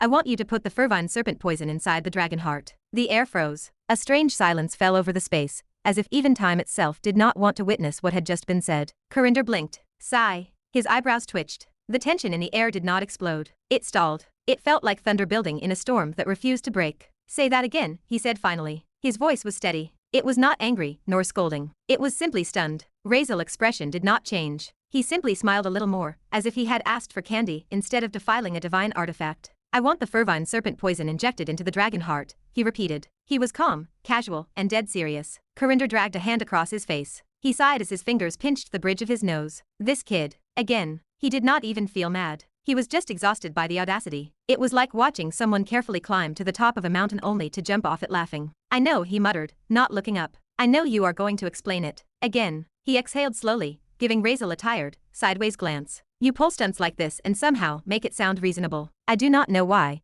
but I already know you will say something that makes me hesitate before I crush your skull. Razeal just shrugged lightly. Well, I thought I should mention the person I am bringing here. He is my eternal enemy, so I... Carinder blinked. Ha, for a long second, his ancient mind just froze. Enemy. You are gifting the dragon heart to your enemy. That single thought echoed inside Carinder's mind. It bounced between his instincts, his dignity, and the crumbling wall of logic. He stared at Razeal, searching for sarcasm, jest, madness, or something. But all he saw was sincerity. It was not warm sincerity. It was not noble sincerity. It was the cold, calculated kind. It was the type only people like him could understand. You do realize, Carinder said slowly, that what you are doing is something even family would kill for. Even blood brothers would not share something like this. And here you are. He waved a hand vaguely, as if trying to physically catch the absurdity from the air. Giving it to your enemy. His spiritual form flickered with rising confusion. His wings twitched in disbelief. Is your brain broken, child? You just spent your life bluffing for this opportunity, and now what? You want to poison the heart and give it away. Are you trying to die? Again. He was so close to killing Razeal on principle alone, and yet, he did not move. In truth, it was not his concern. The dragon heart would choose its bearer.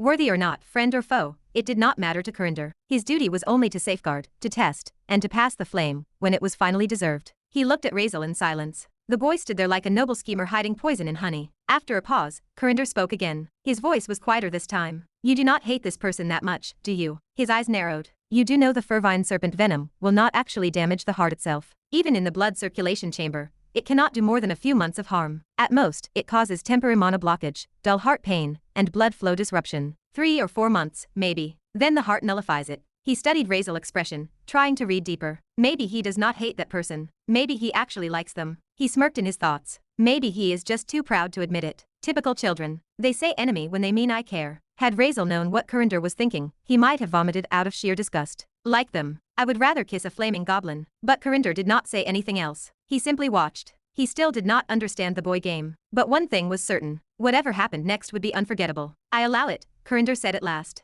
The weight of the words carried centuries of duty behind them. He exhaled. His shoulders relaxed ever so slightly, like a man who had stood guard for too long, and was finally allowed to blink. I mean, he muttered under his breath, I have protected the dragon heart for eons. It can forgive me a little for that blasphemy, right? The thought echoed quietly within him. It was not truly convincing, but it was enough to let the moment slide. It is just a temporary inconvenience, he reasoned. The poison will not truly damage the dragon heart. Just a minor disruption. Nothing lasting. He turned toward Razeal with a tired smile. He masked the subtle anxiety still churning beneath the surface. All right then, he said. His voice was steady. So, what do you want me to write on the stone tablet? And how do you want the pocket realm customized? His tone shifted. It was practical now, like a craftsman discussing orders, not a guardian of one of the world's rarest legacies. But Kurinder paused mid-thought. He was suddenly staring at something that deeply unsettled him. Razeal was smiling. It was not a smirk. It was not a grin of triumph. It was the kind of smile a man wore when he found the woman he was ready to propose to. What? Kurinder blinked. The smile on that human face was far too dazzling and far too pleased.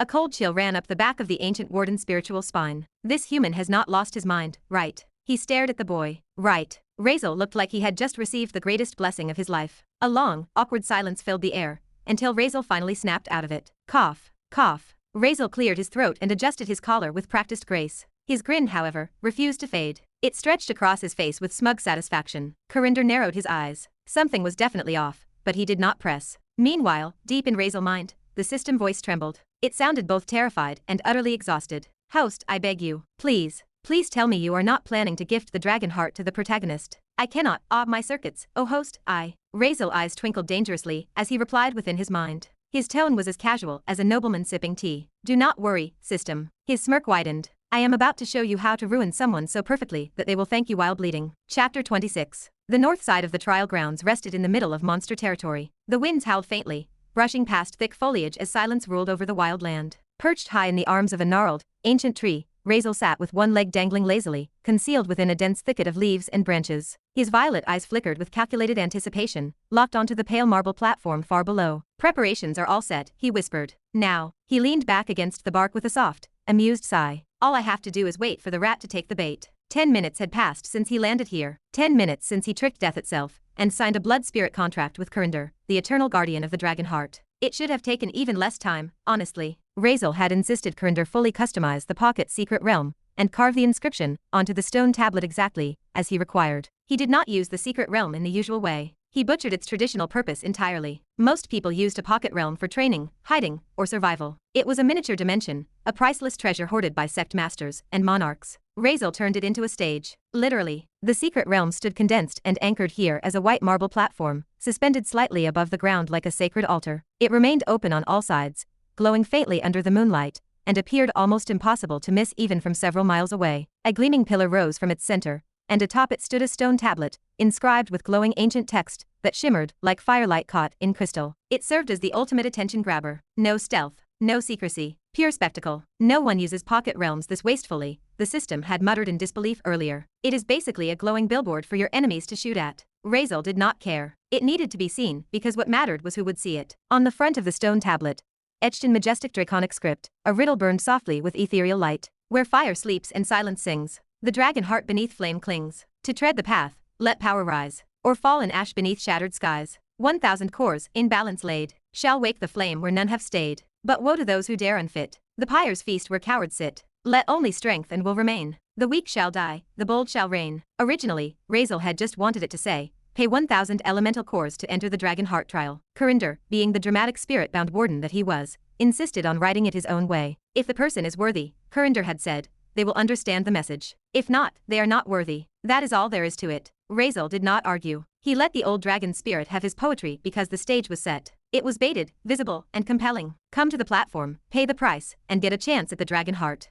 That stood as the unspoken promise written in light and power. Razeal knew one thing for certain. If he went directly to the protagonist, the so-called hero, and said, I found something valuable, follow me, that guy would sooner stab him through the chest than listen. Razeal's reputation alone guaranteed that. He remained a villain in everyone's eyes. Tainted, shameful, not to be trusted. Instead of words, he crafted a lure. He would let the hero come chasing power instead of following him. He would let him walk into the trap of his own desire. And when he does, Razeal muttered under his breath, his smile curling darkly, that is when the game begins. 5 more minutes passed. Razeal shifted slightly on the branch, the bark rough against his palm. Just how long is that bastard going to take? He muttered under his breath, his voice tinged with equal parts irritation and anticipation. Every passing second felt like another itch beneath his skin. The waiting felt excruciating. His posture remained tense. The bark beneath him felt rough and uncomfortable, the leaves scratching at his skin, but he did not move. He could not afford to, not yet. Down below, the marble platform stood like a temple in the wilderness, glowing faintly and beckoning. The trap was perfect. The performance was ready. Only the main actor was missing.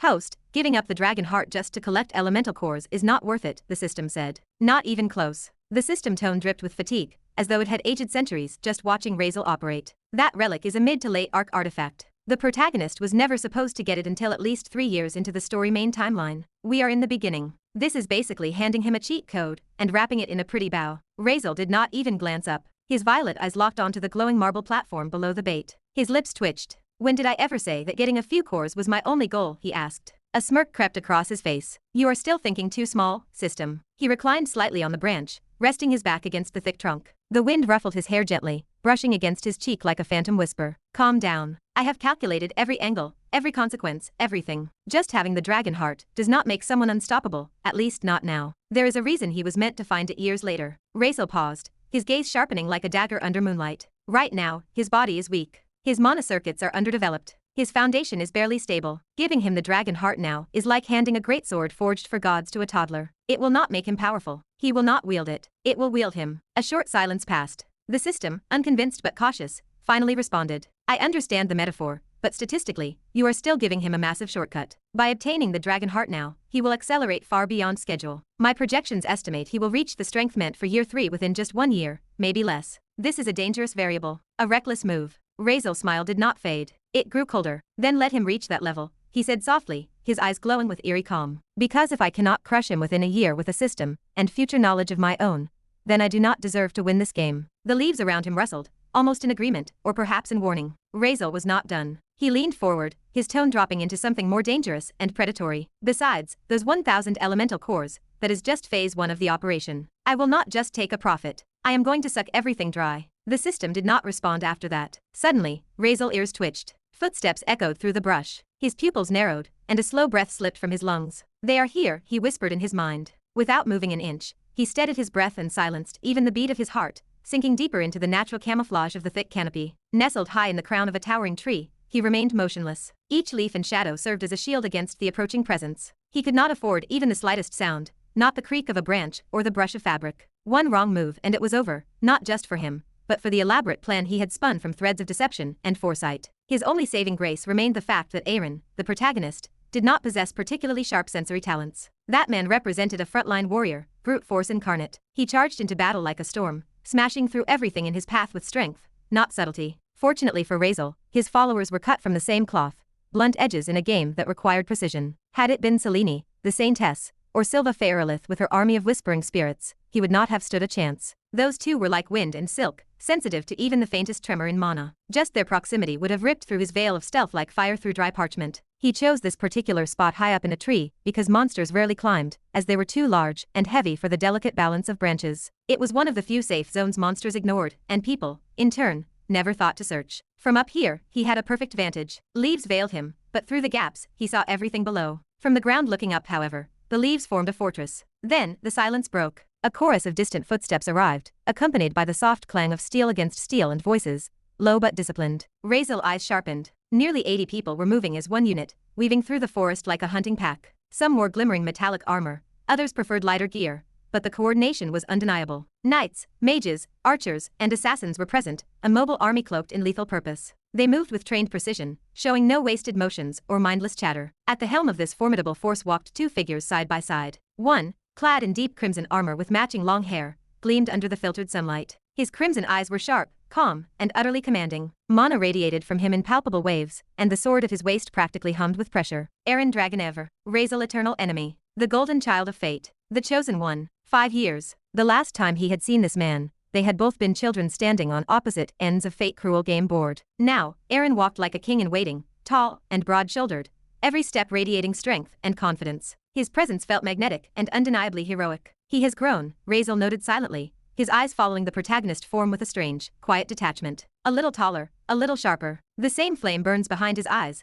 just stronger now. We are so different now. He is standing tall like a king, while I am hiding in a tree, weak and powerless. He sighed. Then his gaze shifted, and whatever fleeting sentiment had dared rise within him was crushed in an instant. Razeal's stomach lurched. His gaze shifted slightly, and his expression soured. A low groan threatened to escape his lips. Just my rotten luck, he cursed internally. Beside Aaron floated a figure like a moon beside a star. His stomach twisted. A wave of nausea climbed up his throat as his eyes fell on the woman walking beside Aaron. The sight alone made his chest tighten, a familiar pressure building in his lungs. She was wrapped in a white robe adorned with golden embroidery, her long hair glowing like molten sunlight. Golden eyes radiated calm, divine serenity. She seemed to exude purity, but Razeal could feel it. The overwhelming tidal wave of mana surrounded her like a divine barrier. It was not just powerful, it was oppressive. Selene Luminous, the saintess of the Church of Light. What is she doing here? Was she not supposed to be in the south? A butterfly effect this fast. Why the hell is she here? Razeal gritted his teeth, keeping every muscle frozen. Even breathing now felt like risking death. Behind her, a procession of white-robed priests and armored holy knights followed in solemn formation. Their eyes were sharp,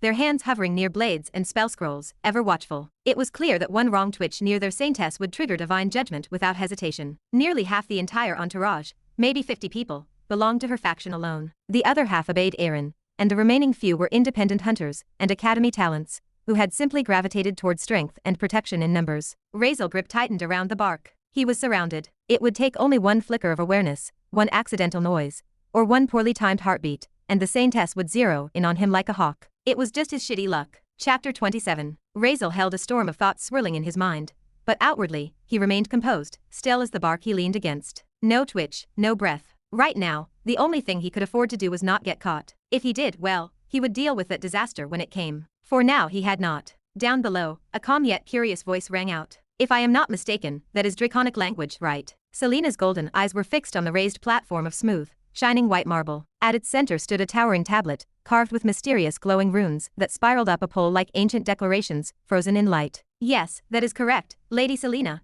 Aaron replied. His gaze mirrored hers. His crimson eyes narrowed, analyzing the strange glyphs. The aura around him shifted, focused, sharpened. A sharp voice broke the moment. Your Holiness, this place looks alarmingly suspicious. A woman in a pristine white cleric's robe stepped forward. Her pink-framed glasses shimmered in the sunlight as she adjusted them nervously. I studied every inch of the official terrain map, including the routes provided personally by the Platinum Knight himself. There was nothing about a platform like this mentioned. She paused, bowing respectfully. Forgive me for speaking out of turn, but I suspect this is either a trap or an anomalous phenomenon of the trial Kates. I advise we avoid it. Selena turned to her with a warm, serene smile. Nilla, there is no need for constant apologies. Giving advice is part of your duty as my personal holy attendant. Yes, Your Grace. Nilla bowed lower, her expression still tense. Selena, meanwhile, was already examining the tablet again. It is fascinating. Even I have no record of this structure existing inside the trial grounds. The inscription, too, there is something odd about it. Aaron turned to her, brow slightly raised. You can read Draconic, milady. A little. I studied the basics in the Holy Library. Just 2 words. Aaron chuckled softly, shaking his head. Just 2 words, huh? You are far too humble. Only someone who has studied obsessively could decipher even a fragment of Draconic without a drop of dragon blood. He was not wrong. For those born with dragon heritage, the language came almost instinctively. But for a human, learning it from scratch was nearly impossible. Yet Selena had done it. She tilted her head slightly and read aloud,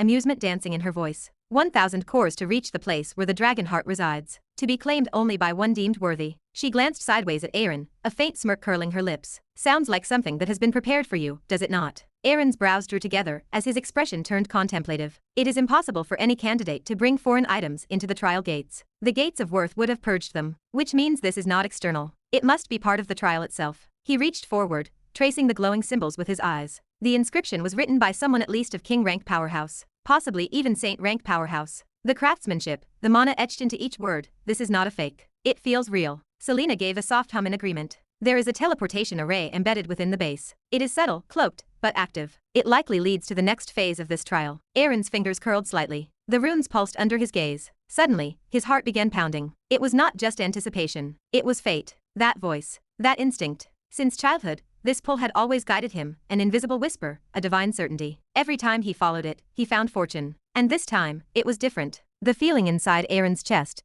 this inexplicable pull, was not just familiar. It was the strongest he had ever felt in his life. His heart thundered in his chest, each beat like a war drum echoing through his bones. The world seemed to narrow, the murmurs around him fading as the tablet's inscription glowed faintly, calling to something deep within his soul. Without hesitation, he turned. Lyold, take out 1,000 elemental cores. We are going. There was no second thought, no logic, no strategy, only instinct and faith in it. But beside him, the red-haired Lyold looked as though he had just been stabbed through the heart. 1,000. He choked, eyes widening in disbelief. Cannot 100 do the job? How about I pay the rest in installments? I will give 50 every month, I swear. Interest-free. He clasped his hands like a merchant begging for mercy from the heavens, but one glance from Aaron, just one sharp, no-nonsense glare, and he deflated completely. With a deep, defeated groan, he extended the heavy sack with both hands. His expression was devastated, as if he had just handed over his soul instead of currency. Damn it all. Lyold muttered under his breath, eyes glossy with unshed tears. I was saving that for my retirement, or maybe to buy a girlfriend someday. Aaron ignored the melodrama and turned toward the saintess. Lady Selena, please excuse us. I will be heading in. I will join you, Selena replied. Her voice was calm but laced with a spark of curiosity. It intrigues me. Aaron blinked. You will. He hesitated. But it might be dangerous. We still do not know if it is a trap. He said this carefully, the edge of concern in his voice betraying the thoughts racing through his mind.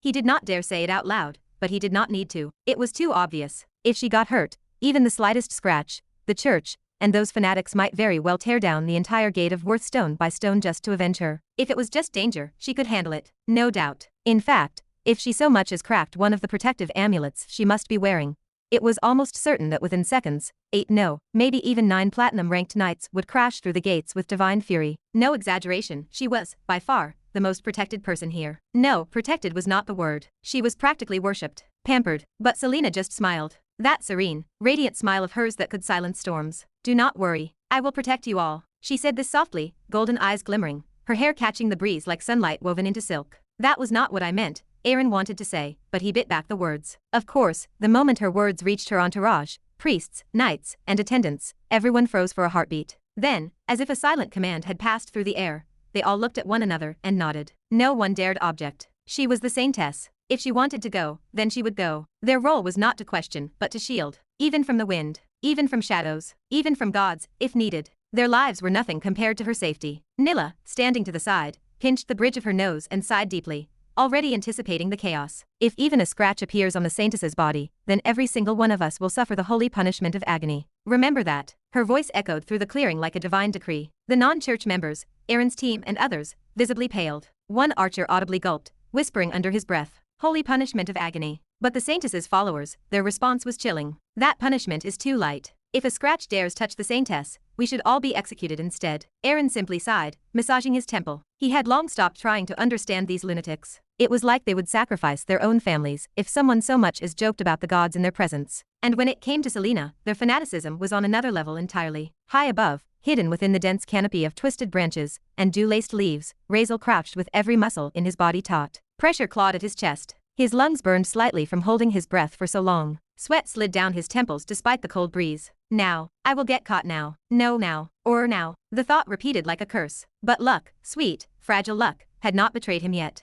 Down below, the platform gleamed like sacred marble bathed in morning light. The air buzzed with mana, its current almost seductive. He knew what it meant. He could read the scene like a book. TCH, greedy bastard, Razeal thought, narrowing his eyes at Aaron, who was standing confidently, with that ever self-righteous look of his. Of course the protagonist would jump at the bait like a starving dog. A shiny platform with glowing runes. His sense of destiny must be tingling. People have spider senses, but this bastard has goblin senses. He watched Aaron closely. That face, that calm composure, that holy glow in his goddamn eyes. This motherfucker was born to steal, robbing fate, stealing lives, calling it opportunity like it is divine will. I hate him. I swear, I hate him with every cell in my body, Razeal mentally cursed. But then again, how much can one head curse? Let them go, he thought bitterly. Let them get teleported to whatever bullshit dragon trial this is. All he needed was for them to step on that damn platform, so he could finally breathe. 7 whole minutes. He had held his position for 7 excruciating minutes. Even though he could hold his breath for 10, he was not confident in staying unnoticed for much longer. His limbs were beginning to tingle,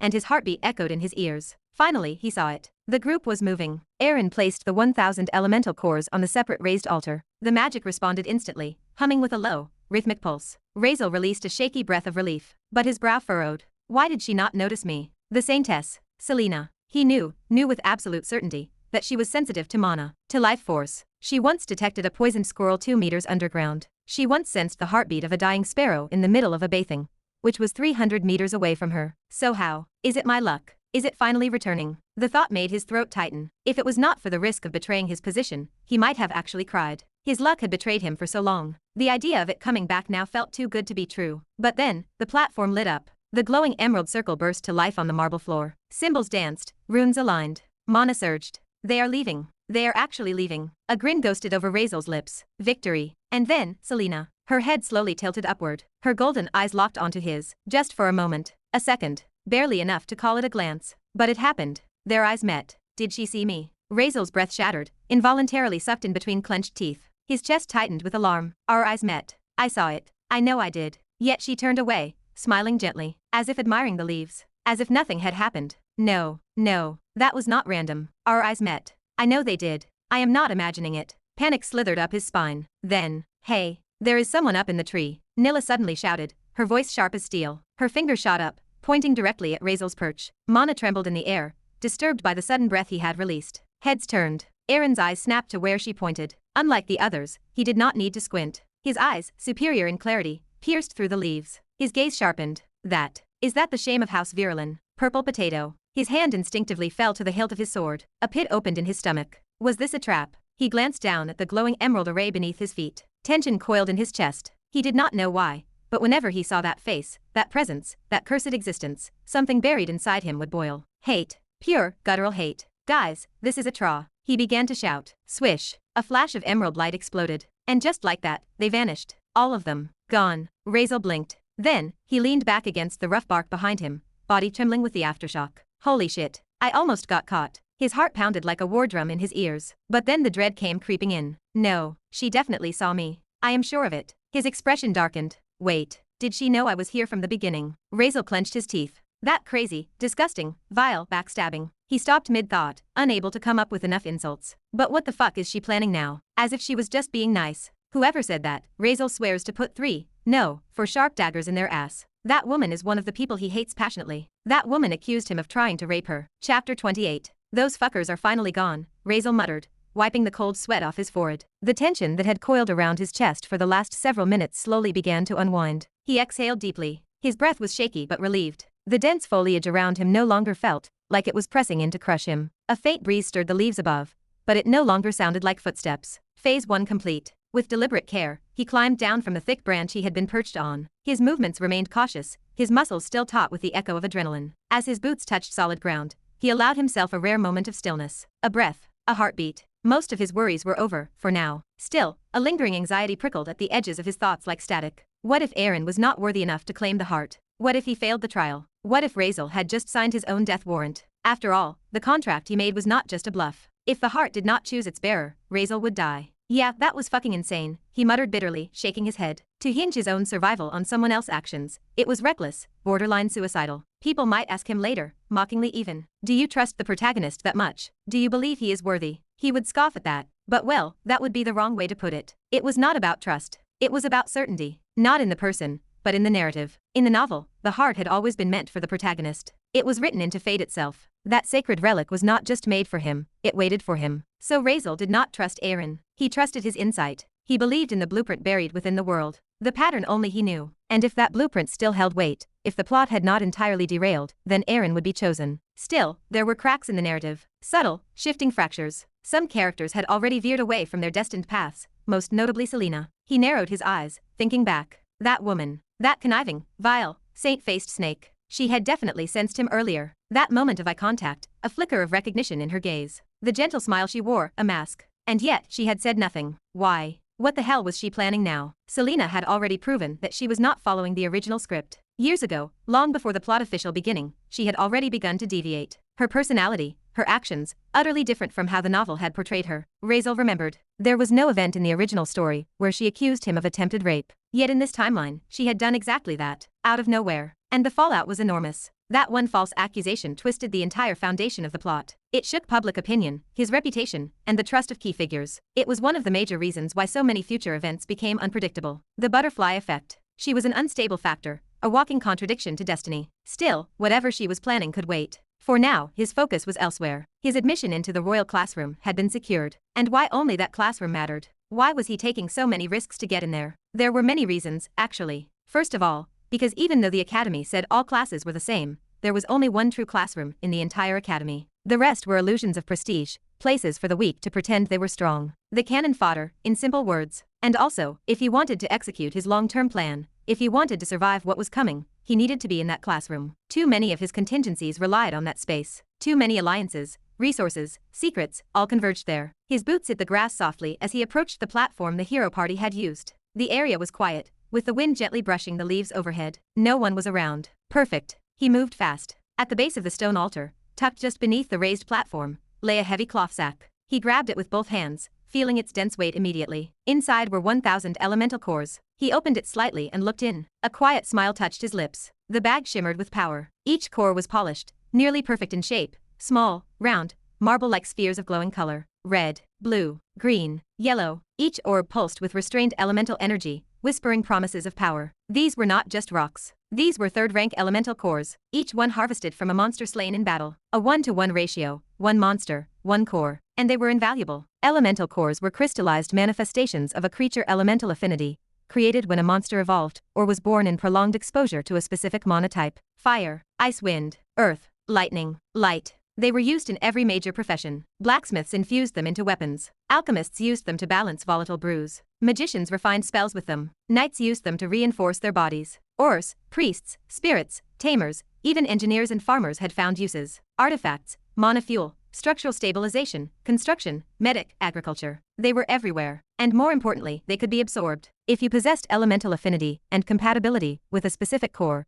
you could absorb it, increasing your own mana capacity, elemental alignment, and the purity of your energy. But it was not easy. The compatibility had to be natural, innate. You could not fake affinity, not unless you wanted to end up a twitching corpse. These cores were born in monsters, lodged where their hearts should be. Extracting them without destroying the core required finesse. Razeal admired the shimmering orbs for a long moment. There were 4 distinct colors of elemental cores inside the bag, each one shimmering faintly in the filtered light. Razeal crouched beside it, inspecting the contents with narrowed eyes. Fire, wind, water, and earth. He muttered under his breath, recognizing the most common elemental types at a glance. Of course it would be these. The universals. The easy ones. These 4 elements were widespread across the continent, found in every nook of terrain, dungeon, and ruin. Their abundance did not make them weak, not at all. In fact, if wielded by someone with high compatibility, they could become terrifyingly powerful. But rarity brought prestige. Elements like lightning, wood, ice, or light, those were the elusive ones. Hard to find. Even harder to master. You could not simply stumble into a lightning-type beast in the woods. Still, as rare as those elements were,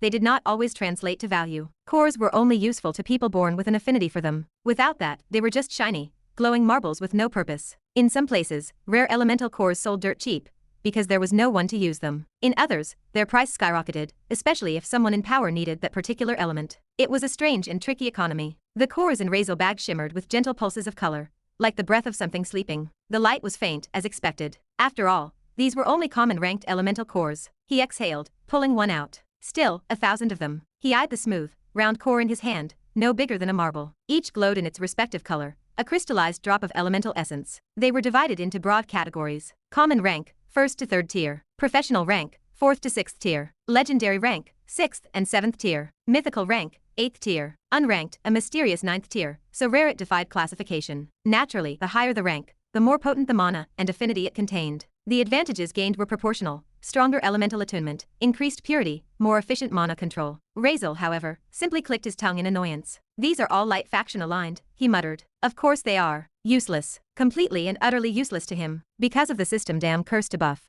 he could not absorb any element belonging to the light faction. And all these elements were of the light faction. He scowled. Motherfucker of a system. I heard that, host. The mechanical voice chimed in his head with smug satisfaction. Razeal ignored it and pulled out a special bag from his waist pouch issued by the academy itself. To avoid cheating, candidates were not allowed to bring their own storage tools into the trial. These regulation-issued bags had a limited capacity, only about 1 square foot, and were handed out before the test began. Their purpose was to ensure every core collected came from the field. He dropped the shimmering marbles inside, watching them vanish into the dark inner space. 1,000 cores, that is all they left behind. So stingy, he scoffed, shaking his head. Would it have killed them to leave a few more? Still, there was one silver lining. Any student who passed the trial was allowed to keep the cores they collected after the instructors had counted and verified them. A standard reward policy. And the math. A single third-ranked elemental core goes for around 10 gold coins. He did a quick calculation, his heart thumping in rhythm with every imagined clink of coin. 1,000 cores at 10 gold coins apiece. That was 10,000 gold coins. His lips curled into a greedy grin. People did not understand what that kind of money meant.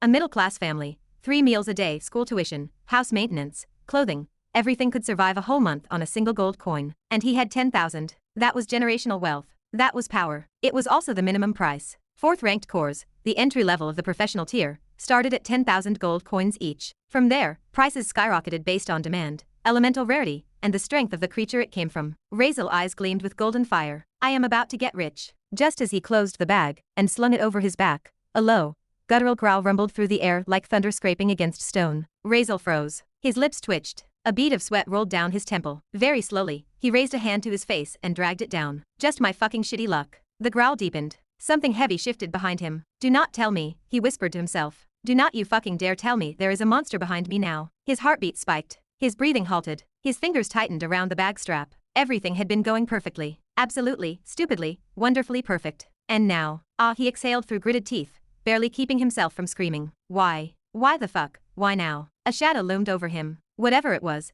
not small. Chapter 29. Razeal stiffened the moment he heard the low, guttural growl ripple through the air behind him. A jolt ran down his spine. His muscles locked up, but his instincts screamed at him to move. He turned his head over his shoulder. There it was. A black, hulking hound stood just meters away, in the open ground of the forest. Its body was low to the ground, coiled like a spring. Muscles rippled beneath a semi-metallic exoskeleton, the plates glinting faintly with a dark, gunmetal sheen. Faint wisps of smoke curled from its maw, where dagger-like teeth gleamed like polished steel. Its eyes were pitch black, depthless voids that looked less like organs and more like twin abysses staring straight into him. Great, Razeal muttered under his breath. Just my fucking luck. He took a silent breath. His heart rate began to spike, but his face remained composed. A third-rank monster, a firehound. They were not rare, nor were they usually worth panicking over. But this one looked like it had lived through too many fights, and walked away from all of them. It had the scars to prove it. Its paws were wreathed in small tongues of crimson flame, crackling faintly each time they pressed against the forest floor. Despite that, it had approached in total silence. That was what made firehounds terrifying. For a low-tier monster, they possessed a remarkable gift for stealth. Their bodies made no noise, their presence almost undetectable. It was like death wrapped in silence. Razeal narrowed his eyes. A big dog with murder issues, he murmured. Lovely. But even with all that danger, he could not help but recall a strange quirk of this species. They were prideful. Stupidly so. Firehounds, unlike most beasts, never attacked their prey from behind. It was some absurd instinctive code of honor they followed. They always waited for their prey to turn around, demanding a face-to-face kill, as if their ego required acknowledgement before they ripped you apart. So that is why I am not dead yet. Razeal slowly, deliberately turned to fully face the creature. Both of them locked eyes. He felt the tension hanging in the air like a blade over his throat. The beast crouched lower, nostrils flaring, lips curled in a snarl. He reached subtly into the inside pocket of his tuxedo coat, fingers curling around the hilt of a small dagger hidden within. He did not draw it. He knew what would happen if he did. The hound was watching. It was waiting. One wrong move would trigger an immediate lunge. Razeal did not like being lunged at. System, he hissed mentally. You have that damned rules of the wild thing, do you not? Got anything useful to help me deal with this hellhound? A mechanical ping echoed in his mind, followed by the system calm, annoyingly chipper voice. Yes, host. Activating Wild Survival Rulebook. Rule number 1. Do not approach anything bigger than you. You will be easy prey. Rule number 2. Do not approach anything smaller than you. They definitely do not have friends, or they are venomous. Rule number 3. Do not approach anything the same size as you. They will think it is a fair fight. Rule number 4. Do not approach. Just shut up. Razeal snapped under his breath, his face twitching. Shut up, you useless piece of shit. Understood. muting wisdom. He rolled his eyes. Figures. When I need something actually useful, you are out here giving me dumb animal proverbs. The firehound growled again, paw shifting half a step forward. Razeal tensed. His breath came low and slow, a cold film of sweat coating the back of his neck. Every instinct told him to run, every lesson told him to wait, and every curse he had ever known stacked itself inside his mind, reserved exclusively for this very moment. Guess I will have to deal with it myself, as always, he muttered grimly. His grip tightened around the hilt of the dagger inside his coat. On the other side of the trial grounds, graveyard of forgotten stones. Swish. A surge of emerald light flared across the cracked earth, briefly illuminating the desolate, uneven terrain. The flash faded as quickly as it came, leaving behind a group of stunned figures now standing in the middle of an unnaturally open space, an eerie contrast to the rest of the trial zone, which had been overrun by jagged boulders and ancient, weather-worn stones. Aaron staggered forward half a step, immediately unsheathing his greatsword with a sharp metallic ring. Its edge gleamed faintly in the remaining afterglow. Shit, he cursed under his breath, scanning the strange area with narrowed, sharpened eyes. We were teleported. I did not even sense that guy. How did I miss it? Around him, nearly 80 candidates stood, dazed and rattled, each trying to comprehend the shout of warning before the teleportation. Their group formation had broken during the warp. Weapons were half raised, stances uncertain. Only instincts kept them from panicking. Where are we? One of the archers muttered, glancing around warily, an arrow already knocked between her fingers. Nilla adjusted her glasses, calm but visibly tense. Her normally cool expression had tightened. Graveyard of forgotten stones, she answered. It is a desolate area inside the gates of Worth. We teleported directly to the west. A sudden voice boomed through the stony silence. A deep, rugged, almost amused growl that echoed like thunder bouncing off the stone walls. That bastard kid made a deal to send one person, and now sent me a whole damn tour group. The voice carried unrestrained power. It did not shout, but it struck through the air like a shockwave. Aaron spun, sword raised, locking eyes in the direction of the voice, and then froze. His breath caught in his throat. Standing just ahead was a towering figure, easily 7 to 8 feet tall, cloaked in a translucent green aura that made the air around him shimmer. His body, though spectral, was built like a war-forged titan. Broad shoulders, thick limbs cored with unnatural strength, and long, curved horns rising from his head like the crown of a prideful dragon. In his right hand, he casually held a massive, jade-colored blade, a dragon-forged greatsword so majestic it seemed to hum with power even in silence. A saint, Aaron murmured. His voice trembled, the words nearly caught in his throat. His knuckles whitened on the hilt of his sword as he suppressed his instinct to bow or run. He did not need anyone to tell him what this being was. He knew. The aura alone gave it away. Only those of saint rank possessed that kind of overwhelming, suffocating presence. His noble upbringing had trained him to recognize it on the instant. Behind him, the group collectively recoiled, as though a massive predator had suddenly revealed itself. Weapons were raised. Some stumbled backward, others froze completely. The squad of elite candidates surrounding Selena immediately stepped forward, weapons gleaming, placing themselves between her and the looming entity. The tension in the air snapped taut like a drawn bowstring. Selena herself did not move, but a single bead of sweat rolled down her cheek. Her golden eyes were locked on the figure in front of them, wide with both recognition and disbelief. I expected something grander, she whispered,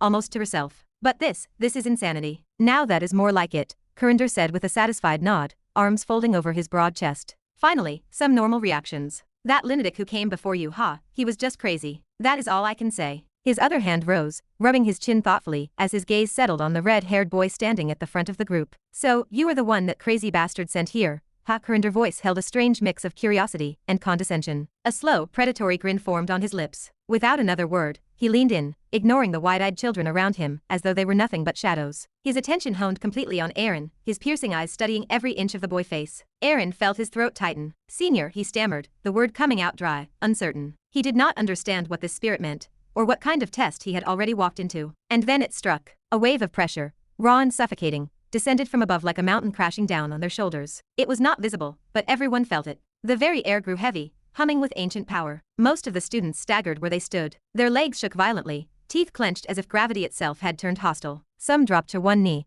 others gasped for breath as though the air had turned to molten lead. But not Aaron. Though he felt the weight press against his chest and spine, though sweat began to form at his temples, he stood his ground. His body tensed, but he did not fall. The pressure, though immense, was something he could endure, unpleasant, yes, but manageable. He noticed something else. Selena. She too remained firm, her back straight and expression unchanging, as if Kurinder's aura was nothing more than a breeze. A faint shimmer flickered in her eyes, her mana instinctively reacting, forming a barrier around her without conscious thought. Her unique construction, like his, was different, resistant. Among the sea of trembling bodies and stifled cries, only two remained unfazed. Kurinder noticed it too. His eyes glinted. Interesting, he mused. Two of you. That bastard really knew what he was doing, did he not? The pressure radiating from Kurinder was not of brute strength or explosive power, it was the weight of his existence, the raw authority of a higher life form that had transcended mortality. It was not a show of force, it was dominance etched into the very air. If he had released his aura with true killing intent, everyone here would have been reduced to ash, crushed under an invisible storm of spiritual might. Even so, the tension was suffocating. Most of the students looked pale, their bodies trembling as though their very souls were shrinking under the presence of the saint. Eyes widened in horror, lips pressed shut to suppress screams. Some clutched their weapons, while others could not even raise a hand. Aaron and Selena remained standing, though their expressions were far from calm. Their bodies held, but their thoughts reeled. This was beyond anything they had imagined. A saint, a high-ranked saint-level existence, right here in the middle of the trials. Selena heart pounded violently in her chest. Aaron fists clenched at his sides, nails digging into his palm. Corinder, observing the two that still held their ground, raised a brow, intrigued. Ha, seems that bastard did not lie after all. His voice was deep, grating with age, but carried the vigor of a battle-hardened soul. You, red-haired one, you have the blood of the sun god flowing through your veins, do you not? And you are definitely Dragonever, are you not? Aaron blinked. For a second, he thought he had misheard. Corinder stroked his bearded chin thoughtfully, his glowing eyes narrowing. The dragon aura on you. It is not quite royal blood, but still astonishingly pure for a human. For dragon blood so diluted by generations to remain this potent, it is impressive. His fingers tightened slightly on the hilt of the magnificent green, blade weapon resting on his shoulder. He is truly gifted. That brat might have been right. If this boy receives the dragon heart, he may very well awaken the path to the royal dragon lineage. The evolution might truly be possible. Corinder's expression shifted, an old burden in his heart stirring with rare hope. Perhaps he had finally found a worthy one. Aaron's thoughts, however, were in chaos. What? Sun god bloodline. How does he know about that? His eyes widened as the weight of the revelation hit him. His lips parted in shock, but he quickly reined in his expression, forcing a neutral face. Still, his pupils trembled slightly, betraying his thoughts. Is there a leak in the family? A spy? No, only the elders should know, unless this spirit had been watching secretly. But even as panic brewed beneath the surface, Aaron remained composed. He knew that panicking now was suicide. Before him stood a saint-level powerhouse. If he lost his composure, he could lose much more than just answers. I do not need to question now. It is better to keep my mouth shut about this stuff. Also, people are around, he thought, looking at the crowd around him who seemed like they were busy with their own situation, and must not have heard right. Forcing a respectful tone, he stepped forward and bowed slightly. Sweat trickled down the side of his face. Senior, he said, his voice controlled but respectful, forgive our intrusion. We were teleported here through the sacred tablet circle. I was not aware someone of your status would be present. Had I known. Corinder waved a massive hand casually, interrupting him. Yeah, I know, he grunted. That is not important.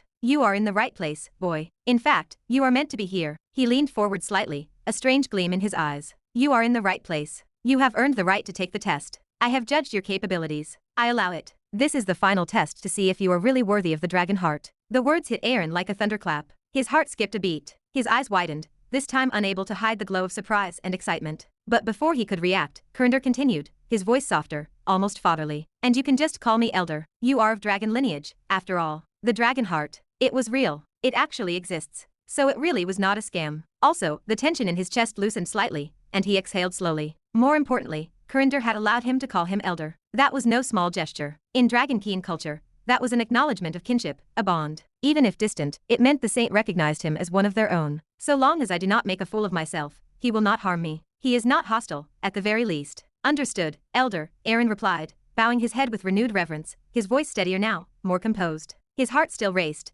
but at least it was not from fear anymore, it was excitement. On the other side, Selena remained completely silent, standing just off to the side with a calm, but careful demeanor. Her eyes were sharp. She did not say a word, nor did she intend to. She knew better than to speak here. Dragons, especially saint-ranked ones, were prideful beyond reason. Unless you were of their kin, opening your mouth was the fastest way to get turned into cinders. They were volatile, temperamental, and easily offended. It was unwise to challenge them, or even question them. Not to say they had weird mood swings and several anger issues. Selena reasoning screamed at her to stay still, and let Aaron handle this. He was the one with dragon lineage. She had no intention of stepping on a landmine. And so, the tension thinned slightly, but the intensity remained. Chapter 30. Elder, Aaron spoke, his voice now more composed, carried by a touch of confidence. He had calmed down, at least outwardly. The initial shock of meeting a high-ranked spirit had settled, and he now tried to act with the dignity expected of someone from a prestigious bloodline. Is there truly a trial here? Corinder did not reply immediately. He simply stared at the boy with an unreadable look before answering with a nod and a low rumble in his voice. Yes. He then narrowed his eyes, the seriousness in his tone becoming unmistakable. But listen well, boy, this is no mere test. Fail, and none of you will leave this place. Not by force, not by plea. The moment you stepped here, you agreed to the rules I set. Even if you carry the blood of dragons, even if you are kin, I will not show mercy. Everyone's fate here depends on you. The air around him grew heavier, not with killing intent, but with the pressure of divine conviction, a statement bound by oaths and ancient purpose. You must have read the words I carved into the sacred tablet. Yes, Kurinder asked, folding his arms over his massive frame. Arian blinked, his throat dry. That calm he had gathered a moment ago started to fray. If a saint says this is serious, then it is not just serious. It is a death sentence if failed. So no one can leave this place now. Behind him, the group that had barely begun to relax now tensed again, beads of sweat gliding down forwards. A low murmur of unease spread like wildfire. Selena's expression hardened. Her eyes sharpened, her lips pressing into a line. If it comes to it, I will use that, she thought, her hand instinctively brushing against the ruined seal hidden beneath her gloves. But she did not act yet. Not without cause. Not in front of a saint. It is better if things did not come to that. I understand, Elder, Arian finally responded, his voice low but resolute. He bowed respectfully. I will do my best not to disappoint you. Even if he did not have the full picture, he could at least respond with grace and honor. Kurinder gave a simple grunt of approval and turned. Good.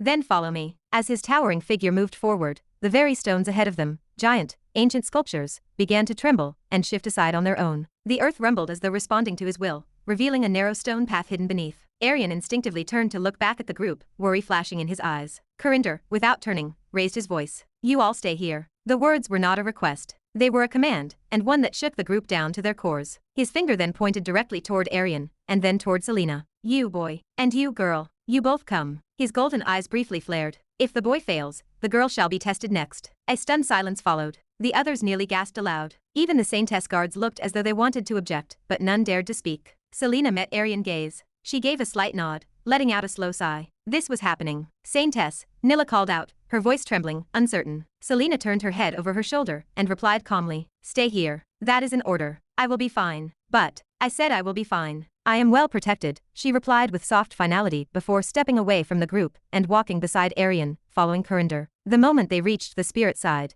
Arian asked a lingering question that had been clawing at his thoughts. Senior, was that altar in the northern field your creation? The one that demanded 1,000 elemental cores as offering? His tone was cautious. Suspicion still lingered in his heart. Kurinder paused. His brows twitched. Then he sighed. He pinched the bridge of his nose, his voice suddenly filled with awkward frustration. No, that ridiculous altar was not my doing. And the fee of 1,000 elemental cores, he looked genuinely embarrassed. That was that damn rude kid idea. The same one who convinced me to prepare for your arrival in the first place. Ha, Arian blinked, utterly baffled. Even Selena, usually composed, narrowed her eyes sharply. A thought began to flicker at the edge of her mind. Kurinder caught their reactions and chuckled dryly. Judging from your expressions, I take it you have not met him yet. He shook his head with clear exasperation. Well, I am not surprised. With a personality like his, it is a miracle anyone can tolerate being around him. Arian furrowed his brows. Elder, forgive my bluntness, but who are you talking about? His patience had reached its end. Well, I do not know his name, but it was that crazy kid, Kurinder began, his voice holding an amused undertone. I cannot tell the whole story, so I will translate his words for you. In easy words, that lunatic said he knows someone worthy enough. Someone he believed in so much, that he brought them here just to claim the dragon heart. I did not trust him, but again, he gave Arian a dry look. But judging by the fact that you are standing here,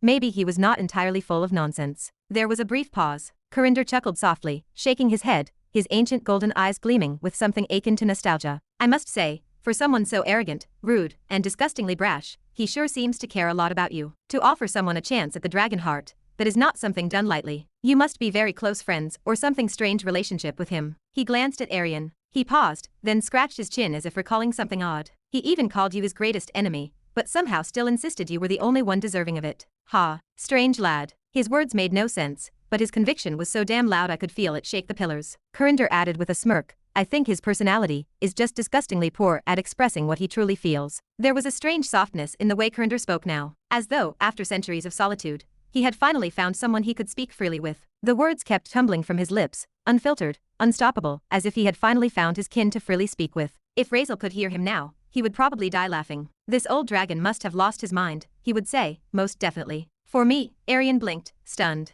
Who could possibly do something like that? Some very complicated expressions appeared on his face, his heart thudding louder with each passing second. You do not know, Kurinder looked genuinely surprised. His brows arched high as though that answer had blindsided him. I thought you would know immediately when I said that. Selena, who had been listening silently all this time, suddenly leaned in slightly, curiosity gleaming in her eyes. Who might this kind soul be? Only angels can do this, right? She was intrigued, to say the very least. It is the boy with long royal purple hair. He was here just a while ago. He tilted his head, frowning slightly. Did I not mention it? Ha ha ha, Arian practically screamed, his brain short-circuiting as the realization struck. His mind raced, flashes of memory clicking in his mind. He remembered a figure in the trees, hidden in the tree leaves top above, just before he got teleported, as if waiting for them. His voice cracked. Razeal. That bastard. His jaw dropped. An invisible explosion of question marks seemed to erupt around his head. He looked like he had just been told the sky was green and gravity no longer existed. Why the hell would that guy do this? Gifting me a dragon heart. That is insane. Even Selena jaw dropped,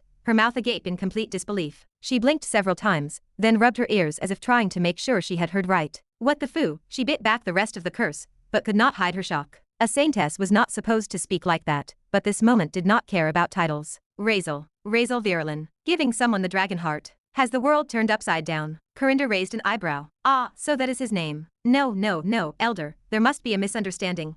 Arian interjected quickly, waving his hands. That cannot be him. And did you not say once someone enters this place, they cannot leave? I have seen that guy outside, so it is definitely not him. And that person, Arian continued rapidly, purple hair, yes, but that person, he would never do something like this. Not in a million years. His voice cracked slightly, overwhelmed with denial. The sheer absurdity of the thought made his brain itch. Corinda blinked. Then he raised a finger casually. Though, no, I am sure it was him. Do not worry about the no leaving this place part. I made an exception. You wait. What? Arian nearly stumbled backward. Corinda's smile was easy, almost too casual. Ah, yes. Normally, I do not break rules. But in his case, we signed a blood spirit contract. Arian pupils dilated. Selena instinctively took a step forward. A what? The dragon said, entirely unbothered. We signed a blood spirit contract. That boy, he was insanely confident. He gambled his life. Set conditions himself that he would personally bring the one worthy of the dragon heart here in 1 hour. That you would pass the dragon heart test and earn it. If he failed to meet these conditions, he dies. Simple. He paused, his lips curling into a rare, genuine smile. Corinda chuckled again, the sound deep and reverberating like thunder on a mountain peak. It was heroic. Even for someone like me, prideful and ancient,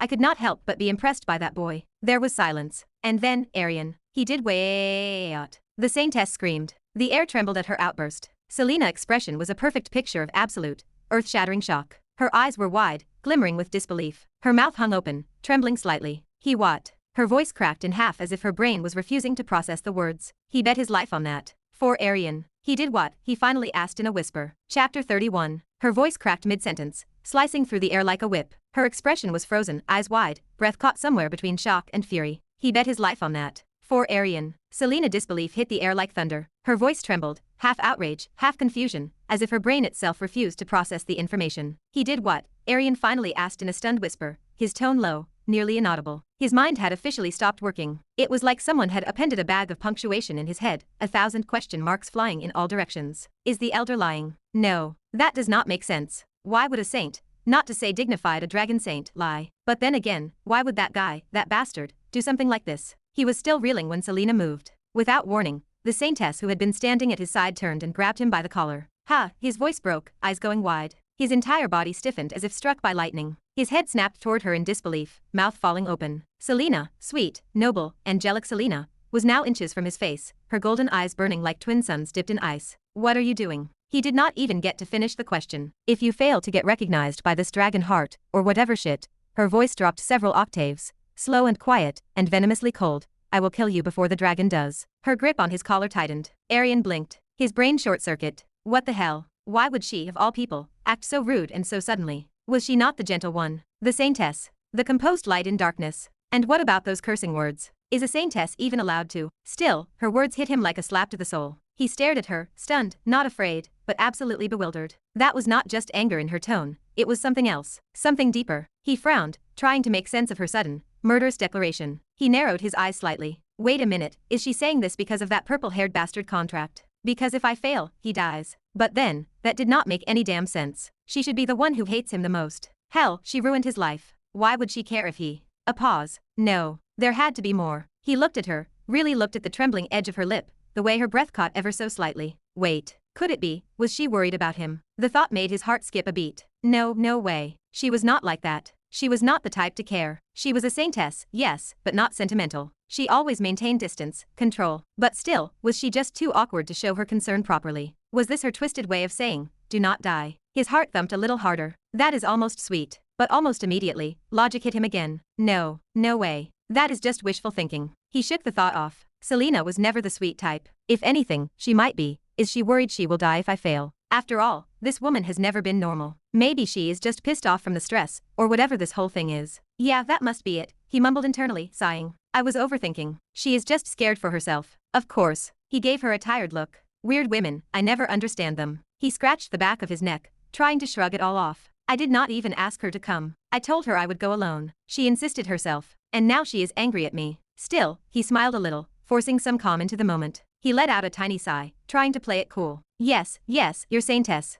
I will not fail. Do not worry, Arian replied awkwardly, trying to gently lift her hand off his collar with a sheepish smile. But before his fingers could even touch her hand, she snapped. Do not touch me. Her tone sliced again. She released his collar herself, but not before giving him a tiny shove. He stumbled slightly, more from shock than strength, and hastily straightened himself. His pride took a small hit though. He looked around, very relieved there were not many people nearby. Maybe she is just mad because of the situation, he told himself, trying to smile again, brushing his long red hair back with one hand. Definitely a mood swing. Better not provoke her any further. Then, as if to confirm his suspicions, Selena raised the very hand she had used to grab him and cast a soft golden glow over it with her other hand. A purification spell. Arian lips twitched. His smile cracked. He looked away, the second-hand embarrassment almost too much to handle. Did she just purify herself after touching me? Meanwhile, Kurinder rubbed his chin with a small, amused grin. The old dragon saint did not say a word. He could have easily commented on the girl's sharp tone, her lack of reverence for the dragon heart, or her casual attitude around him, a spirit of saint-level power. But instead, he simply nodded to himself as if watching a drama unfold in real time. Better to leave it alone, he thought. This girl feels oddly troublesome. Then he clapped his hands lightly. Well then, if you both are quite done, shall we proceed? Kurinder arched a brow. That crazy bastard might actually die if we delay too long. And while I would not mind, we did sign a blood spirit contract. It would be impolite to let the fool die over your teenage dramatics. Selena whipped her head toward Arian with a glare. Then move your legs. What are you waiting for? Walk faster.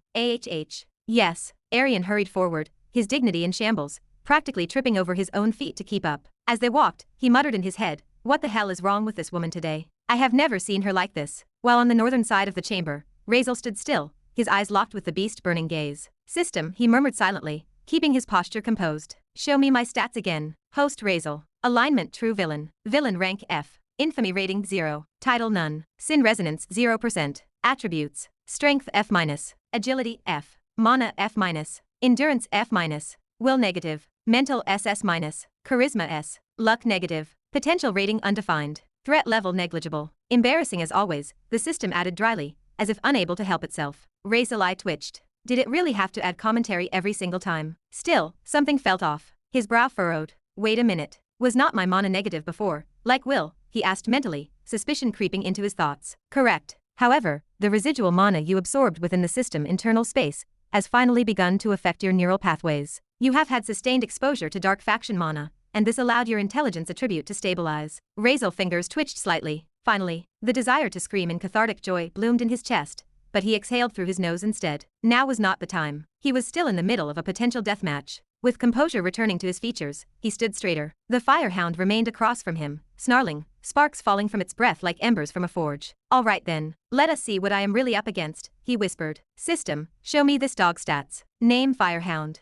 Rank 3rd rank beast. Species type elemental beast. Affinity fire and heat. Danger level extreme. Behavior aggressive, territorial, and prideful. Attributes. Strength D. Agility C. Mana E. Endurance D. Mental F. The moment he saw the list, a vein throbbed near Razeal temple. He blinked, then blinked again. This flaming mutt outclasses me in every measurable way. If looks could kill, the system interface would have been vaporized. Strength, speed, even endurance. Intelligence. Is this some kind of sick joke? He shouted internally. His eyes narrowed, gaze darkening with quiet frustration as his fingers slowly curled into a fist. I am the protagonist of my own story, he muttered under his breath, voice almost tremulous with resentment. And I am getting outranked by a dog. Technically, a firehound. Lesser elemental variety. But yes. Chapter 32. North side, open forest. Razeal stood still, silent, unblinking, and fully guarded. His gaze was locked onto the monstrous hound before him, a beast cloaked in heat and menace. The atmosphere between them was heavy, like the moments before a thunderclap. System, he spoke internally, voice calm, but tightly controlled. What is the primary attack method of this thing? Response. Predominantly physical. Sharp claws and nails imbued with extreme internal heat averaging 800 degrees Celsius. Its teeth maintain a consistent surface temperature between 700 to 1000 degrees Celsius. Additional attacks include headbutts, charged leaps, and body slams, extremely lethal due to its hardened, blade-like exoskeleton. Razeal thoughts churned, yet his focus never wavered from the hound's searing gaze. The two locked eyes like predators sizing each other up, waiting for the faintest twitch. The beast was not lunging yet. It was waiting for him to draw his weapon, then pounce. And its bite force. Psi reading. Average recorded, 7,638 psi. TCH, Razeal eye twitched. At that level, it could tear through a grown man leg like it is warm butter. And my pain tolerance. After everything I have endured, it better be maxed out by now. Pain tolerance, SS rank, 166,362 out of 1 trillion. The hell, he nearly snapped. I was tortured from inside out by that crazy woman and this. What kind of scale are we using here? But there was no time to argue. He grit his teeth, shoving his irritation down his throat. Later. Focus now. He slowly exhaled and let his tension settle. Then, from beneath the folds of his sharp tuxedo coat, his hand emerged gripping the dagger. He did not draw it in any conventional manner. The blade was reversed in his grip, the tip pointed toward the ground, his wrist tilted down, fingers coiled with an eerie calm. His stance did not scream ready. It whispered trap. The hound twitched. Its entire frame tensed like a drawn bow. Razeal hand slid the dagger free, in the most subtle motion imaginable, and the hound moved. Boom. The ground cracked beneath its leap. It lunged, speed blurring past the eye. Razeal saw the blur, his body not fast enough to react, but his mind already knew. It would go for the obvious target, the dagger arm. He did not resist. Instead, he extended his arm forward deliberately. Bite it, bastard. The hound's massive jaws clamped down. Crunch. Agony exploded. His tuxedo sleeve burned instantly into ash, revealing scorched flesh beneath. The beast's blistering hot teeth pierced into his skin, sizzling through muscle, digging down until, clink, something halted the bite. The hound fangs ground against an unnatural resistance beneath his flesh, a dense, inhuman alloy layered over bone. Its jaws could not close fully. It was like biting into molten steel. Still, blood burst from the torn flesh, spraying in a crimson arc. Steam hissed off the wound as the seared meat bubbled. His upper arm was bathed in blood, the scent of burnt iron heavy in the air. And yet, Razeal did not flinch. His eyes remained cold and locked. Because the real counter was just beginning. Razeal's gaze did not waver. His eyes remained sharp, fixated on the beast locked onto his right arm. The hound jaw trembled slightly, muscles tightening with primal force as its superheated fangs sank into flesh, steam rising like breath from hell. The pain was not gone, but dulled, numbed into something distant. But still a faint signal buzzing from a broken wire. A tingling reminder that his body had been injured, but not overwhelmed, as if only to remind him. Though it was nothing for him, even if he could have felt the pain, he had been through hell, literally. And just as he expected, it worked. The dagger slipped free from his bitten hand, not from weakness, but by design. His left hand flashed into motion, catching the falling blade mid-air by the hilt. In the same motion, Razeal twisted, his body pivoting with unnatural grace and precision. A clean, fluid arc like a dancer mid-performance before the cold steel of his dagger plunged into the soft, exposed underside of the hound neck. A low, guttural growl escaped the creature, confused and pained, its body jolting. But Razeal was merciless. With a brutal twist of the blade, he carved deeper into its throat, severing the pulse of life. The hound shuddered once, violently, and then collapsed, dead weight slamming into the forest floor with a dull thud. Its jaw unlocked, teeth unclenching from his arm, as if even in death, it obeyed his will. Blood soaked through his sleeve, dripping steadily from his elbow. Still just a dog, after all. Razeal exhaled, calm, almost disappointed. He wrenched the blade free, flicking it to the side with a sharp snap of his wrist. The hound dark blood sprayed in a narrow arc across the dry leaves and cracked roots. Was not that hard, he muttered, his voice low, almost conversational, as he looked down at the corpse. Then to his own arm, shredded tuxedo, seared skin, and a fresh trail of blood. The sight would have shaken a lesser man. But Razeal merely sighed. Host, why do you not fight like a villain is supposed to? That was barbaric. You hurt yourself before your enemy did. The system voice echoed in his mind, as if sighing through digital static. I would have if you were not so useless, Razeal replied coldly, casually binding his right arm with a silk handkerchief from his pocket. This was the most efficient way to win. If I fought head-on, I would have taken more damage. Unexpected injuries are not exactly in fashion. And what if there were more monsters? Your method would have left you vulnerable. There are not, he said simply. The trial time is already up. And if there were more monsters, I would have figured something out. A beat passed.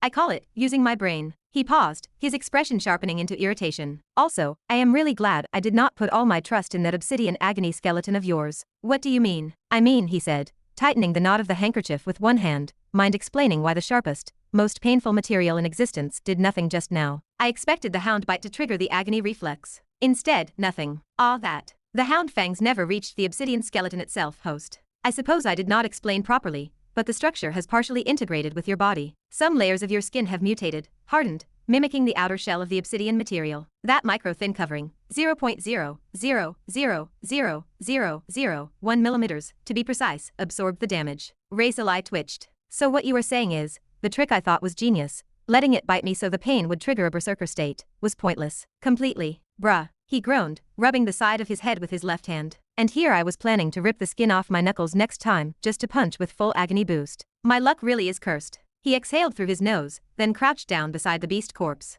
Whatever. Let us claim the prize. His dagger slid into the hound chest, finding the gap between the thick exoskeletal ridges. A few seconds of searching, and then a faint click as steel struck something solid. He pulled it free, now holding a crimson, marble-sized orb between blood-slick fingers. A fire elemental core. As expected, he murmured, as reflecting the gentle pulsing glow within the gem. 10 more gold coins. Good game. He whistled softly to himself, shaking his head in a mixture of awe and annoyance. Other kids have to kill 100 of these just to get into the academy. Literal hell. He turned, already planning to climb the nearest tree, and wait out the remainder of the trial. But then he froze. Something stirred in the air behind him. A sensation. Not hostile, but resonant. Familiar. Powerful. Slowly, Razeal turned his gaze back toward the hound corpse. His brows furrowed. His eyes drifted to the wound he had made in its chest. A pulse, not visual or physical, but something he could feel instinctively. I am feeling something, he whispered. Weird, but good. His fingers flexed slightly, eyes narrowing. What is this feeling? Chapter 33. Razeal narrowed his eyes. The sensation returned. A strange pull. It was an intoxicating allure, faint but persistent, crawling under his skin like static. It emanated from the hound corpse. An aching pull twisted in his chest, urging him forward, toward the dead beast. He stepped closer, slowly, his boots making faint crunching noises on the grassy ground. The scent of burned fur and coppery blood lingered thick in the air. His gaze remained locked on the bloody body. With practiced precision, Razeal crouched beside the remains. He pressed the blade back into the ruined chest, deeper this time. He carved through muscle and bone without hesitation, cutting toward the center of that strange resonance humming at the edge of his perception. A soft click. Embedded deep within the remains, he found it. His fingers reached inside, curling around something smooth, cold, and pulsating faintly like a dying heart. He pulled it out. It was a core, pitch black, perfectly spherical, and about the size of a marble. Dark violet threads coiled within it like veins of lightning, swirling with malevolent energy that felt more alive than inert. Holding the core, a weird sensation washed over him. It felt cold at first. That was not all. A deep, pulsing resonance spread through his palm and traveled up his arm. He felt it not on the surface, but inside himself. It was deep, as if two threads of the same origin had just connected. He frowned. He stared at it. A monster core. Strange, he muttered, trying to make sense of what was happening. In the novel, monsters contained two cores. One was the elemental core, located where their heart should be. The other was the monster core, buried deeper, at the center of their chest. Only the elemental core held value. As for the monster core, it was considered utterly useless. It was as if the world itself rejected it, as if it did not belong. It was known as the waste product in this world. Monster cores were crystallized concentrations of a monster, life essence. They were a chaotic blend of instinct, hatred, and wild energy. Nothing about them was stable or usable. They were always dark in color, black, murky crimson, or sometimes a deep, sickly violet, often with strange swirling red or purple threads running through them. They formed naturally in magical beasts, right in the center of their chest. Even with their importance to the beasts themselves, this world had no use for them. They were crucial to monsters. These cores were not just a weakness, they were a strength. Monsters could consume them to evolve to the next rank. They could absorb them and gain the characteristics or traits of the beast the core came from. It was one of the secrets to how monsters grew stronger over time, revealed in the latter half of the novel. But for humans, or for nearly all other creatures, they were worthless. There were so many reasons. They were incompatible with the natural system of this world. No one, not scholars, researchers, or even divine healers, could determine what kind of energy existed inside these cores. It was unstable and wild. It was completely non-mana. No matter how hard they tried, they could not even detect a trace of identifiable mana. Attempts to extract that energy failed. Attempts to refine it failed. Attempts to study it in depth often ended in disaster. The cores were volatile. Mishandling them during experiments could cause them to explode, sometimes catastrophically. Because of this, most people avoided them entirely. It was not worth the risk. If a high-ranking core was found, it was sometimes hidden or locked away. It was not because anyone could use it, but because if another monster ate it, they might gain a huge boost in strength or trigger a rank evolution, provided it did not explode first. They were strange, dangerous, and unpredictable objects. Perhaps they were not truly useless. Maybe the people of this world simply lacked the methods. With no institutional knowledge, no refining techniques, and no recognized ways to repurpose them, most researchers had given up. To them, monster cores were anomalies. They were not resources or weapons, just cursed relics of unstable magic. They were viewed much like rocks on the side of a pathway. But as Razeal looked down at the core in his hand, he felt different. The resonance, the way it pulsed and vibrated faintly, echoed with something inside him. It was something that should not have been possible. It was not just humming. It was calling to him. For a moment, Razeal could swear he felt warmth spreading through his veins from the core. It felt beneficial. His dark genius, his cursed talent, was resonating with it. It whispered that the core belonged to him. It whispered that it could be used by him. It whispered that it was meant for him. System, bother explaining what is happening, he asked, his voice low, his eyes still fixed on the strange stone in his hand. Even in the whole novel plot, these monster cores were never brought to use. I did not have any idea either, the system admitted. But after deep analysis all this time you held that core, I have come to a conclusion, and it is pretty surprising, actually. This core contains dark mana. Mana that is entirely unaffiliated with the white faction spectrum, which means it is a dark faction item. Really? Razeal eyes flickered, a faint spark passing through them. But did you not confirm that in this world, there is nothing of the dark faction I can use? You said this world is completely aligned with the white faction. Was that not the reason I could never absorb mana, never use aura, not even progress in swordsmanship? Yes, I did say that. But you should remember something important.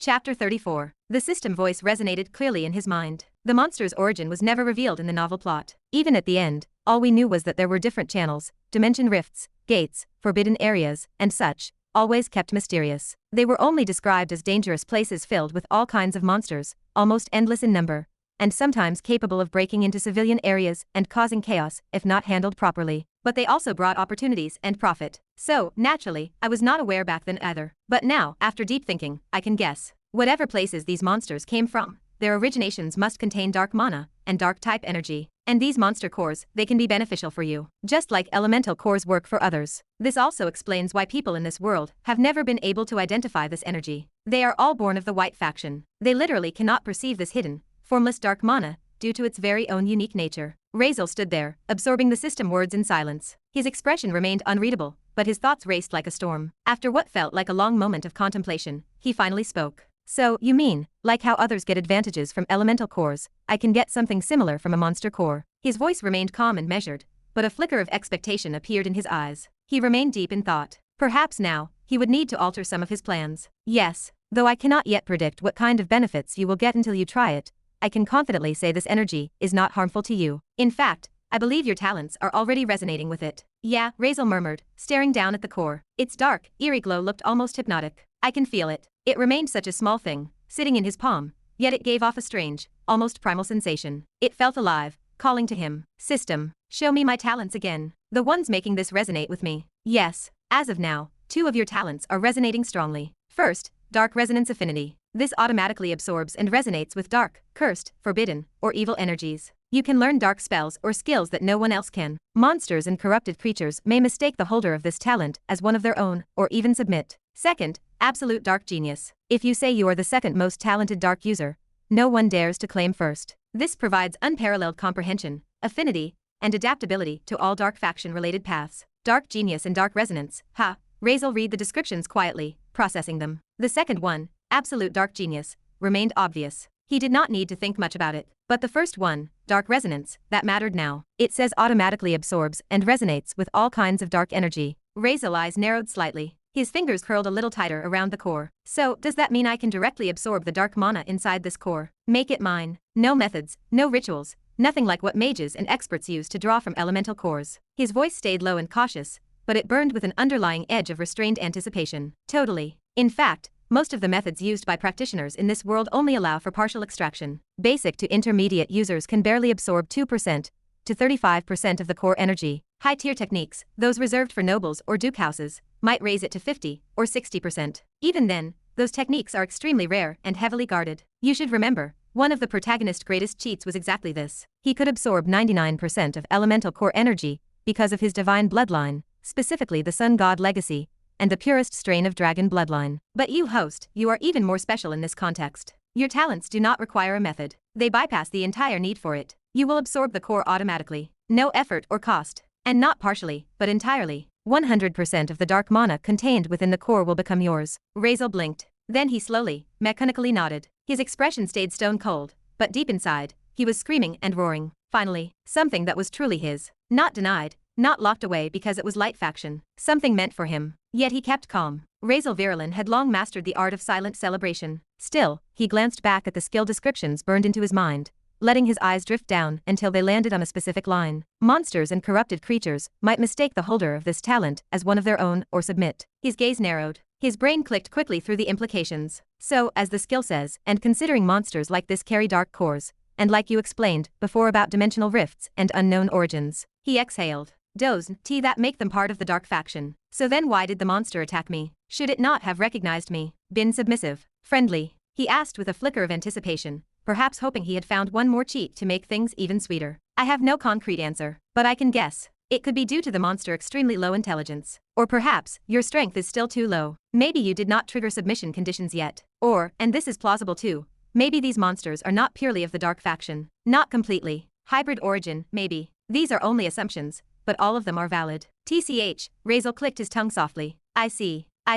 He sighed internally. His shoulders relaxed a little. It was not going to be that easy, was it? He was getting ahead of himself. Even so, today, he had touched something he never expected. Something powerful. Something real. For the first time in 16 years, he felt like he had been given a key to a locked door. He needed to move carefully. This was not the time to rush. So, should I absorb it? He asked finally, his voice neutral, disguising the internal fire building behind his eyes. Your choice. The system replied flatly. It was distancing itself, clearly not wanting to be responsible in case things went wrong. That, in itself, made Razeal pause, but only for a second. Well, whatever. Let us try it. He muttered the words under his breath. He could not stop himself now. All this time, while holding the core, his body had been screaming, trembling, hungry for it. It felt like an addict denied a fix for too long. But Razeal had restrained himself. He had clamped down on that urge. Until now, after the system explanation, he had context and gave himself permission. Now he could act. System, how do I absorb it? Just let your body do what it is trying to do already. Learn that feeling. Follow it. Your body is starving for this. It has finally found the source after 16 years of thirst. Razeal's eyes fluttered shut. He let go. The restraint that had been clamping down deep inside him loosened, and all at once, it surged. Suddenly, the core in his palm responded. A faint hiss filled the air. From the core surface, inky black gas began to leak. It looked like smoke, sinister, alive. It curled and spiraled upwards in delicate tendrils, dancing like it had a mind of its own. Then it moved. The smoke slithered into his palm, as if pulled by some unseen force. It felt like a vacuum had opened up inside him, drawing it in. Razeal's fingers twitched. Then, the sensation hit. Cold. It felt intensely cold, like ice water flooding beneath his skin, rushing up through his veins. His entire arm went numb for a heartbeat, then pulsed as the mana shot upward, invading every inch of his bloodstream. It traveled through his shoulder, shot across his chest, and settled low in his stomach area, right below his sternum. His breath hitched. He would not lie, not even to himself. It felt like euphoria. It felt like his very soul had been set on fire and cooled in the same instant. The sensation was intoxicating. Pleasure, power, relief. It felt like a divine itch being scratched for the very first time. He could have groaned. It felt right. Then, a notification slammed into his consciousness. Congratulations, host. You have absorbed a D-grade monster core of the 3rd rank. Dark mana successfully absorbed. 100%. New affinity unlocked. Shadow affinity, very light. Chapter 35. Congratulations, host. You have absorbed a D-grade monster core, 3rd rank. Dark mana successfully absorbed. 100%. New affinity unlocked. Shadow affinity, very light. Host mana stat has been updated. From mana, F- to E+. Congratulations, host. You have finally upgraded your mana stat. The system cold, mechanical voice echoed with an eerie finality. Razeal breath caught for a moment as the digital panels hovered before his eyes. A thin grin crept across his face. Good, he muttered. His fingers curled as a faint pulse of dark energy flickered over his palm. The status window confirmed it. F- to E+. He had actually done it. For the first time since he had awakened in this cursed world of white mana, his mana stat had risen. Finally, a breakthrough, even if small. But the satisfaction did not last long. Something was not right. A frown tugged at his brow as he studied the floating notifications again, instincts flaring. Something was off. Eyes narrowing, Razeal tilted his head. System, he said aloud, tone sharp. On what basis did my stat increase? Specify your confusion, host. You said I absorbed 100% of the core, right? And that beast was a 3rd rank monster, classified as D-grade. I remember clearly it had D-grade mana listed in its status panel. His voice turned colder, more calculating. So why did my mana only rise to E+ instead of straight to D? A brief pause followed. Then the system answered in that familiar neutral tone. You are correct, host. Under ordinary circumstances, absorbing a D-grade core would elevate one to D-grade mana. However, due to your unique talent, the amount of mana required to advance each stat is 10 times greater than that of a normal being. Razeal's eyes twitched. Wait, what? 10 times? How is that a talent? That sounds more like a curse. The system responded as if it had not noticed the rising fury in his voice. It is not a disadvantage, host. Although it requires 10 times more mana to rank up, your internal mana pool, the very vessel that contains your energy, is 10 times larger as well. This increase in capacity will allow your body to retain higher purity, greater density, and an eventual affinity for complex mana manipulations that lesser beings can never comprehend. Razeal ran a hand through his hair, exhaling deeply. So, I hold more mana than a regular D rank, but my stat just says E+. Correct. You now contain more mana than a standard E rank would possess, even approaching D grade in volume. However, until your vessel is completely filled, your stat classification will not update. A slow realization dawned. He was not weak. He was just built differently. I see, he muttered, voice lower now, more thoughtful. So this system is not just about numbers, it is about potential. He gave a faint smirk. All right, guess I will play the long game. But then his gaze shifted to the other notification, the one that had made his heart skip the moment he first saw it. Shadow affinity, very light, very surprising, even for me, host. It seems that just as elemental cores grant mana and strengthen a matching elemental affinity, monster cores can do the same. Razeal blinked. Ha, affinity. He stared at the floating notification, eyebrows furrowing. Wait, shadow is an actual affinity. His lips parted slightly, confusion flaring in his chest. I have never read anything like this in the novel. And then, another thought slammed into him. Hold on. Did you not say elemental cores can only strengthen existing affinities? That if someone does not already possess a matching attribute, the core would be useless. Yes, host.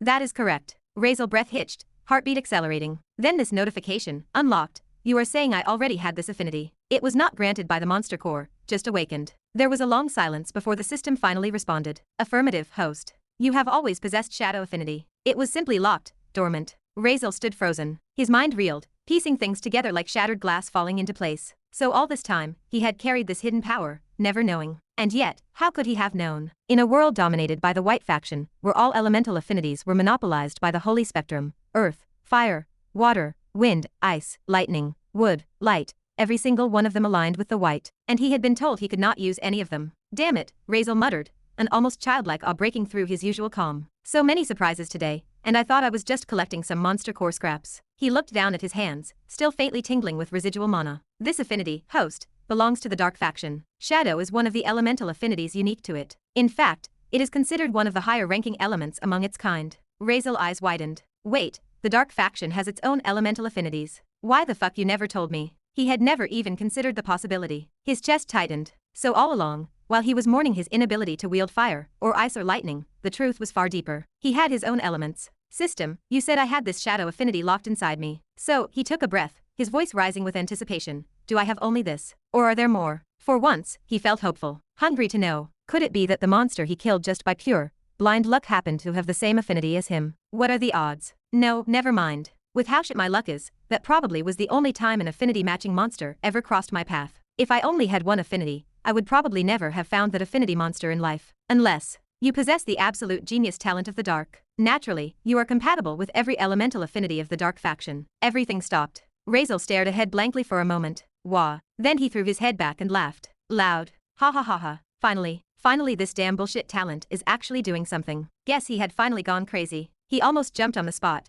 barely stopping himself. For once, the title genius did not feel like some cursed sarcasm slapped onto him by fate. It felt real. System, list them out. What dark affinities do I have? He demanded, heart pounding. But the system fell eerily silent for a moment. That I cannot do, host. If you wish to discover them, you will have to absorb more cores, one by one. Razeal eye twitched. What the fuck, system? Apologies, host. Some knowledge is restricted. If you seek answers, enter the system space and consult a villain within the valley. That function exists for a reason. Razeal let out a long, frustrated groan. God damn it. It is always like this with you. Just as Razeal was about to hurl more curses, a flash occurred. He was suddenly teleported, pulled outside the gates of Worth. The time for the trial was up. Chapter 36. A ripple of distorted space twisted around Razeal, form, and in the blink of an eye, he reappeared outside the massive gates of Worth. He staggered slightly on impact, catching himself just before his boots fully touched the floor. TCH, damn, he muttered, brushing imaginary dust off his coat. Time is already up. His gaze flicked upward toward the setting sun,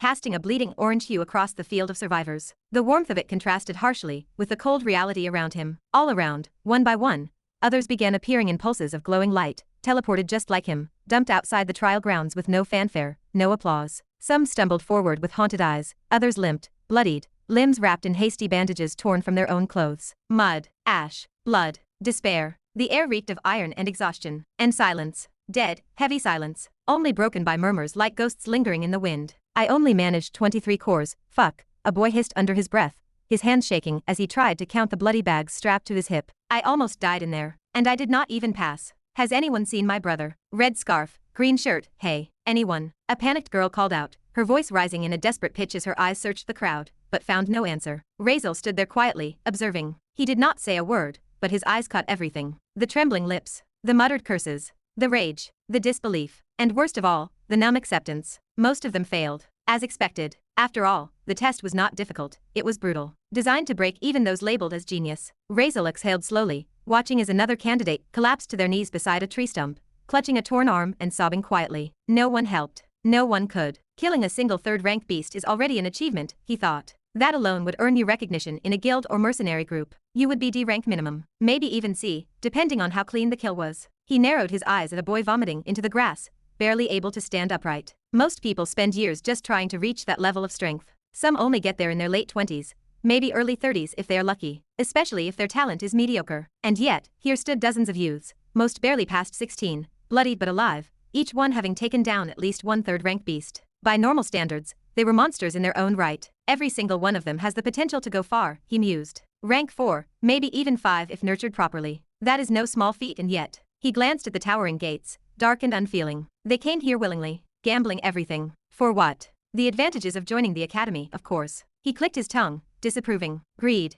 The greed to rise faster, the desire to leap over years of hard work and resource starvation. That is why they came, even knowing the risks. He tilted his head, and some of them did not leave alive. Only one third-rank monster, he whispered. That is manageable. But 100. He shook his head. That is fucking insane. He inhaled deeply, then let the air out slowly through his nose. Some people will blame the academy for the deaths, he thought. Call them heartless, sadistic. Say they could have used better testing methods, safer ones. After all, they do have the means, like just giving teleportation tokens. He let his gaze drift toward the tower beyond the gates, where spectators watched from their high stands with wine in hand and smirks on their lips. But they will not change. They will not. And they have no reason to. He understood why. Because the cruelty of the test served a purpose, a warning, and of course, a filter. This trial does not just measure talent, he realized. It sends a message. Only those willing to risk their lives belong inside Worth. He imagined what the test would look like if it were made safe. No death, no fear, no risk. If that were the case, the whole fucking world would swarm here. Every weakling with a dream, every hopeful with nothing to lose. Worth would be flooded with mediocrity. But now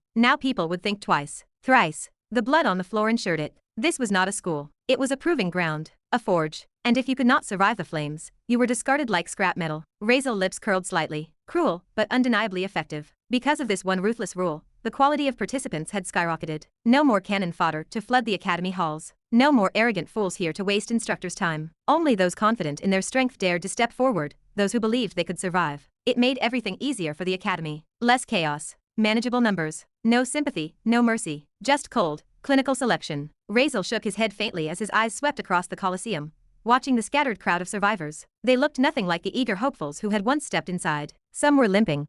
Others had wrapped bloodied cloth around themselves in a feeble attempt to stop the bleeding. Faces were pale, eyes hollow. There were sobs in corners, people looking for lost companions, some calling names that would never be answered again. He turned away, his expression unreadable. Slowly, he made his way toward one of the assessment stations, small desks set at every corner of the massive Colosseum. Perhaps 40 or 50 of them, each manned by a solitary instructor. Simple, functional, fast. Designed to process and verify the results of the trial without wasting time. Efficient, he thought. The other candidates had not noticed yet, still caught in their personal storms, tending wounds, mourning companions, or basking in relief that they had made it through. Reaching one of the desks, Razeal stopped in front of the seated instructor and placed his spatial bag on the table with his left hand. His right arm was still injured, blood ran in slow, dark trails down his fingers, dripping silently onto the stone floor. The instructor glanced up, narrowing his eyes at the sight of him. There was a flicker of surprise there. Perhaps he had not expected Razeal to make it out alive. But he said nothing. Silently, the man took the bag and placed it into a small, square, white container. The pod lit up instantly,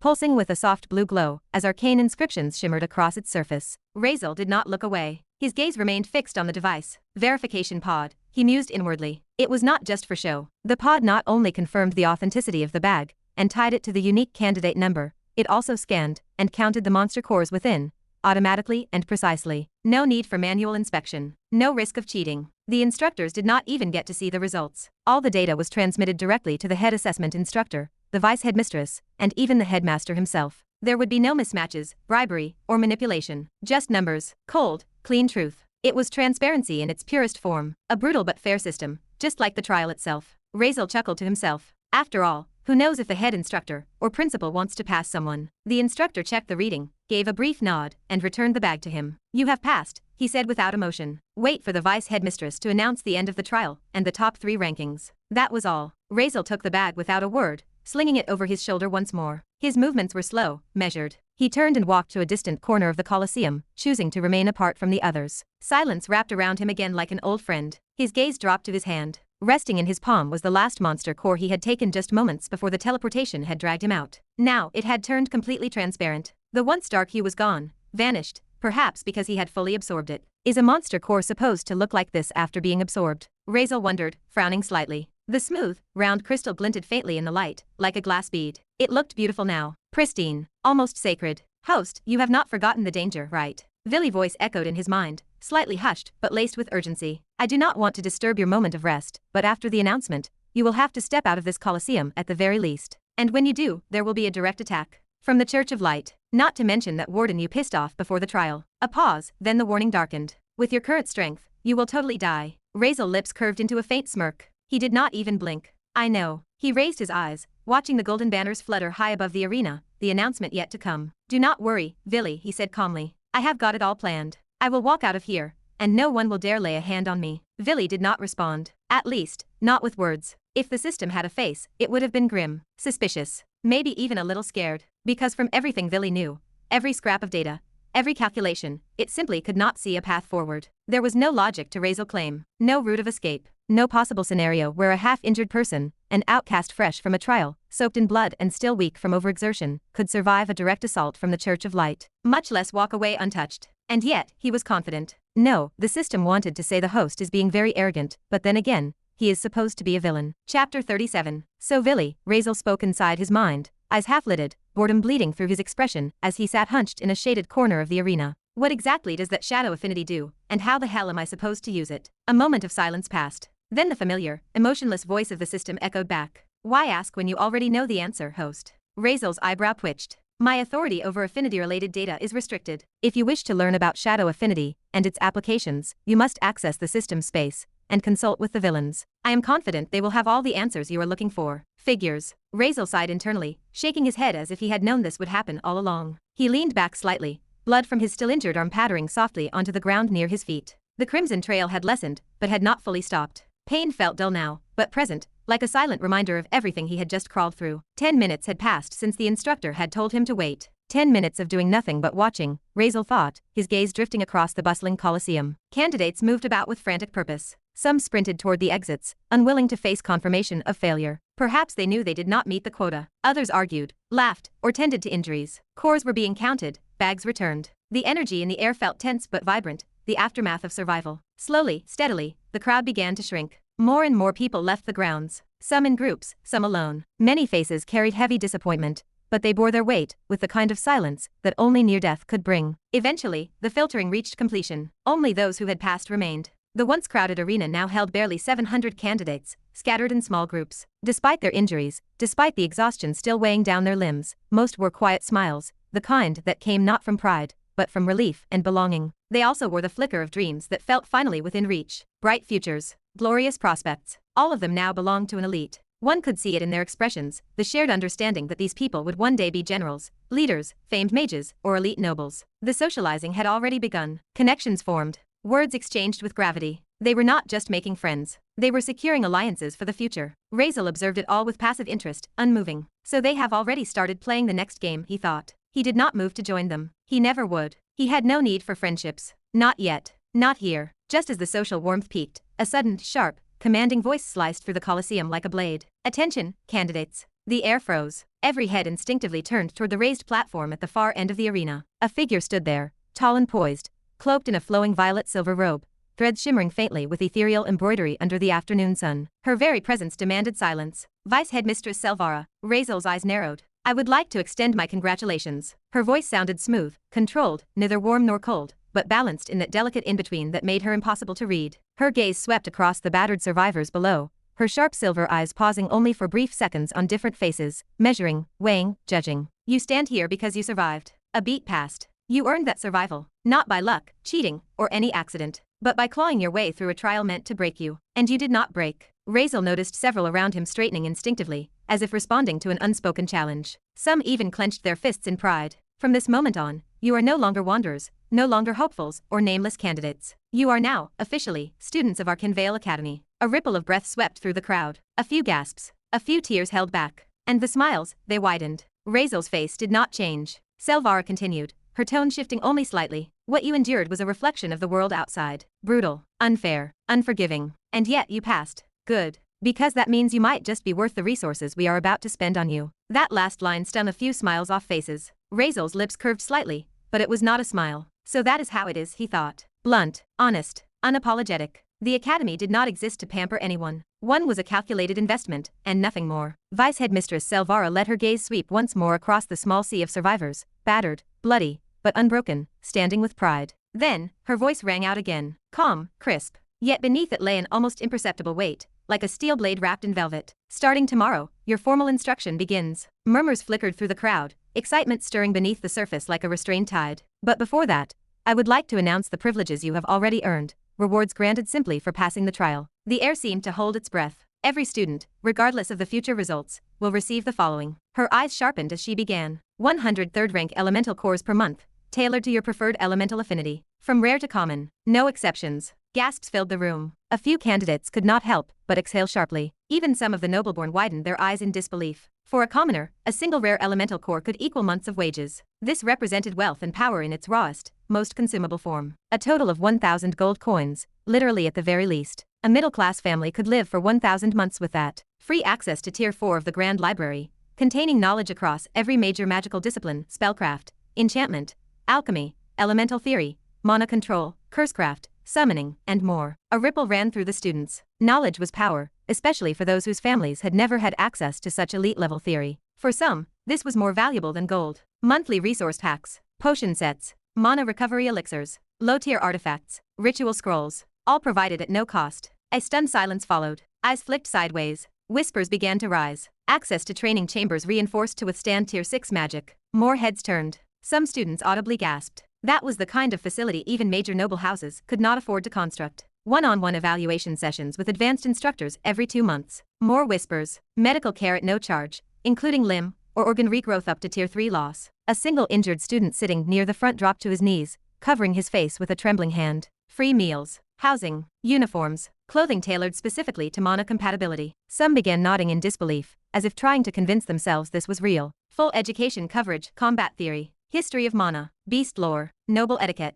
war strategy, magical ethics. A few of the more scholarly students could not hide their enthusiasm, their eyes lighting up like stars. But Selvara had not finished. Her next words froze even the most jaded of hearts. And your immediate families, if applicable, will be placed under the direct protection of the Academy. Their housing, education, and safety guaranteed. A wave of stunned silence blanketed the arena. Then it broke. Cheers, gasps. Some students clutched each other. One girl fell to her knees, sobbing quietly, repeating the words, "My brother, he will be safe now." Even a few nobleborn tilted their heads in grudging approval. Some clapped softly, respectfully. This was it. This was why people gambled their lives for Arkanveil. They had not even fully stepped into the academy yet, and already the weight of what they had gained eclipsed their imagination. Selvara gave them a moment to breathe. She let the storm of gratitude run its course. Then she raised a single hand, and silence returned like a curtain falling. Yes, these are your baseline rights, compulsory benefits you receive just for surviving. Regardless of your background, regardless of your power level, these are yours. She paused. No special treatment, no favoritism. The academy honors its word. Silence.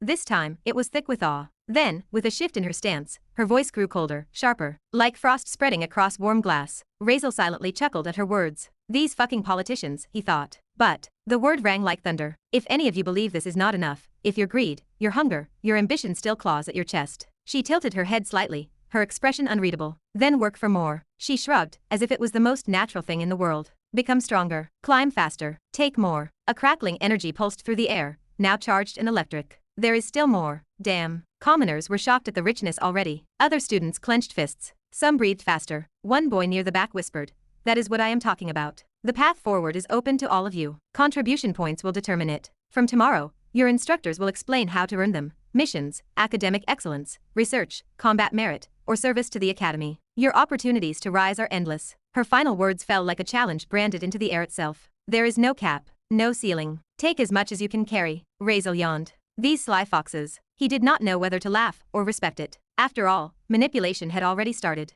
Then, Selvara's voice rose for one final decree, this time laced with a note of challenge that ignited the battlefield instincts in every soul present. Arkanveil Academy is open to every advantage you can take. Want more? Earn it. Chapter 38. Vice Headmistress Selvara raised a single hand, graceful and composed. The magical sigils hovering above the stage flickered, then dimmed in a soft pulse of fading light. Like a command woven into the very air, silence fell. It was not forced. It was natural. It was as if the entire Colosseum held its breath. Her voice rang out again, crisp, clear, and refined. It was like a bell cutting through the aftermath of battle. Before we end the ceremony today, I would like to recognize a special class of students. The shift in tone was subtle. It was still formal and still distant, but now threaded with something deeper. It was not excitement or emotional. It was recognition and approval. There are those among you who did not merely pass the entrance trial, but shattered its expectations. A few brows furrowed. More heads tilted ever so slightly. 35 candidates have successfully qualified for entry into the royal classroom of Arkanveil. Each of these individuals acquired a minimum of 1,000 elemental cores during the trial. The silence did not break. It cracked. Murmurs surged forward like a tide breaking through stone. Mouths opened.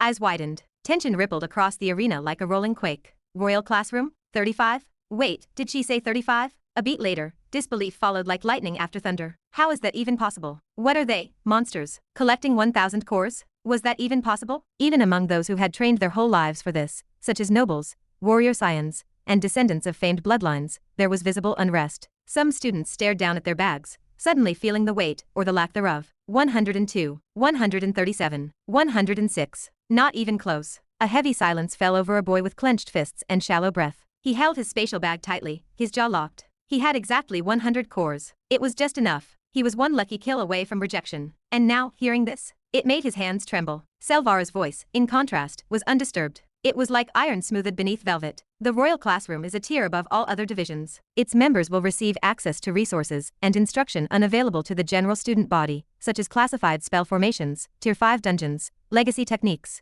and direct mentorship from high instructors. She spoke like it was routine, but the weight of those words was not lost on anyone. Eyes snapped toward her. Even those trying to keep a calm face found their throats dry. It was not just the perks. It was the implication that these 35 were now untouchable. Then her tone dropped lower. And perhaps the most important part, which many of you may already know, but it bears repeating. Her gaze swept across the stunned crowd, neither gloating nor kind. It was simply truthful. The royal classroom does not follow the standard 8-year progression. There are no fixed grade levels. There is no year-by-year advancement. All students, whether they are first year, 4th year, or 8th year, study side by side in the same hall. A few students exhaled audibly. One even muttered something under their breath, trying not to look too rattled. Selvara did not pause. If you are strong enough, if your contribution points are high enough, you can graduate in 1 year. She let that truth hang in the air like a guillotine blade suspended. No one laughed. They knew what graduation from Arkanveil meant. No family name or noble blood could ever match that status. Among the crowd, postures had changed. The air was heavier, but more focused.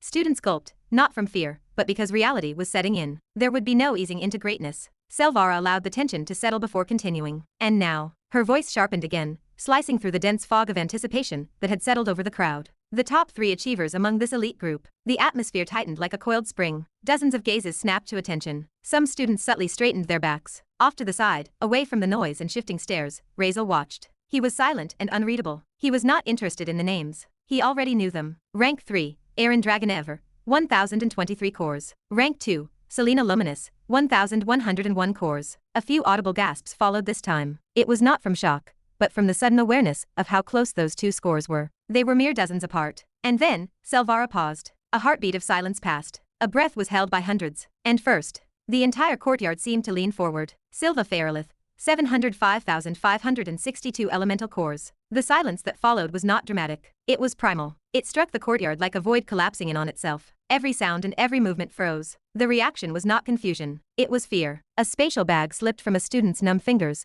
and hit the marble floor with a dull clink. Another boy, his expression pale and hollow, whispered, "That is not human." The girl beside him nodded slowly, her face drained of color, as if some invisible truth had just been branded into her skull. Even the nobles, those who had walked in with heads high and eyes sharpened by generations of supremacy, wavered. A few stiffened. Others stepped away from the elven girl standing silently near the edge of the formation. She had not moved. She did not need to. Silva's presence burned now, not because of what she did, but what it meant. She had not just won. She had buried them. Even Razeal, seated on the far side of the crowd, lowered his gaze slightly. A thin bead of sweat trailed down his temple. He already knew the numbers, but knowing them and witnessing their weight hit the world were different beasts entirely. Selvara's voice returned, calm, precise, and merciless. The rest of you struggled to gather 100, and she brought back over 700,000. That is more than all of you combined, several times over. Her voice softened just enough to be heard clearly. This is the difference between passing and ruling. The words did not echo. They carved themselves into the bone. Then her tone shifted again, steel laced with cold finality. Let this serve as a reminder. Power is real. Power speaks.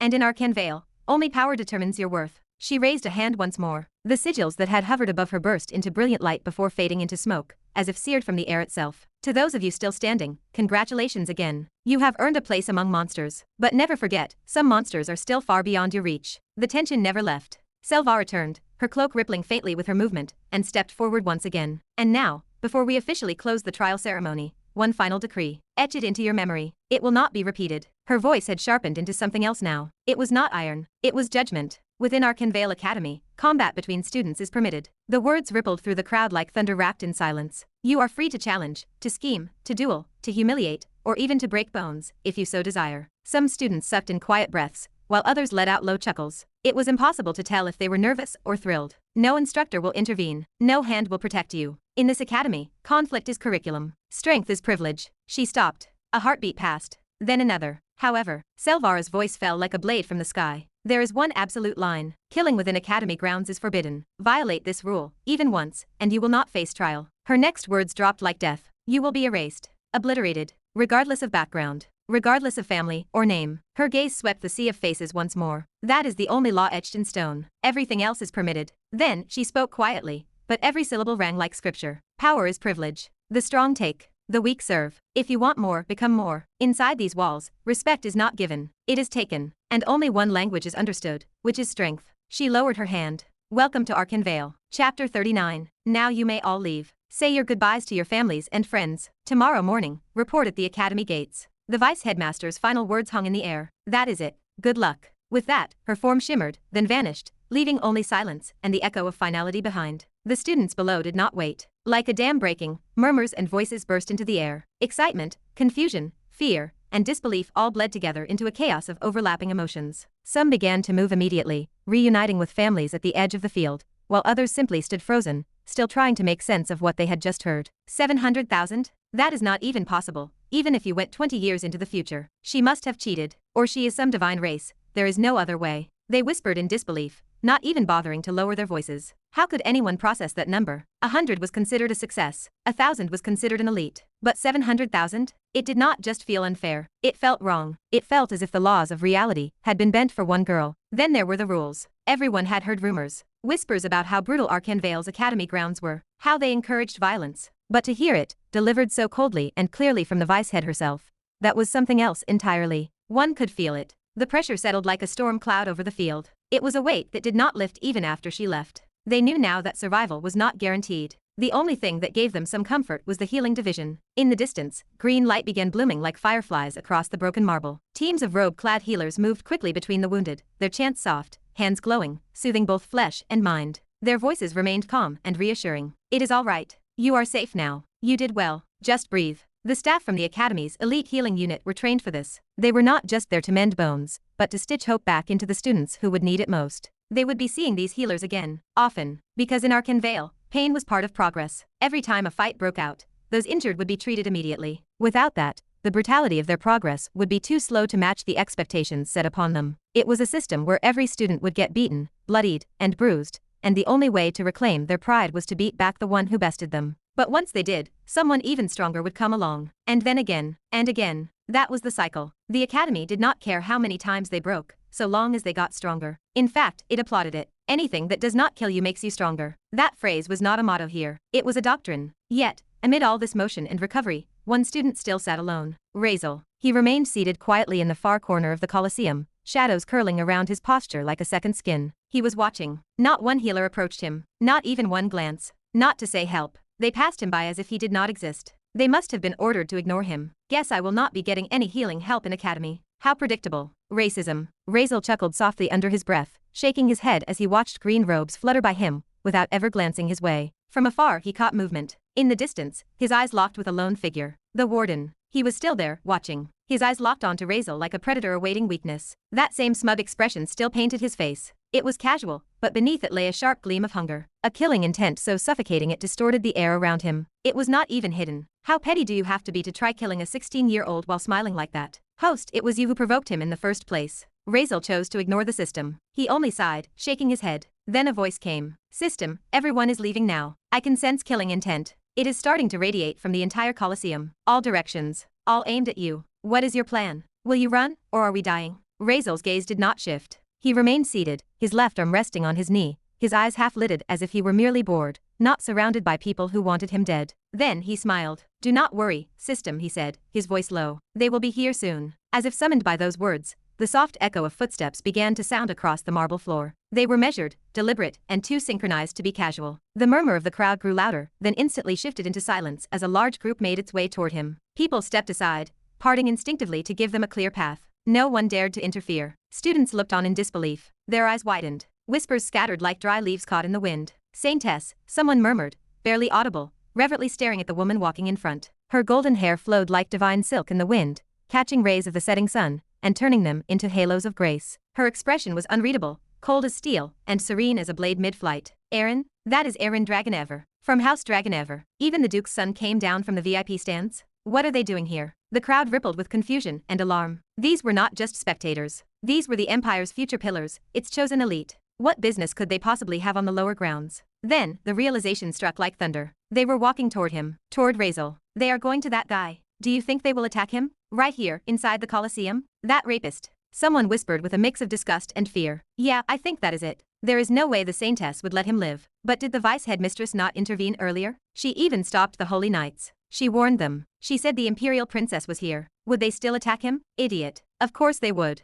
The Academy might be neutral, but do not forget Selena is not only the heiress of a Duke house, she is also a Saintess now. And Aaron, he is the future Duke of House Dragonever. Three of the strongest factions of the Empire, standing together. Even the Imperial Princess would not dare stop them. The Academy has to allow it. But still, why not wait until he leaves the grounds? Why cause unnecessary friction with the Academy over someone so insignificant? He is called the shame of the Virulins for a reason. He would not even be able to run if they attacked now. He is pathetic. SHH. Do not say that name. Another student hissed, eyes wide in panic. Sweat trickled down his neck as he looked around, only calming once he saw no one else had heard. "You want to disappear? He is not part of that family anymore. If anyone heard, they will think we are disrespecting the Duke family." "Wait. If he is still here, does that not mean he passed the trial?" "Impossible. He could not have, right? I mean, there is no way someone like him." But doubt had already taken root. Dozens, then hundreds, of hushed voices tangled into a web of theories, each more absurd than the last. Speculations, fear, and denial spread like maggots feeding on a bloated corpse of certainty. Amid it all, Razeal remained unmoving. Then he rose. He was calm and slow, as if the weight of the world on his shoulders were nothing more than air. He stepped forward, 1 foot ahead, then stopped. His gaze was steady. Two sides,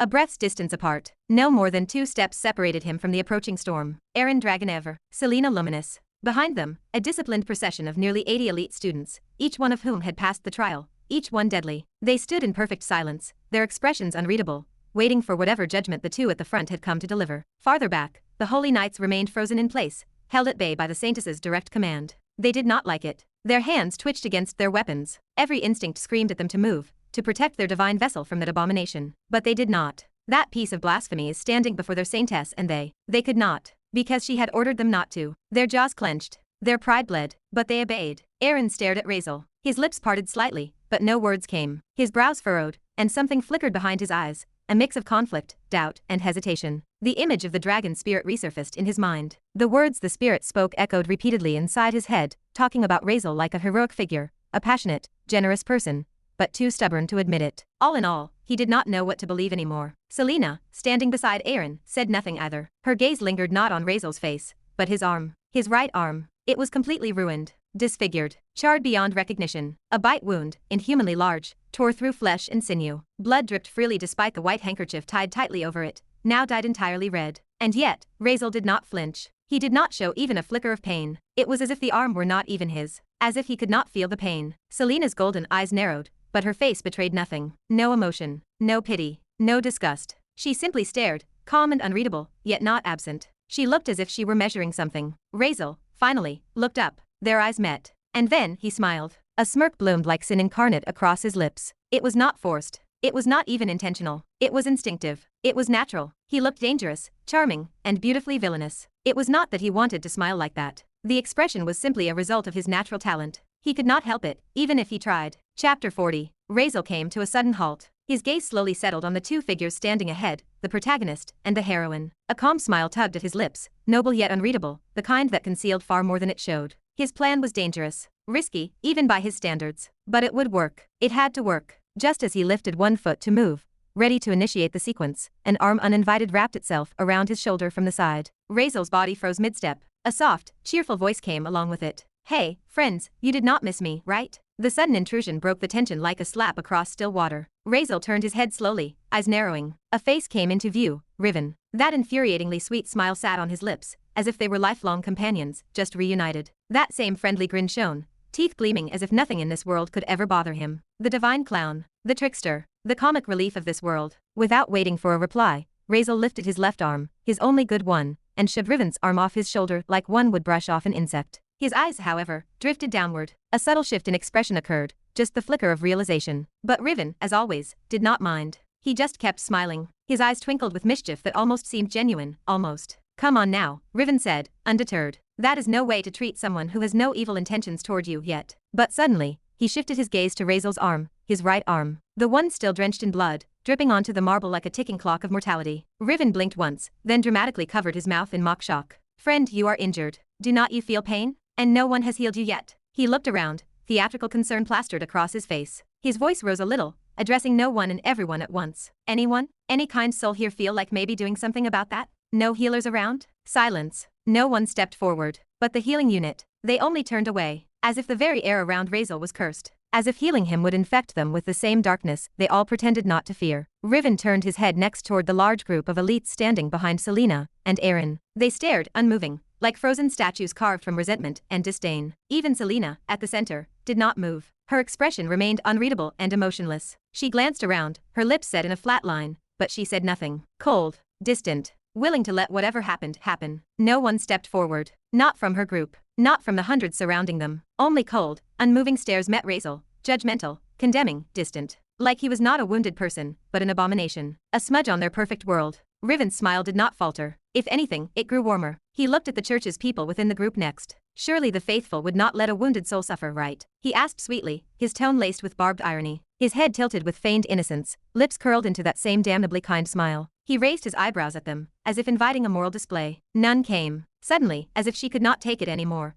one among them stepped forward, Nilla. Her expression was twisted with something deeper than disgust, rage, holy conviction, and the smug pleasure of moral superiority all mixed into one poisonous blend. She looked at Razeal like he was filth smeared across sacred ground. No one helps monsters like him, she hissed, her voice loud and scathing. We have every right to choose who receives our blessings. Her eyes locked onto Razeal's side profile, burning, unblinking, filled with hatred. And as for this thing, she said, her voice rising, he can die for all I care. The Empire would be better for it. Honestly, I hope he suffers. Her lip curled as her gaze met Razeal's bloody figure. If anything, I hope he dies painfully now. Her words echoed across the space like fire snapping in dry wood. The silence that followed was colder than frost. No one spoke. No one stopped her. Not even Selena. She stood there silently, eyes half-lidded, cold and unfazed. Her gaze flicked briefly to Nilla, not in judgment, not in approval, simply watching, letting her do as she pleased. Riven looked from them to Razeal, then spread his arms out in theatrical acceptance, as if announcing a cosmic joke. I guess everyone hates you, friend, Riven said with that ever-pleasant smile, tilting his head as he turned his face back toward Razeal. The words were said lightly, like a passing joke, but they hit harder than any insult. Razeal stared back at him, his expression unreadable for a moment, but only for a moment. Razeal did not answer right away. He just stared at Riven, and inside, his blood boiled. Who the fuck made this guy a god? Trying to humiliate me? With these cheap theatrics? Is that it? He pointed a blood-slicked finger directly at Riven. I am warning you, Razeal said. His voice dropped into a whisper only they could hear, cold as death. Do not call me friend again. You will regret it in the future. I promise. Direct threat to a god. Maybe this looks like mindless behavior, Razeal thought, aware of how his outburst might be perceived, but it is not. I know exactly what I am doing. I know exactly what he is. His gaze bore into Riven's eyes. Gods do not need reasons after all. If they want you dead, you die. First meeting, first breath gone. No explanations. But if they let you live, then there is a purpose behind it. A reason they have not erased you yet. Razeal's pulse was steady, his breathing calm. And the fact that I am standing here alive means only one thing. Riven does not want me dead. Riven just grinned wider. He showed his teeth like a predator pretending to be playful, but did not say anything. But Razeal was not done. He turned his head sharply, eyes burning now as they landed on the priestess. And you, he said, his tone dropping several shades colder, his fingers shifting from Riven to Nilla. Did I ask for your help?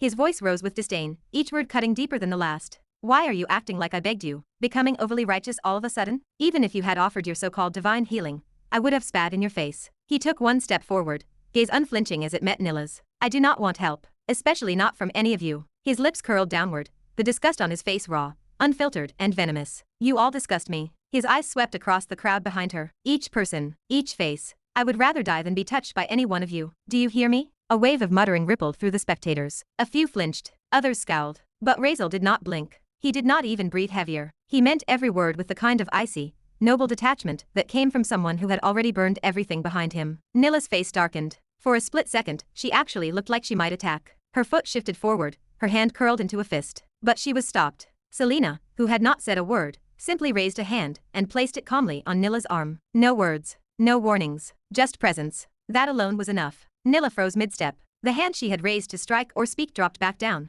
halted obediently. And Razeal, despite the storm inside him, noticed something subtle. His outburst was not just anger. That familiar twisting in his chest, the violent pulse rushing to his head, it was not natural. His trait, absolute arrogance, had flared. It latched onto his fury like dry wood to fire, worsening everything, blinding him, feeding it. TCH, Razeal grit his teeth. I need to control it. I am getting overwhelmed like this again, and just because of something this small. Sigh. He exhaled slowly, trying to bury the urge to lash out. Another breath. Fucking system, he cursed inwardly, his jaw clenched tight. Always stirring the worst in me at the worst moments. Aaron shifted where he stood, his jaw clenched. He had been silent all this time, trying desperately to understand what the hell was going on. Trying to piece together everything, the trial, the monster, the dragon's words, and the boy standing before them now. He took a step forward, as if to speak, to finally ask the one question burning in his chest. But he never got the chance, because before even a breath could escape his mouth, a hand reached out. Light, delicate, measured, and gently, without a word, it wrapped around Razeal's extended injured arm. His blood-slicked fingers froze mid-air, still partially extended from when he had pointed at Nilla. The touch stopped him mid-motion, soft,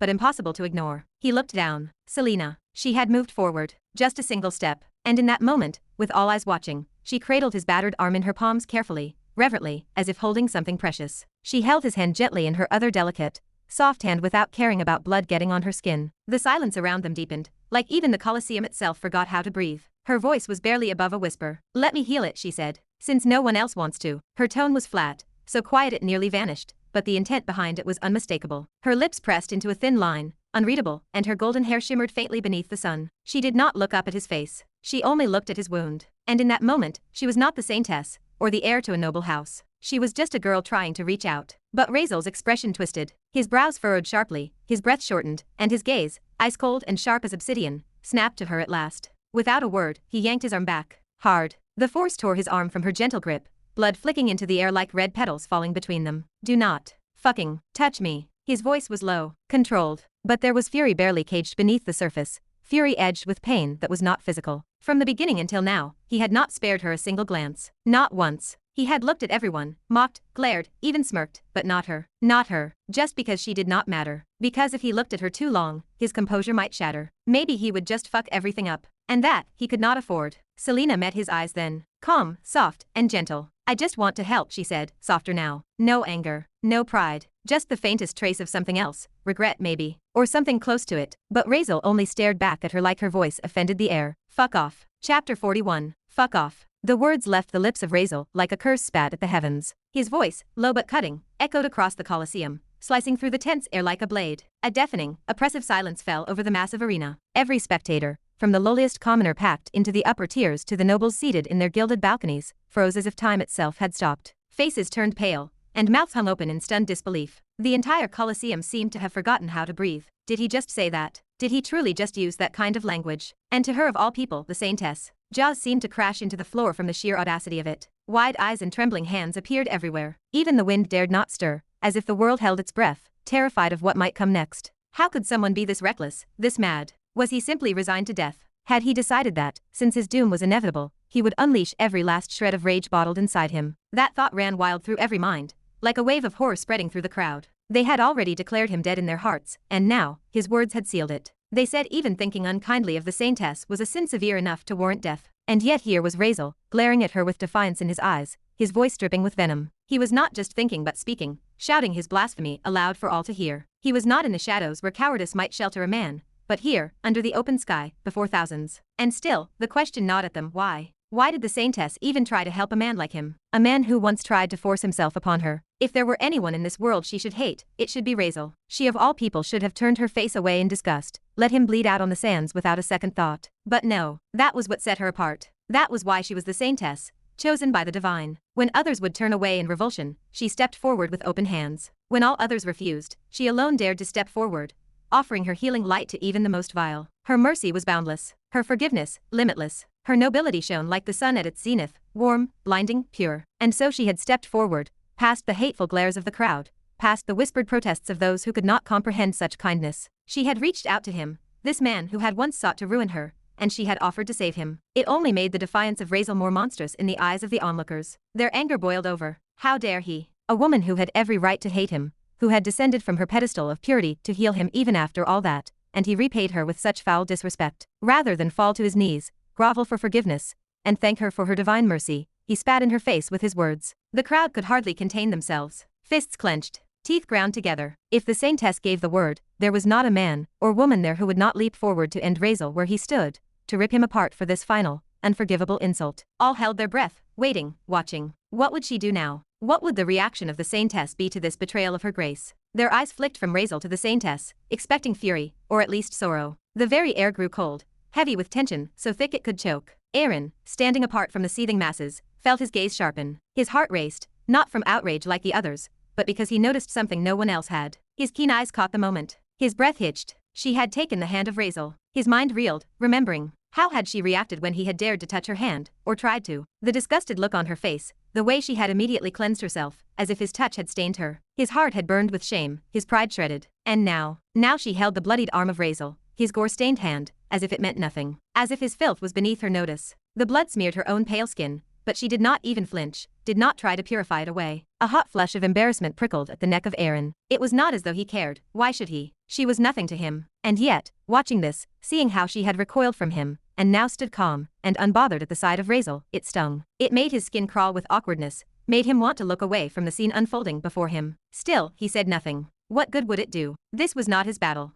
This was not his place. Better to stay silent. Better not to be drawn into this storm. For a fleeting moment, sorrow glimmered in the eyes of the saintess, a soft, almost imperceptible sadness that those around her, blinded by their fury, utterly missed. But in that heartbeat, the coldness of Razeal, the raw loathing in his gaze, cut deeper than any blade. His words had been brutal, but it was his eyes, those eyes once filled with light, that pierced her gentle heart. Sorry, she said at last, her voice quiet, heavy with 1,000 tangled emotions. Her gaze met his, and in those luminous eyes danced a storm of confusion, regret, and aching memories of what once was. But Razeal said nothing. His silence was louder than any insult. His eyes, hard as frozen steel, bore into hers without warmth, without mercy, without a flicker of the boy she might have once known. The chill of his hatred reached her to the bone. Quietly, with grace that did not falter, she stepped back as if the warmth she had tried to offer him was suddenly drained away, vanishing like the sun swallowed by storm clouds. The radiance that made her the saintess seemed to dim, even if just for a breath, as she retreated. Without another word, she returned to the side of Aaron. The weight of her grief followed her like a silent shadow, unseen, but heavy upon her shoulders. Chapter 42. Aaron stood dumbfounded, his thoughts swirling in confusion. His eyes darted to her clenched fists, her slender fingers trembling ever so slightly. The blood of Razeal still stained her palms, and though purification was but a thought away for her, she had not cleansed it. His blood remained,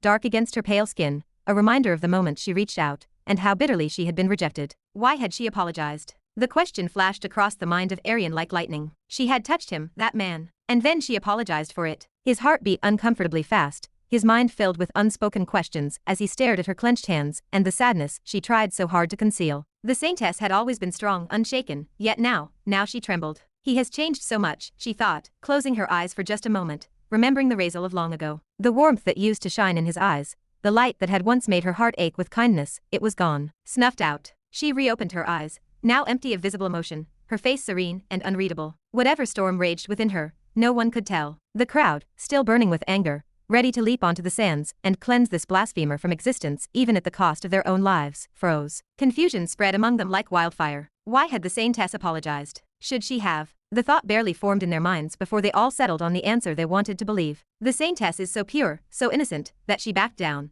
because she touched him without his permission. Thousands of misunderstandings bloomed in their hearts, each one painting the saintess in an even more divine, more virtuous light. None saw her inner struggle. None understood the truth. To them, she was flawless, her kindness untainted even in this bewildering moment. They did not know what to do now. The anger, the certainty of action, drained from them. They stood frozen, glancing at one another in silent confusion, waiting for something, anything, to tell them what came next. But Razeal, sorry. The word echoed in his mind, bitter and mocking. Is that all she has to say? His fury burned hotter. Disgusting. The mood he had found moments ago, the thrill of awakening a new system function, the realization he could finally touch Mana at last, was shattered. Ruined by her, by this encounter. She had come and twisted his mind into knots, stolen whatever peace he had carved out for himself in this cursed moment. Host, it is all right. Calm down. Focus on your plan. We are still under very fatal threat. This is no time for these games. You are letting your emotions spill out. Usually you control them better. You could have gotten yourself killed with that outburst. Remember, if you want to be a good villain, you need control. I am disappointed in you. Please, keep that in mind. The voice of the system rang in his mind, its words long, its tone trying, failing, to soothe him. Villain. Villain my ass. The mind of Razeal roared. I am human too, damn it. I have feelings, I have rage. I will say what I want, to whoever I want, whenever I damn well feel like it. Do not talk to me about villain rulebooks, or your twisted philosophies. His thoughts raced, a storm of fury directed at everything, the saintess, the system, the gods, the world itself. This woman fucking ruined my life, shattered it, left me crawling in the mud. And now you want me to smile, to talk to her like I do not despise everything she stands for. His chest heaved with silent anger. She asks to heal me, reaches out, pretends at mercy, and I am supposed to hide my hatred. No, if I die here, so be it. But I will make sure they all know how much I loathe them. I will never pretend, never smile at them, never speak false kindnesses. If I die, it will be as myself. They will see the hate burning in me. His fists clenched at his sides, though outwardly he remained a statue of cold indifference. His face, still and expressionless, masked the storm raging inside. The words of the system continued to linger, irritating him, feeding his fury. And do not act like you are above blame. He seethed inwardly at the system. You failed me. Your buffs were worthless. I am standing here because of me, not you. Not some god. Not anyone. I survived through my own will. No one has the right to tell me what I should or should not do. The system, hearing every thought, felt the weight of his wrath. But it did not respond. It had said enough. And so, Razeal stood, his body still as stone, seething beneath that mask of frozen indifference. His heart pounded with suppressed rage, but outwardly, not a flicker showed. Then, as if casting off the fire consuming him from within, he slowly let out a deep, calm breath. His shoulders eased ever so slightly. And then it came, a cold, dangerous smile curling at the corner of his lips. A smile that sent a chill through the air more than his earlier outburst ever could. His gaze shifted, moving calmly across the faces around him. One by one, his eyes met theirs, the furious, the hateful, the disgusted. And in every set of eyes, he saw it, hatred. Pure, unfiltered hatred. Not a single soul looked upon him without it. He could feel it, thick and suffocating, as if the weight of their loathing might crush him. But not once did fear cross his eyes. Not for even the briefest second. If anything, their hatred only fed the fire in him, only sharpened the edge of his resolve. His cold gaze defied them all, as if daring them to act. Everyone hates me. I guess. Razeal cracked his neck, the sound loud in the tense silence. His smirk widened as he looked upon them. These masses of fools, these blind sheep. Stupid sheep, he thought, disdain dripping from every syllable in his mind. They do not even see beyond their own delusions. Leave it, he told himself, pushing back the boiling emotions. No point wasting more time on this. It will only worsen my mood. His mind shifted, focusing at last on what truly mattered. It was time. The plan needed to begin. At last, his gaze settled on Arian, who until now had watched, confused and silent, startled to find the eyes of Razeal on him, sharp, unblinking, cold as winter. Razeal raised his left hand slowly, deliberately, and pointed straight at the chest of Arian. That icy smile stayed on his face, but now a hint of amusement glimmered there too. How was my gift? Did you like it? He asked, his voice soft, almost mocking, a grin stretching across his face. The words hit like a hammer. Arian stiffened, the last of his doubts shattering. So it was him. It really was him. The strange, powerful heartbeat in his chest, the source of the strength surging through him, the dragon heart, that now pulsed with life. It was the help of Razeal after all. Selene, who had remained at the side of Arian with that eerily composed, emotionless mask, could not hide the surprise flashing in her eyes. Did he really give him the dragon heart? Her mind reeled at the thought. But why? They have despised each other since they were children. Why would he do this? She could not make sense of it. No matter how hard she tried, she could not guess at the intentions of Razeal. His actions made no sense. The heart of Arian raced, not just from the power burning inside him, but from the storm of questions swirling in his mind. He swallowed hard, his voice tight. Why? It was the only word that escaped him. A single question. His brows drew together in a frown as he tried to piece together what Razeal was playing at. But Razeal did not answer. Instead, he beckoned with his hand, fingers curling slightly as if saying, "Come closer." Arian blinked, hesitating for just a breath. Then, with no real concern, he took a step forward. He could feel it. This man, no, kid before him, was no threat to him. Not now or ever. Arian was stronger, far stronger. And even if Razeal meant harm, Arian knew his protectors stood ready in the shadows. If even the slightest trace of killing intent surfaced, they would intervene in a heartbeat. What is it? Arian asked, his tone cautious but not fearful. He was now just a step away from Razeal, close enough to see the faint smirk, the sharpness in his eyes. Good, Razeal said quietly, nodding his head once as if pleased. And without warning, Razeal moved. His left arm swung in a sharp, swift motion. Pock. The sound echoed loud and clear across the stunned arena as his palm struck the cheek of Arian. A slap, full, deliberate, and precise. Arian did not move. His eyes closed for a second from the force of it, but there was no pain, no bruise, only the sting of disrespect, only the sharp bite of humiliation. Gasps rang out across the Colosseum. The audience, already teetering on the edge of confusion and outrage, now stood frozen in complete shock. What had just happened? What madness was this? I challenge you, Razeal said, his voice carrying in the silence, to a duel of honor. For a heartbeat, no one moved. No one breathed. Faces turned to one another, searching for sense in this madness. Even the system, always so quick with commentary, was stunned into silence. Chapter 43. I challenge you, Razeal said, his voice carrying clear and unshaken in the heavy silence of the Colosseum,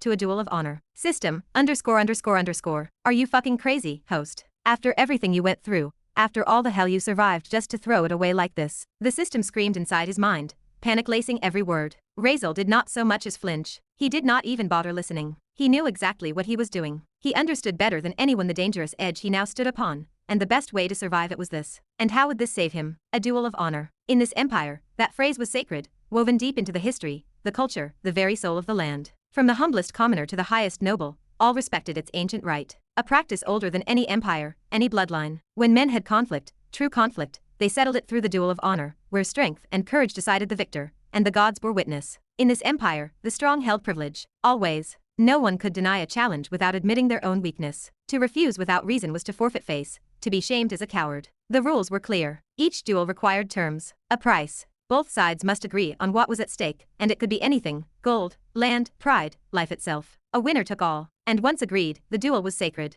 To deny it, to attack outside its bounds, was to dishonor oneself before the empire and the gods. In these modern times, few invoked it. Pride could be bruised in other ways. But now here, Razeal had drawn that ancient line in the sand. None could ignore it. The Colosseum fell deathly silent, every pair of eyes fixed on the two figures at its center. A breathless hush settled over thousands. Arian, slapped moments before, cracked his neck, the sound sharp in the still air. His crimson hair fell around his shoulders as he ran his fingers through it, as if brushing aside the slap, the insult, as nothing. His gaze turned to Razeal, cold and measured. 1,000 thoughts warred within him. He did not fully understand it. Why had Razeal gifted him that chance? Why had he led him to the dragon heart, opened the portal, convinced the ancient dragon spirit itself, even signed the blood spirit contract? But then again, what did it matter? In the end, Arian had faced the trial. He had proven worthy. He had claimed the dragon heart. It had not been handed to him on a silver platter. Razeal's role, perhaps just for those 1,000 elemental cores, the obvious price. And the slap. Yes, it was disrespect. But to lose his composure before the entire empire would be a greater humiliation than the sting of a palm. What do you want, filthy pig? Arian said at last, his voice low,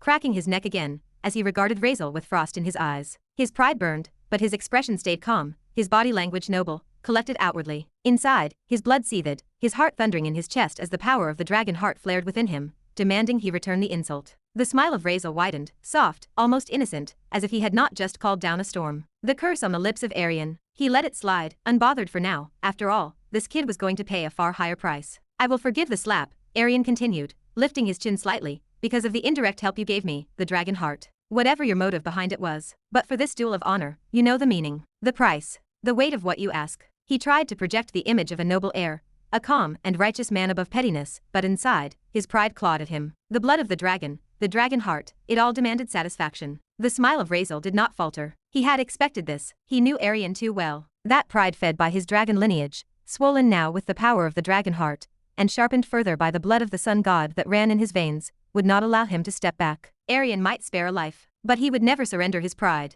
Not for anything. Not even if it cost him his life. That was the nature of the protagonist. Razeal had always known it, and he had to use that to his advantage. The crowd held its collective breath. The heir of a duke house had been slapped, publicly challenged, a duel of honor invoked, and all knew none could refuse. None could raise a blade against Razeal outside the duel. That would be weakness, dishonor for Arian himself now indirectly. That was why he still stood there, alive. Now Arian had no choice. To reject the duel would be to shatter his dignity, to lose face before the empire, before the gods, before the very dragon spirit that now burned within him. The moment hung heavy in the air, the silence of the Colosseum deafening as the challenge of Razeal echoed through it. Then, as the meaning of the words of Arian caught up with them, the admission, the truth laid bare, the crowd collectively reeled in shock. A dragon heart. The revelation hit them like a thunderclap. Arian had admitted it himself. He, the heir of the house of the Duke, carried within him the legendary dragon heart, something that was the stuff of myth and dreams. And not only that, but Razeal had played a part in him receiving it. Eyes widened across the stands, mouths parted in stunned disbelief. The air seemed to thicken with the weight of that truth. The drama unfolding in front of them had taken a turn none could have imagined. What the fuck is happening? That was the thought written plain on every face. First, the mad boy had appeared, reckless enough to walk into certain death just by setting foot in this place. His chances of dying, 100%, everyone had thought. No one survived such foolishness. Then he challenged the warden, a figure stronger than even a grandmaster swordsman, who literally stopped a radiant knight easily. His chances leapt to 110%, if such a thing were possible. Then, as if seeking his own destruction, he spoke rudely, even insultingly, to the saintess, the woman of mercy, the one untouchable by even unspoken blasphemy. His odds of dying now, 500%, they joked in their heads. And now he had walked up to the heir of a family of dukes, and slapped him across the face. The chances of dying, 10,000%. There could be no other outcome. No one could save him now. His death was inevitable, as certain as the rising of the sun. And yet, how many times had they thought the same thing? Again and again, Razeal seemed to push the boundaries of certain doom. Again and again, he defied what should have been fatal. If nothing else, many silently agreed, the boy had a talent for dying with style. When death finally claimed him, it would do so in a way no one would forget. On the sidelines, Riven let out a low whistle, a smirk playing at the edge of his lips. So this is what it is like to have the ability to regress, ha, he muttered, eyeing the number floating above the head of Razeal, 9,314 deaths. The number, of course, was a complete misunderstanding in the mind of Riven. As far as he was concerned, Razeal was simply someone who had already died thousands of times, now throwing his life around recklessly for fun, venting frustrations, trying to die once more. Humans and their powers, they never know how to handle them, Riven added, shaking his head, entirely misreading the situation. Chapter 44. Selena, standing beside Arian, opened her mouth as if to speak, to stop this, to say something, but then closed it again. The tension between the two men was thick, palpable. Her fingers twitched at her sides, betraying the storm she hid behind her emotionless face. And yet, despite the slap, despite the insult, the protectors of Arian had not moved. Not one shadow stirred. Not one blade was drawn. Why? Because there had been no killing intent in the movements of Razeal. None. That slap had been slow, deliberate, its purpose not to harm but to insult. Any one of them could have stopped it. Arian himself could have dodged it, blocked it, broken the arm of Razeal if he wished, considering how soft Razeal looked. But he had not. He had let the slap land, willingly, perhaps because, deep down, he needed a reason, a way to balance the scales. Razeal had helped him, however indirectly, opened the door to the dragon heart, led him to his greatest strength. The pride of Arian would not let him simply thank him. No, this was better. By taking the slap, by enduring the insult, he could cross out the favor, erase the debt. And now, by accepting the duel, he could reclaim his honor, publicly settle what had begun between them. His protectors, trained to the highest discipline, waited in the shadows. They did not act, because their master had not ordered it. They did not question. Their task was to protect Arian from death, not to intervene in matters of pride and honor. Until he commanded otherwise, they would remain still. And so the Colosseum watched, silent and breathless. Thousands waited for what would come next, knowing they were witnessing something that would be remembered for generations. Name your terms, Arian said at last, his voice a low growl beneath his calm mask, his fists clenched tight at his sides. His pride was burning, but his face showed only the icy calm of a man too proud to show the storm raging within. Let us end this farce. The smile of Razeal widened, so much so that it nearly twisted his face, the grin stretching with a dangerous, unhinged energy. His eyes gleamed as he met the cold gaze of Arian. I want the holy promise, Razeal said, his tone soft, but cutting, his grin now almost deformed in its boldness. The words had barely left the mouth of Razeal, when the entire Colosseum seemed to freeze. The atmosphere turned to ice. The breath of thousands was stolen, as if the air itself had been snatched away. A deadly silence spread over the arena. Even the wind seemed to hesitate. Holy promise. The heart of Arian skipped a beat, his composure faltering for a brief second. His eyes narrowed. He almost staggered under the sheer audacity of the request. I know you have it, Razeal continued, his voice laced with a mocking kind of certainty. That wild smile stayed fixed on his face. Give it to me. The crowd stared, stunned beyond words. Holy promise, a divine favor bestowed only upon those deemed worthy by the Church of Light itself. A single wish, a promise from the Church that anything, absolutely anything, would be fulfilled as long as it did not harm the Church or its doctrine. An oath backed by faith, history, and the will of the God of Light. It was said to be a gift that originated in the age of myths, a tradition born from the god himself, sacred beyond measure, honored by all who believed. And Arian had earned that promise. 4 years ago, when he had risked everything to save the saintess from a calamity that could have destroyed not just her, but the Church itself. As reward, as thanks, the Church had given him the holy promise, one wish, to be claimed when the moment came. And now, Razeal wanted to take it. Razeal, of course, knew the truth. Knew it was not anything divine. To him, it was nothing but one more piece of the ridiculous luck that clung to Arian like armor, the plot armor of the so-called protagonist. Heavenly luck, absurd fortune, the kind that let men like Arian glide through life, blessed by the universe itself. But now Razeal would strip it away. He would make Arian give it to him, with his own hands. The crowd could barely process what they had heard. The sheer audacity, the blasphemy of asking for such a sacred gift, as if it were just some prize to be won, some trinket on a gambler's table. No one, in all the long, storied history of the Empire, in all the lands beyond, had ever dared to think this way, let alone speak the words aloud. Gulp. All around the arena, the sound of thousands swallowing hard echoed faintly. No one knew what to say. No one dared guess what this mad boy truly wanted.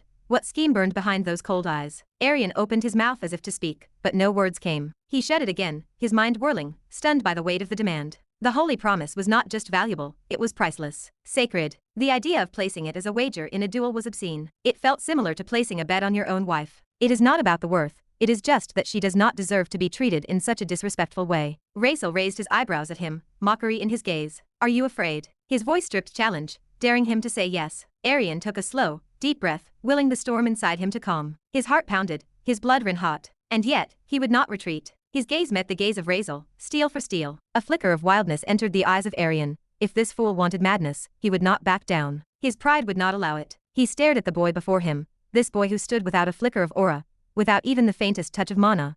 No contract marks, no strength that could be seen, just flesh and bone. Did he really believe that by naming this wager, he could force Arian to give it up? Did he think to grasp victory with words? Holy promise. Arian thought, the fire in him rising. It is not going anywhere. He would not lose, could not lose, not to him. The boy before him was nothing, just a weak fool. Besides, he had more strength now than ever before. The dragon heartbeat within him, raw and powerful. Its energy surged through him in waves, making his whole being hum with life. Two sources of mana now coursed through his veins, the ancient dragon's gift and his own, fused, their purity greater than before. His aura had already risen in quality, and the true magic of the heart had not even begun to unfold yet. He could feel it. He was destined for greater heights. There was no one who could match him now. The crowd waited. The tension crackled in the air like lightning before a storm. And the pride of Arian made its choice. Chapter 45. All right then, let us do it. The voice of Arian cut through the charged air, and now he bore a grin just as crazed as the grin of Razeal. His eyes locked with the eyes of Razeal, fire meeting fire, pride meeting defiance. But what do I get? You have to give me something worth enough, right? His voice dripped with challenge as he tilted his head, the grin on his face strained by the fury barely kept in check. The words had barely left the mouth of Arian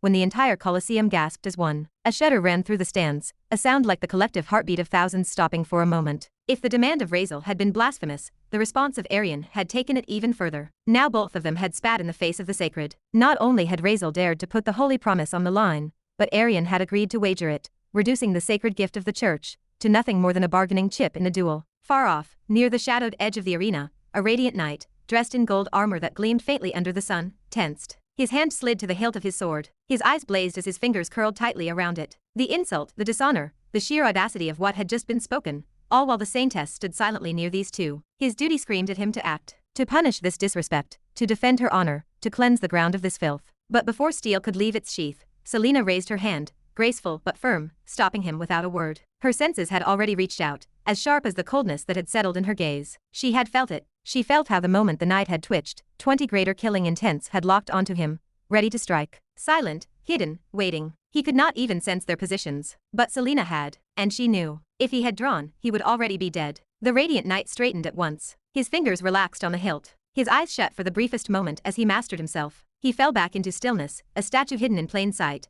positioned where none would think to look, his entire focus now on Selena. Every breath she took, every smallest gesture, his life was hers to protect. He had been ready to act because silence in the face of such insult would be cowardice. And cowardice would be a stain upon him, upon the church, upon his oaths. He would not have let that happen. And if in dying someone touched the saintess without his protection, let the world burn. The next meeting for those sinful people would be on the battlefield of holy war. But the voice of Selena came, cold and steady. I allow it. Another gasp, louder than before, rolled across the stands like thunder. Her words shocked the crowd so deeply that even those seated in the high balconies, nobles, envoys, watchers of great importance, stood from their seats without realizing, their eyes wide with disbelief. The saintess herself had allowed this travesty to continue. The face of Selena showed no emotion, but inside she burned with frustration. What are you doing, Razeal, she thought. Why do you keep offending everyone, again and again? What the actual fuck is he trying to do? She could not see it, could not understand his mind. And even Arian, cannot he see what he just did? Was he trying to start a war? But Selena knew refusing would ignite something even worse. The fire would spread far beyond these two boys. Better to allow it, to contain it, than to let it spiral into chaos. Good. Very good, Razeal said,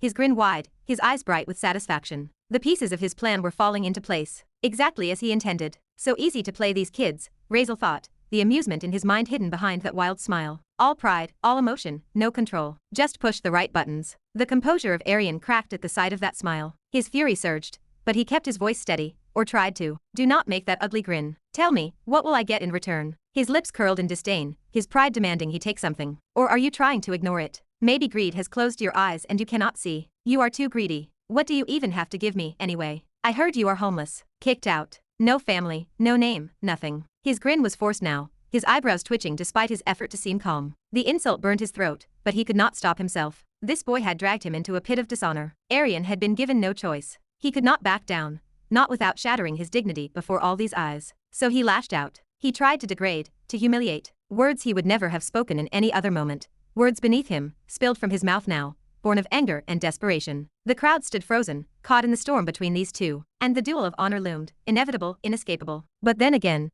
any flicker of remorse Aryan might have felt was gone in an instant. After all, did not this wretch deserve it? A man kicked out by his own family for disgusting reasons, disgraced and abandoned. Was it not right that he be reminded of it, again and again? The pride of Aryan burned too brightly for guilt to linger. Razeal, his grin still etched across his face, opened his mouth as if to fire back. But then, for the briefest heartbeat, his smile faltered. His lips pressed together, his eyes narrowed, dark with something sharp and dangerous. A flash of fury, of pain, crossed his face so quick, so fleeting that most would have missed it. Chapter 46. But not Aryan. No, Aryan saw it. That flicker of emotion was like a triumph. Ha, Aryan chuckled. His voice was low and mocking. Satisfaction gleamed in his eyes. Looks like I pressed a sensitive nerve, did I not? Finally, the boy who had mocked him, who had acted mad and untouchable all this time, had shown a crack in his mask. It was the first slip, the first sign that beneath the wildness, there was something to hurt. The crowd, silent and tense just moments ago, caught the shift. As if released from a spell, they began to chuckle. Soft, cruel laughter rippled through the arena. The boy who had defied them, insulted them, and mocked their faith could be wounded after all. It was a moment of shared victory, and they seized it. But Selena stood still at the edge of it all. Her head was slightly bowed,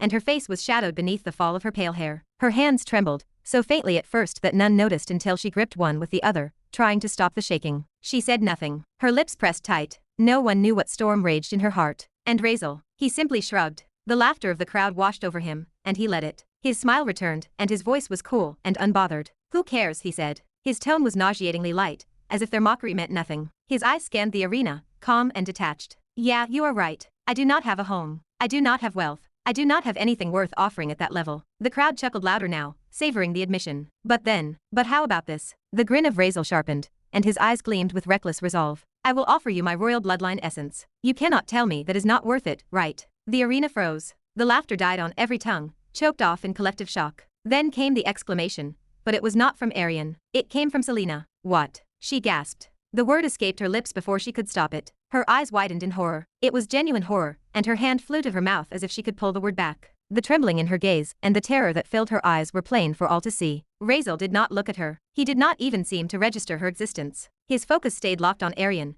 as if the horror of Selena and the weight of her reaction meant nothing to him. Aryan himself stood stunned. His breath caught, and his heart seemed to miss a beat. Are you serious? He asked. His voice was low, and his shock was clear. He swallowed hard, his pride momentarily overtaken by disbelief. Royal bloodline essence. The words alone carried unimaginable weight. Every person had blood, noble or common, high or low, but the bloodline essence. That was the very core, the purest root of what made a bloodline unique. It was the heart of its power, its talents, and its gifts. Yes, everyone had it. Even the lowliest commoner carried bloodline essence. But extracting it or offering it was something else entirely. Given willingly, bloodline essence could be received by another, granting them the very abilities, the talents, and the potential of that lineage. It was a true gift of power. It was a true passing of legacy. But why then? Why did the strong not simply take it? Why were the streets not littered with the corpses of the weak, their essence stolen by force? It could not be done by force. That was the law of nature, the rule set by the gods or the world itself. No one could take the bloodline essence of another unless it was given freely. Even when given, the rituals, the costs, and the dangers of merging essence were immense. Only the rarest, boldest souls dared it. Why the shock? First of all, Razeal did not just contain any bloodline. He was born of the pure Virulent family, bearers of the highest grade of bloodline, a true royal grade lineage. He was of the direct line, a true descendant of that exalted blood. If anyone were to receive the essence of that bloodline, they would rise as an ultra-genius, a prodigy blessed by the heavens themselves. They would possess a talent on par with the imperial family. It was the kind of genius that could be counted on the fingers of two hands across the entire world. Yes, Razeal was useless. He was extremely talentless in every way, but that had nothing to do with his bloodline. His blood was flawless. The problem was something else, something within himself, something that blocked him, made him incapable of practicing magic, aura, or forming contracts with spirits or beasts. Honestly, he was completely unworthy of the royal blood he carried, but the blood itself remained pure, potent, and unmatched. The second reason for their horror was the truth that sent cold dread down every spine. Removing one's bloodline essence meant death. The bloodline essence was not just power, it was life itself. That was why the entire Colosseum stood frozen, unable to even breathe properly. What Razeal had offered was not just a price, it was a death sentence. Though not much shocked the crowd, it felt as if that kid was playing with his life. It was rather feeling normal, weirdly enough. Arian stood in deep thought, his mind racing. Actually, this is not even a bad idea. His heart pounded with rising ambition. In any normal situation,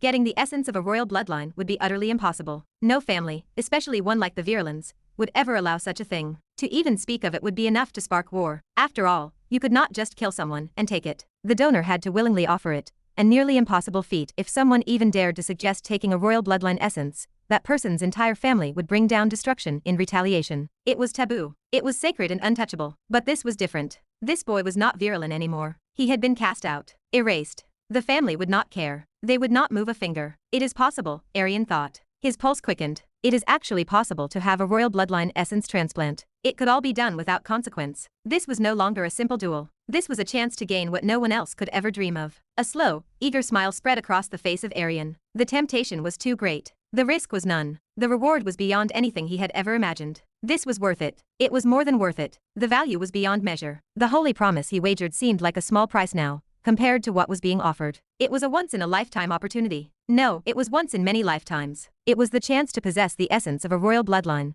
to take that power for his own, to fuse it with his already mighty potential, and to ascend beyond what anyone could have foreseen. His heart raced. His pride burned hot. This would not just restore his honor, it would elevate him to heights even he had never dreamed. He opened his mouth. He was about to seal the deal. He was about to say the words that would bind the duel, when a voice cut through the air. Little brother, maybe you should come ask your elder sister for whatever you want. Why go through all this? The words floated down, deceptively gentle, but the chill beneath them was sharp enough to freeze bone. The voice trembled ever so slightly, as though its speaker fought to keep her tone soft, but it was clear that gentleness was forced, impossible to truly maintain in this moment. Chapter 47. Younger brother, maybe you should come ask your elder sister for whatever you want. Why go through all this? The voice floated through the air, soft, almost tender, but beneath it lay a chill so sharp it seemed to cut through bone. The instant it reached the ears of those present, the entire Colosseum fell silent. A cold, suffocating silence. It was as if the world had stopped breathing. Faces froze, eyes widened. Terror crept onto every expression like a shadow swallowing the light. Even Arian, who had been mid-sentence, stopped as if struck. His mouth hung open, the words dying in his throat. A bead of sweat slid down his temple as his eyes shot wide in shock. No way, he thought, his heart thundering in his chest. Click, click, click. The clear, steady sound of boots on stone echoed through the hush, each step louder than the roar of a crowd.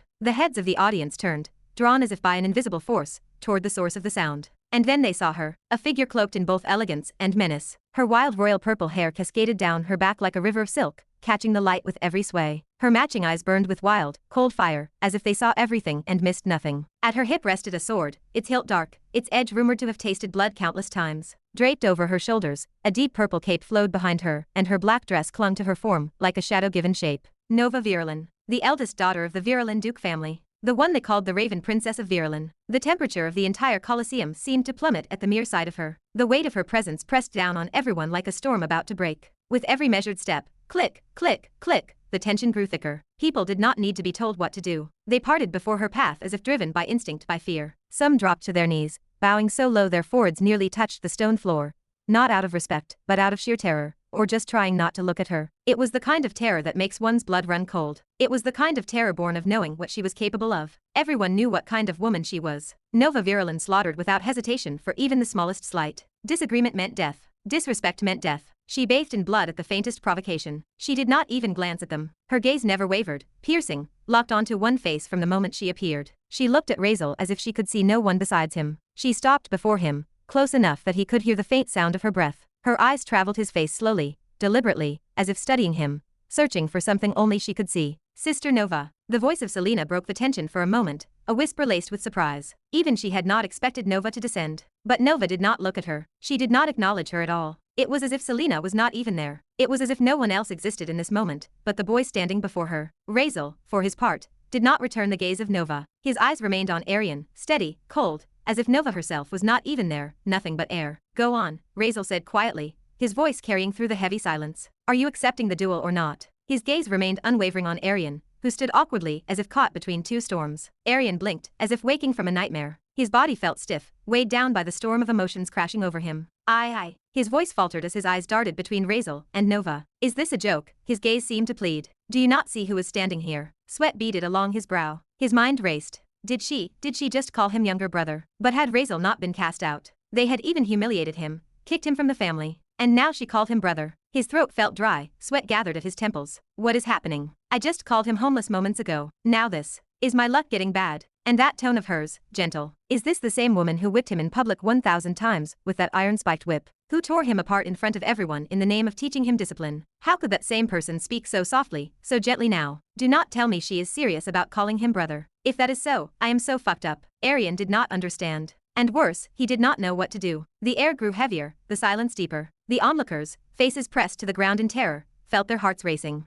Sweat dripped onto the stone beneath them. Did that boy just ignore Nova Virulin? The thought ran through their minds, and fear gripped them tighter. It was not the action of Razeal that terrified them. It was what they knew would follow. The consequences of ignoring her. Nova Virulin was the girl who had once slaughtered the heir of a marquis simply because he had joked, in private, that he had been with her. The girl whose wrath was legend, whose blade needed no reason to taste blood. She was literally called a psychopath. And this boy had the audacity to act as if she was not even there. The entire Colosseum seemed to hold its breath, waiting for the storm to break. But Nova did not move. She stood frozen, her tall figure casting a long shadow over the ground, while Razeal acted as if she was not even there. No words came from her lips for what felt like an eternity. Her royal purple eyes stayed locked on him, filled with emotions too tangled and dark for anyone to read. It was as if she stood trapped within a storm only she could feel, while on the outside, her gaze seemed calm and composed. But deep inside, a wild, uncontrollable madness churned, hidden beneath the surface. Even the faint, almost imperceptible tremble of her slender fingers betrayed the truth. She was far from at peace. Every so often, her eyes flickered to his right arm, where blood streamed freely from his wound, but still, she said nothing. Finally, her voice broke the heavy silence, soft, yet heavy with meaning. And then, finally, her voice broke the tension. Are you ignoring me? She asked, looking down at him, towering over him. At 6'1", she stood tall, and with the heeled boots she wore, even taller. Razeal, at 5'10", only reached just above her chest, and that too, thanks to the extra inches gifted by the cursed obsidian skeleton that strengthened his bones, but cursed his life. Her full sea-sized breasts were literally just around the level of his face. But Razeal did not spare a single glance at her. His entire focus remained fixed on Arian, as if Nova was not there at all, as if she was nothing but air. All she could do was stare at his side profile, unable to catch his eyes, unable to break through that wall he had put between them. Are you or are you not? The voice of Razeal cut through, his words meant for Arian, not for her. He ignored her completely, as if whatever she said did not even reach his ears. But the clenched tension in his jaw, the way his eyes darkened with growing hatred, told a different story. Arian felt his throat dry up. His heart pounded. He was in no position to answer, and as the smart man he was, he kept his mouth shut, his eyes looking elsewhere, anywhere but at Razeal or Nova. The tension was unbearable. Nova stared at the behavior of Razeal, let out a soft sigh, and slowly reached out. As gently as she could, she placed her thumb on one of his cheeks, her fingers on the other, and turned his face forcefully to look at her as if desperate to make him see her. Now you do not even want to look at your sister, she said softly, her voice trying for casual, though it wavered. She did not know what the right words were, how to cross the chasm the years had carved between them. Do not fucking touch me. The roar of Razeal came like thunder from deep within. His left hand flew up, striking at hers, trying to knock it away, to stop her fingers from touching him. But his palm smacked into her arm, and it was like hitting solid iron. Her slender arm did not budge, did not even flinch. The jolt ran up his muscles, the sickening realization that she had not changed, that she was still that monster of strength. Nova did not react to his strike. She did not care. Instead, her gaze locked on his at last, those eyes she had not seen in 5 years, and what she found there made her breath hitch. Hate. Raw, unrestrained hate and revulsion. His words, his gaze, they pierced her deeper than any blade ever could. Still, she kept staring, unable to look away. So you hate your sister now? She asked, and even she did not know why she kept calling herself his sister, repeating the word like a charm, as if somehow reminding him of their bond would change anything. But she needed to say it. She needed to believe it mattered. The lips of Razeal twisted, his brow furrowed in disgust. He struggled against her hand, but her grip held firm. I do not have any fucking sister, he hissed, his voice low and filled with venom. He stepped back, trying to pull himself free, knowing brute strength would not make her let go. Feeling him try to escape, the fingers of Nova instinctively tightened, as if trying to stop him from leaving. But Razeal did not care. He felt nothing but revulsion at her touch. With one forceful yank of his head, he broke free, his skin scraping against her grip. But because of that small,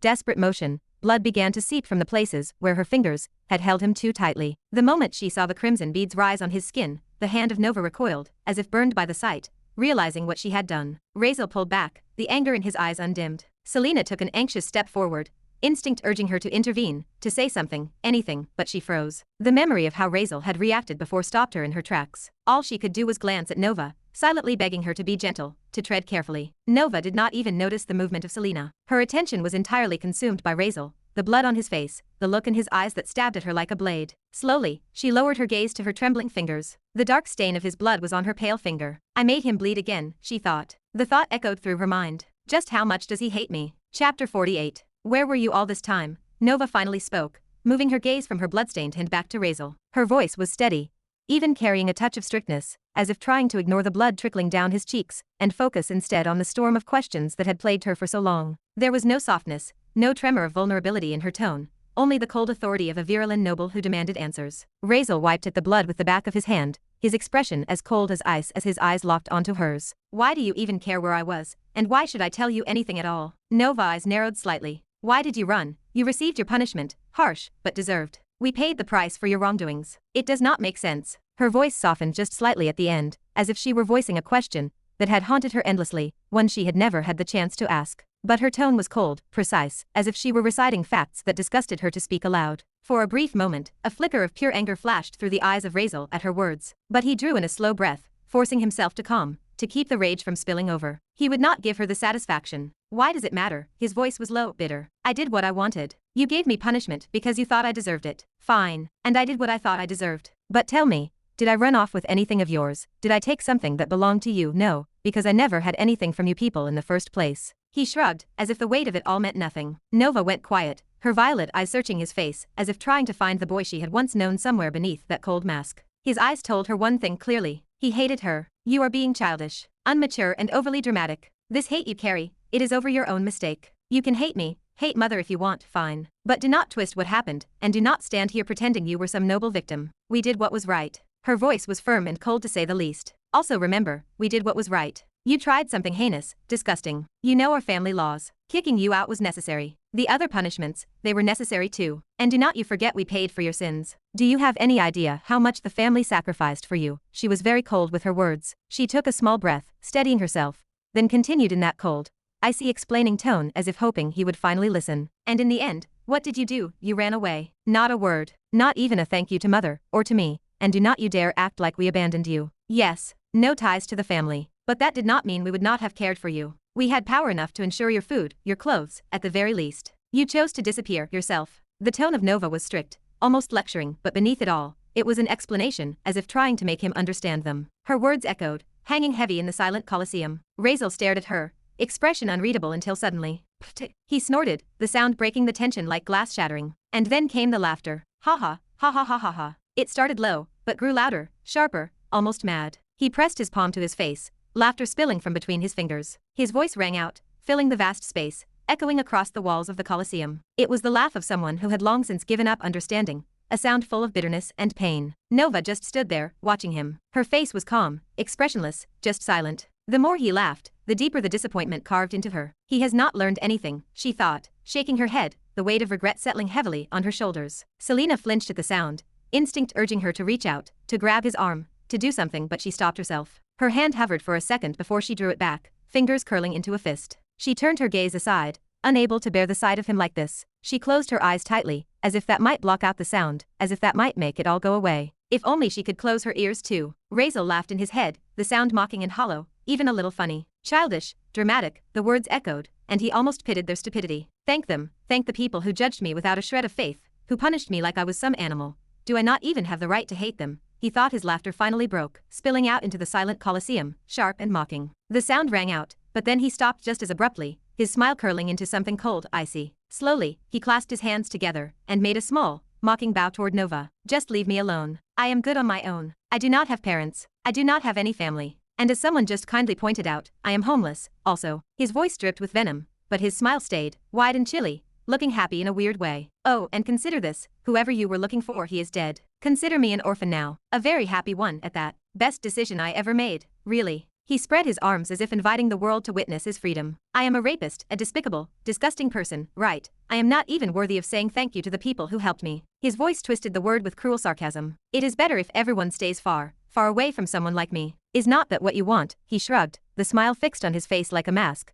both hands raised in false cheer. Nova stood there, staring at him. His words, his smile, they were not the words or smile of Razeal. Not the boy she had once known. It was like the person she had grown up with, the person she had tried to protect, had truly died. Only a bitter ghost remained. She let out a slow sigh, shoulders heavy with disappointment. His voice, the way he called himself an orphan, it made her fingers twitch involuntarily. And that tone he was using, felt very weird to her. If it had been anyone else, she thought, anyone else speaking to me like that, they would be 8 feet under the ground by now, or fed to the ravens. But here she stood, doing nothing. She did not even threaten him. She did not silence his mocking tongue. And that, more than anything, showed just how much she still cared. Why cannot he see that, even a little? Her voice, when it came, was quieter, strained. Where were you all this time, she asked, eyes still fixed on him, trying to hold together her cold mask. Mother and I, we tried so hard to find you. But before she could say more, it was Selena who stepped forward then, eyes full of conflict, wanting to stop this harsh exchange. Sister Nova, she whispered, uncertain. She looked between them, helpless. She knew better than anyone,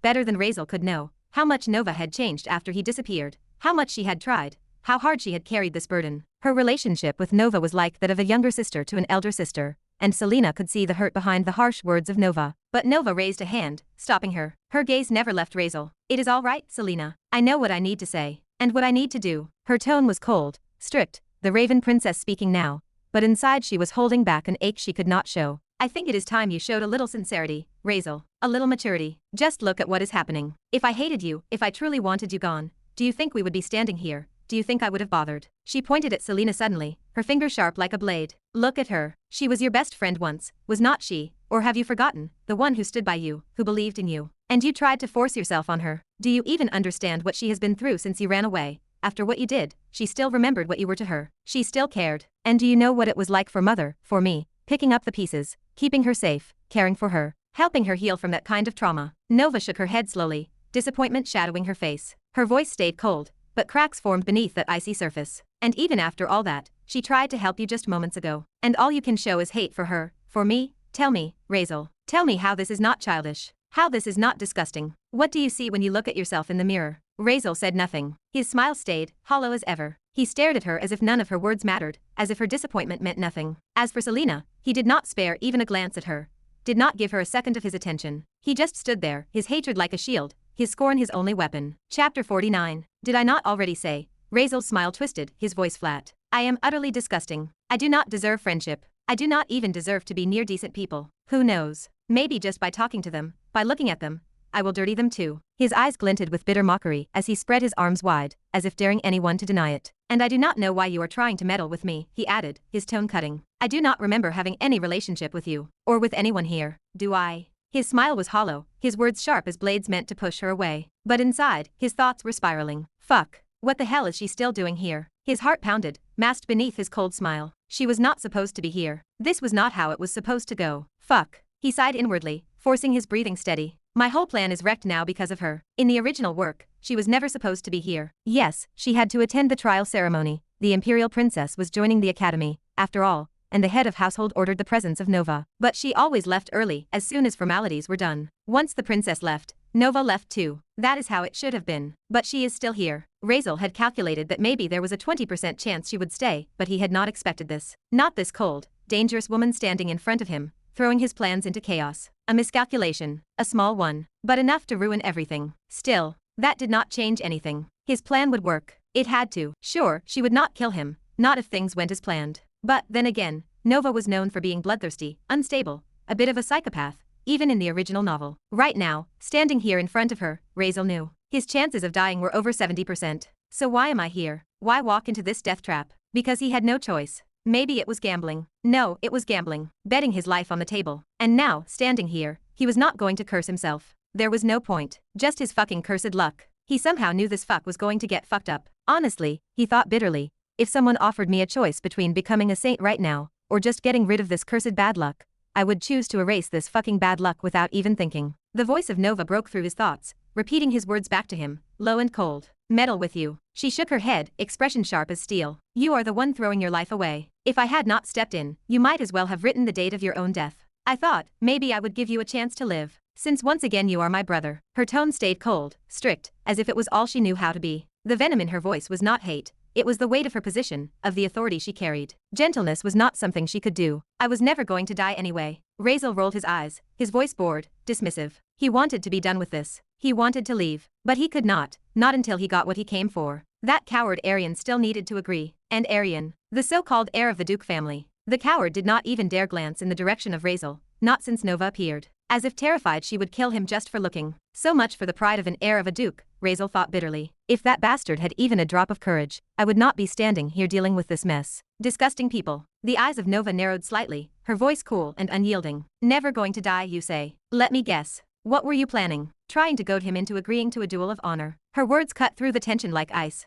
Because, by the rules, a duel of honor cannot be fought the same day. There is always a preparation period, a week to 1 year. And you would have chosen the longest possible. A year or 2 months maybe, something like that. That way you could live a little longer. Her gaze bore into him, sharp as daggers. Because with his backing, his honor on the line, no one could touch you. Killing you would be a direct insult to his family. So of course he would beg everyone to leave you be. And none of these people you have pissed off today would want to risk making enemies with an heir of a duke, would they? They would not dare, not unless they want to make an enemy of the house of the duke. And so what? You buy yourself a few more months to breathe. She shook her head, disgust and disappointment mingling in her eyes. Maybe trying to run away in the middle. Nova yawned, her voice laced with cold indifference, as if the entire situation bored her. But all in all, I can say this, you would be dead. Whether it was today or that day. Her words, delivered so casually, revealed the plan of Razeal in full. She had not needed to think too hard. As the chief head of Raven, the secret intelligence force that operated solely under her command, this kind of scheme was child play for her. Nova was one of the strongest characters in the world, so seeing through the plan of Razeal was not even worth breaking a sweat. Razeal was not surprised. The moment she had appeared, he had known she would piece it together. Even if she had not hit every point, she had grasped at least 35 to 40% of what he had been aiming for. Around them, the crowd gasped. The weight of understanding seemed to hit them all at once. So this was what that kid had been plotting. People realized how dangerously clever the plan was. A few smarter spectators, maybe 4 or so, nodded, impressed despite themselves, even nodded, seeing that the analysis of Nova was right. The plan could have worked. No doubt about it. The Dravens were a powerful house. If Arian had accepted a duel of honor, no matter how big the conflict, no one would have been able to touch Razeal until the date of the duel arrived. The only exceptions, the imperial family, the other 3 ducal families, or the church, and even then, there was a chance the Dravens could negotiate their way out, citing the sanctity of the duel. So that is why he was acting so wild. The crowd thought, trying to die but knowing he would not be killed. Arian could have persuaded Selena to restrain her followers for a time, and she would have. People could only blink in surprise, realizing what kind of guts it took to try a gamble like this. Playing with families of dukes. Standing on the edge of death with a smirk. Sure, he would have died eventually. But before that, he would go down as the boy who outplayed everyone. And now, all eyes shifted to Arian, the so-called heir of the Draven family. The man who had almost been played for a fool by someone far weaker, without even realizing it. Arian kept his face neutral, but inside, he clenched his fists. Now that everything was laid bare, he fully understood the trap he had nearly stepped into. But still, what was a little embarrassment compared to what he would gain? He would win. He would claim the reward. Even now, he would happily accept the duel. The advantages were too great. If only Nova would step back. That was the catch. He did not want to make an enemy of her. After all, the Virulens were the strongest of the 4 ducal families, beyond question. Even if the other 3 joined forces, they would not match the Virulens. Some even whispered they rivaled the imperial family, maybe stronger, though no one dared say so aloud. The wind in the Colosseum seemed to shift, turning heavy and hot. The crowd itched to whisper, to gossip, to dissect the brilliant ploy they had just witnessed. But no one dared move, dared speak, not with Nova standing in the center of the arena, her cold presence silencing them all. And Razeal, listening to her coldly lay out his plan as if it were nothing, seeing her strip him bare in front of everyone. He just shrugged. I still say I would not have been dead, he replied, rolling his eyes. His voice oozed defiance, but inside, his mind was whirring. Does she really think it is that easy to guess my plan? Chapter 50. I still say I would not have been dead, he replied, rolling his eyes. His voice oozed defiance, but inside, his mind was whirring. Does she really think it is that easy to guess my plan? That is because you were planning to ask for a holy promise from him, were you not? The voice of Nova cut through the air, cold as steel, her gaze fixed on Razeal like she could read him as easily as an open book. Maybe you were thinking if you beat him, and claimed the holy promise, you would use it to force the church to forgive your sin. The one where you tried to harm Selena. And of course, they would have to accept it. Every single follower out there. Because a holy promise is sacred, unbreakable. Her eyes narrowed, her tone flat but sharp, dissecting his scheme without hesitation. And once that is done, you would not have to keep living in fear of dying at their hands. No more looking over your shoulder, waiting for a blade in the dark. The crowd blinked, stunned by her words, finally grasping the depths of what Razeal had been planning. Even the lips of Selena parted slightly in realization. So that is why he risked it all. Nova continued, her voice low, controlled, yet carrying weight that no one could ignore. Everyone knows Razeal is, and will always be, an eternal enemy of the church for what he did. The only way he survives is either by finding backing strong enough to protect him, or by securing that holy promise. Because even if the saintess herself said do not harm him, the followers would still come. His crime was too heinous. They would kill him, and later kill themselves for the sin of breaking the word of the saintess. She shook her head faintly. So yes, that was the only way you saw to survive without spending your whole life in fear, was it not? Murmurs rippled through the crowd, jaws slack, minds racing as they pieced together what the mad gamble of Razeal had truly been. Even Arian clenched his fists, furious at the thought. Do they really think he could have won? Not in 100 damn years. He wanted to shout it aloud, but the presence of Nova kept him silent. And Razeal, he simply opened his arms, with a shameless, arrogant smile on his face, as if admitting it openly. Is using your brain a crime now, he said, his tone dripping with mockery. Inside, he knew half his plan was revealed, but it did not change anything. He would still win. That same defiant grin stayed plastered on his face. Nova stared at him, her expression unreadable, but the cold in her eyes deepened. She spoke low, each word cutting. Do you really think you could have beaten him? Razeal only shrugged, refusing to answer. But the arrogance in his face spoke for him. The gaze of Nova hardened further. He is a swordmaster at 16. A royal bloodline runs through his veins, trained by the Duke family itself, fed with the best resources the world could offer. She gestured lightly towards him, as if the facts were obvious. And you? What do you have? Her words hit like ice. Do you really have the audacity to stand here and dream of victory against someone like him? Wake up from your childishness. Her voice, though cold and strict, cracked with the weight of bitter truth. You do not even have mana, no aura, no training, not a single resource to your name. And even if you had them, you cannot take them, can you? You stand there with nothing, while he stands with everything. Do you not know his background? He could crush you without even lifting a finger. Just where is this arrogance coming from? Nova clenched her jaw, angry at herself for speaking of his weakness so bluntly, something she had always tried to protect him from. After all, she had known since childhood about the curse of her brother. A body without talent, a continuation without hope. But today, seeing him like this, recklessly throwing himself into a dream built on nothing but cleverness and pride, overly arrogant, she could not hold it in anymore. Someone had to make him see. Planning without strength is useless. That simple fact echoed in the head of Nova as she stared at Razeal. No matter how clever the scheme, it would always crumble before true power. And all she wanted, all she ever wanted, was for him to realize that, if he could just see his situation for what it was, maybe he would come to them, ask for help, let them protect him, let them save him. Some might call her cruel. Maybe she was. But if harsh words reminded someone of the dangers outside, if it kept them where at least they would not be killed, then so be it. That was how she had always handled things. And she was not about to change. Her gaze stayed locked on his face, watching him, searching for any crack in that mask of defiance. But Razeal just stared back at her silently. His eyes calm, too calm. And for the first time, something in her hesitated. Maybe I am overstepping, the thought whispered in her mind.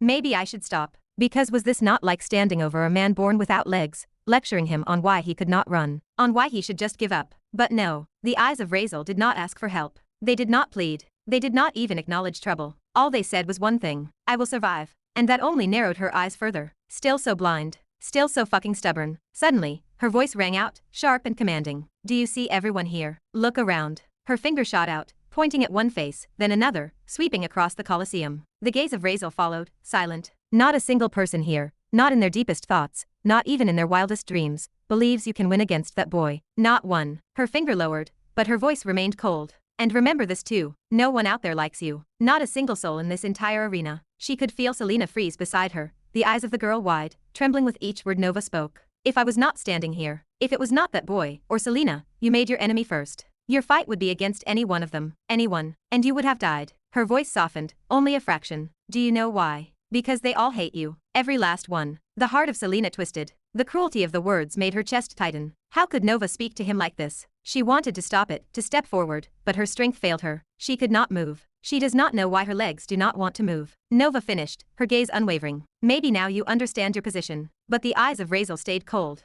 unbothered. He ran a hand through his long purple hair, his voice tired, as if he had enough of her words. Woman. His tone was sharp, dismissive. I do not have mana, aura, strength, powers, background. Is that what you are saying? Host, calm down. Your emotions are getting out of control. The voice of the system was faint, buried beneath the roar in the mind of Razeal. He clenched his fists, his voice rising, anger boiling over. Then tell me, why was I able to run from all of you? Why could not any of you find me? Why was I able to survive alone all this time? His voice thundered in the silent arena, fury shaking every word. Why do you think someone as fucking weak as me passed this trial? Why am I standing here alive? Why do not you tell me why I am still here, when I have been fucking with everyone in this arena right now, and still not a single fuck of you touched me yet? His finger swept the crowd just as hers had done. Not a single one of you, not one, would have survived what I have been through. I am alive not because of help, not because of support, because I stood on my own, because I survived on my own. And you say I have the audacity to dream. You guys are not even my fucking enemy. What the fuck are you all dreaming about? This whole fucking world wants me dead, and could not do it, and you fucking think this shit, or any shit of you, will be able to make me. His voice cracked with rage, his whole body trembling. This is not a fucking dream. I will win. I fucking will. He pointed directly at her, his breath ragged, fury consuming him. He could not even remember losing his composure like this before. But the way she spoke, the way she stripped him down, it tore at his mind. Nova stood there, silent, expressionless, letting him vent every ounce of his frustration. The entire crowd held its breath. Did he just speak like that to her? He is dead. No, he will die by torture. But Nova did not move. She simply stared, cold as ever. And yet, behind that coldness, beneath that strict, venom-laced voice, was the care of someone who still did not want to see him fall. To be continued. Hope you liked today's video. Join the community by subscribing and dropping a like. I'll be back with another update tomorrow. See you then.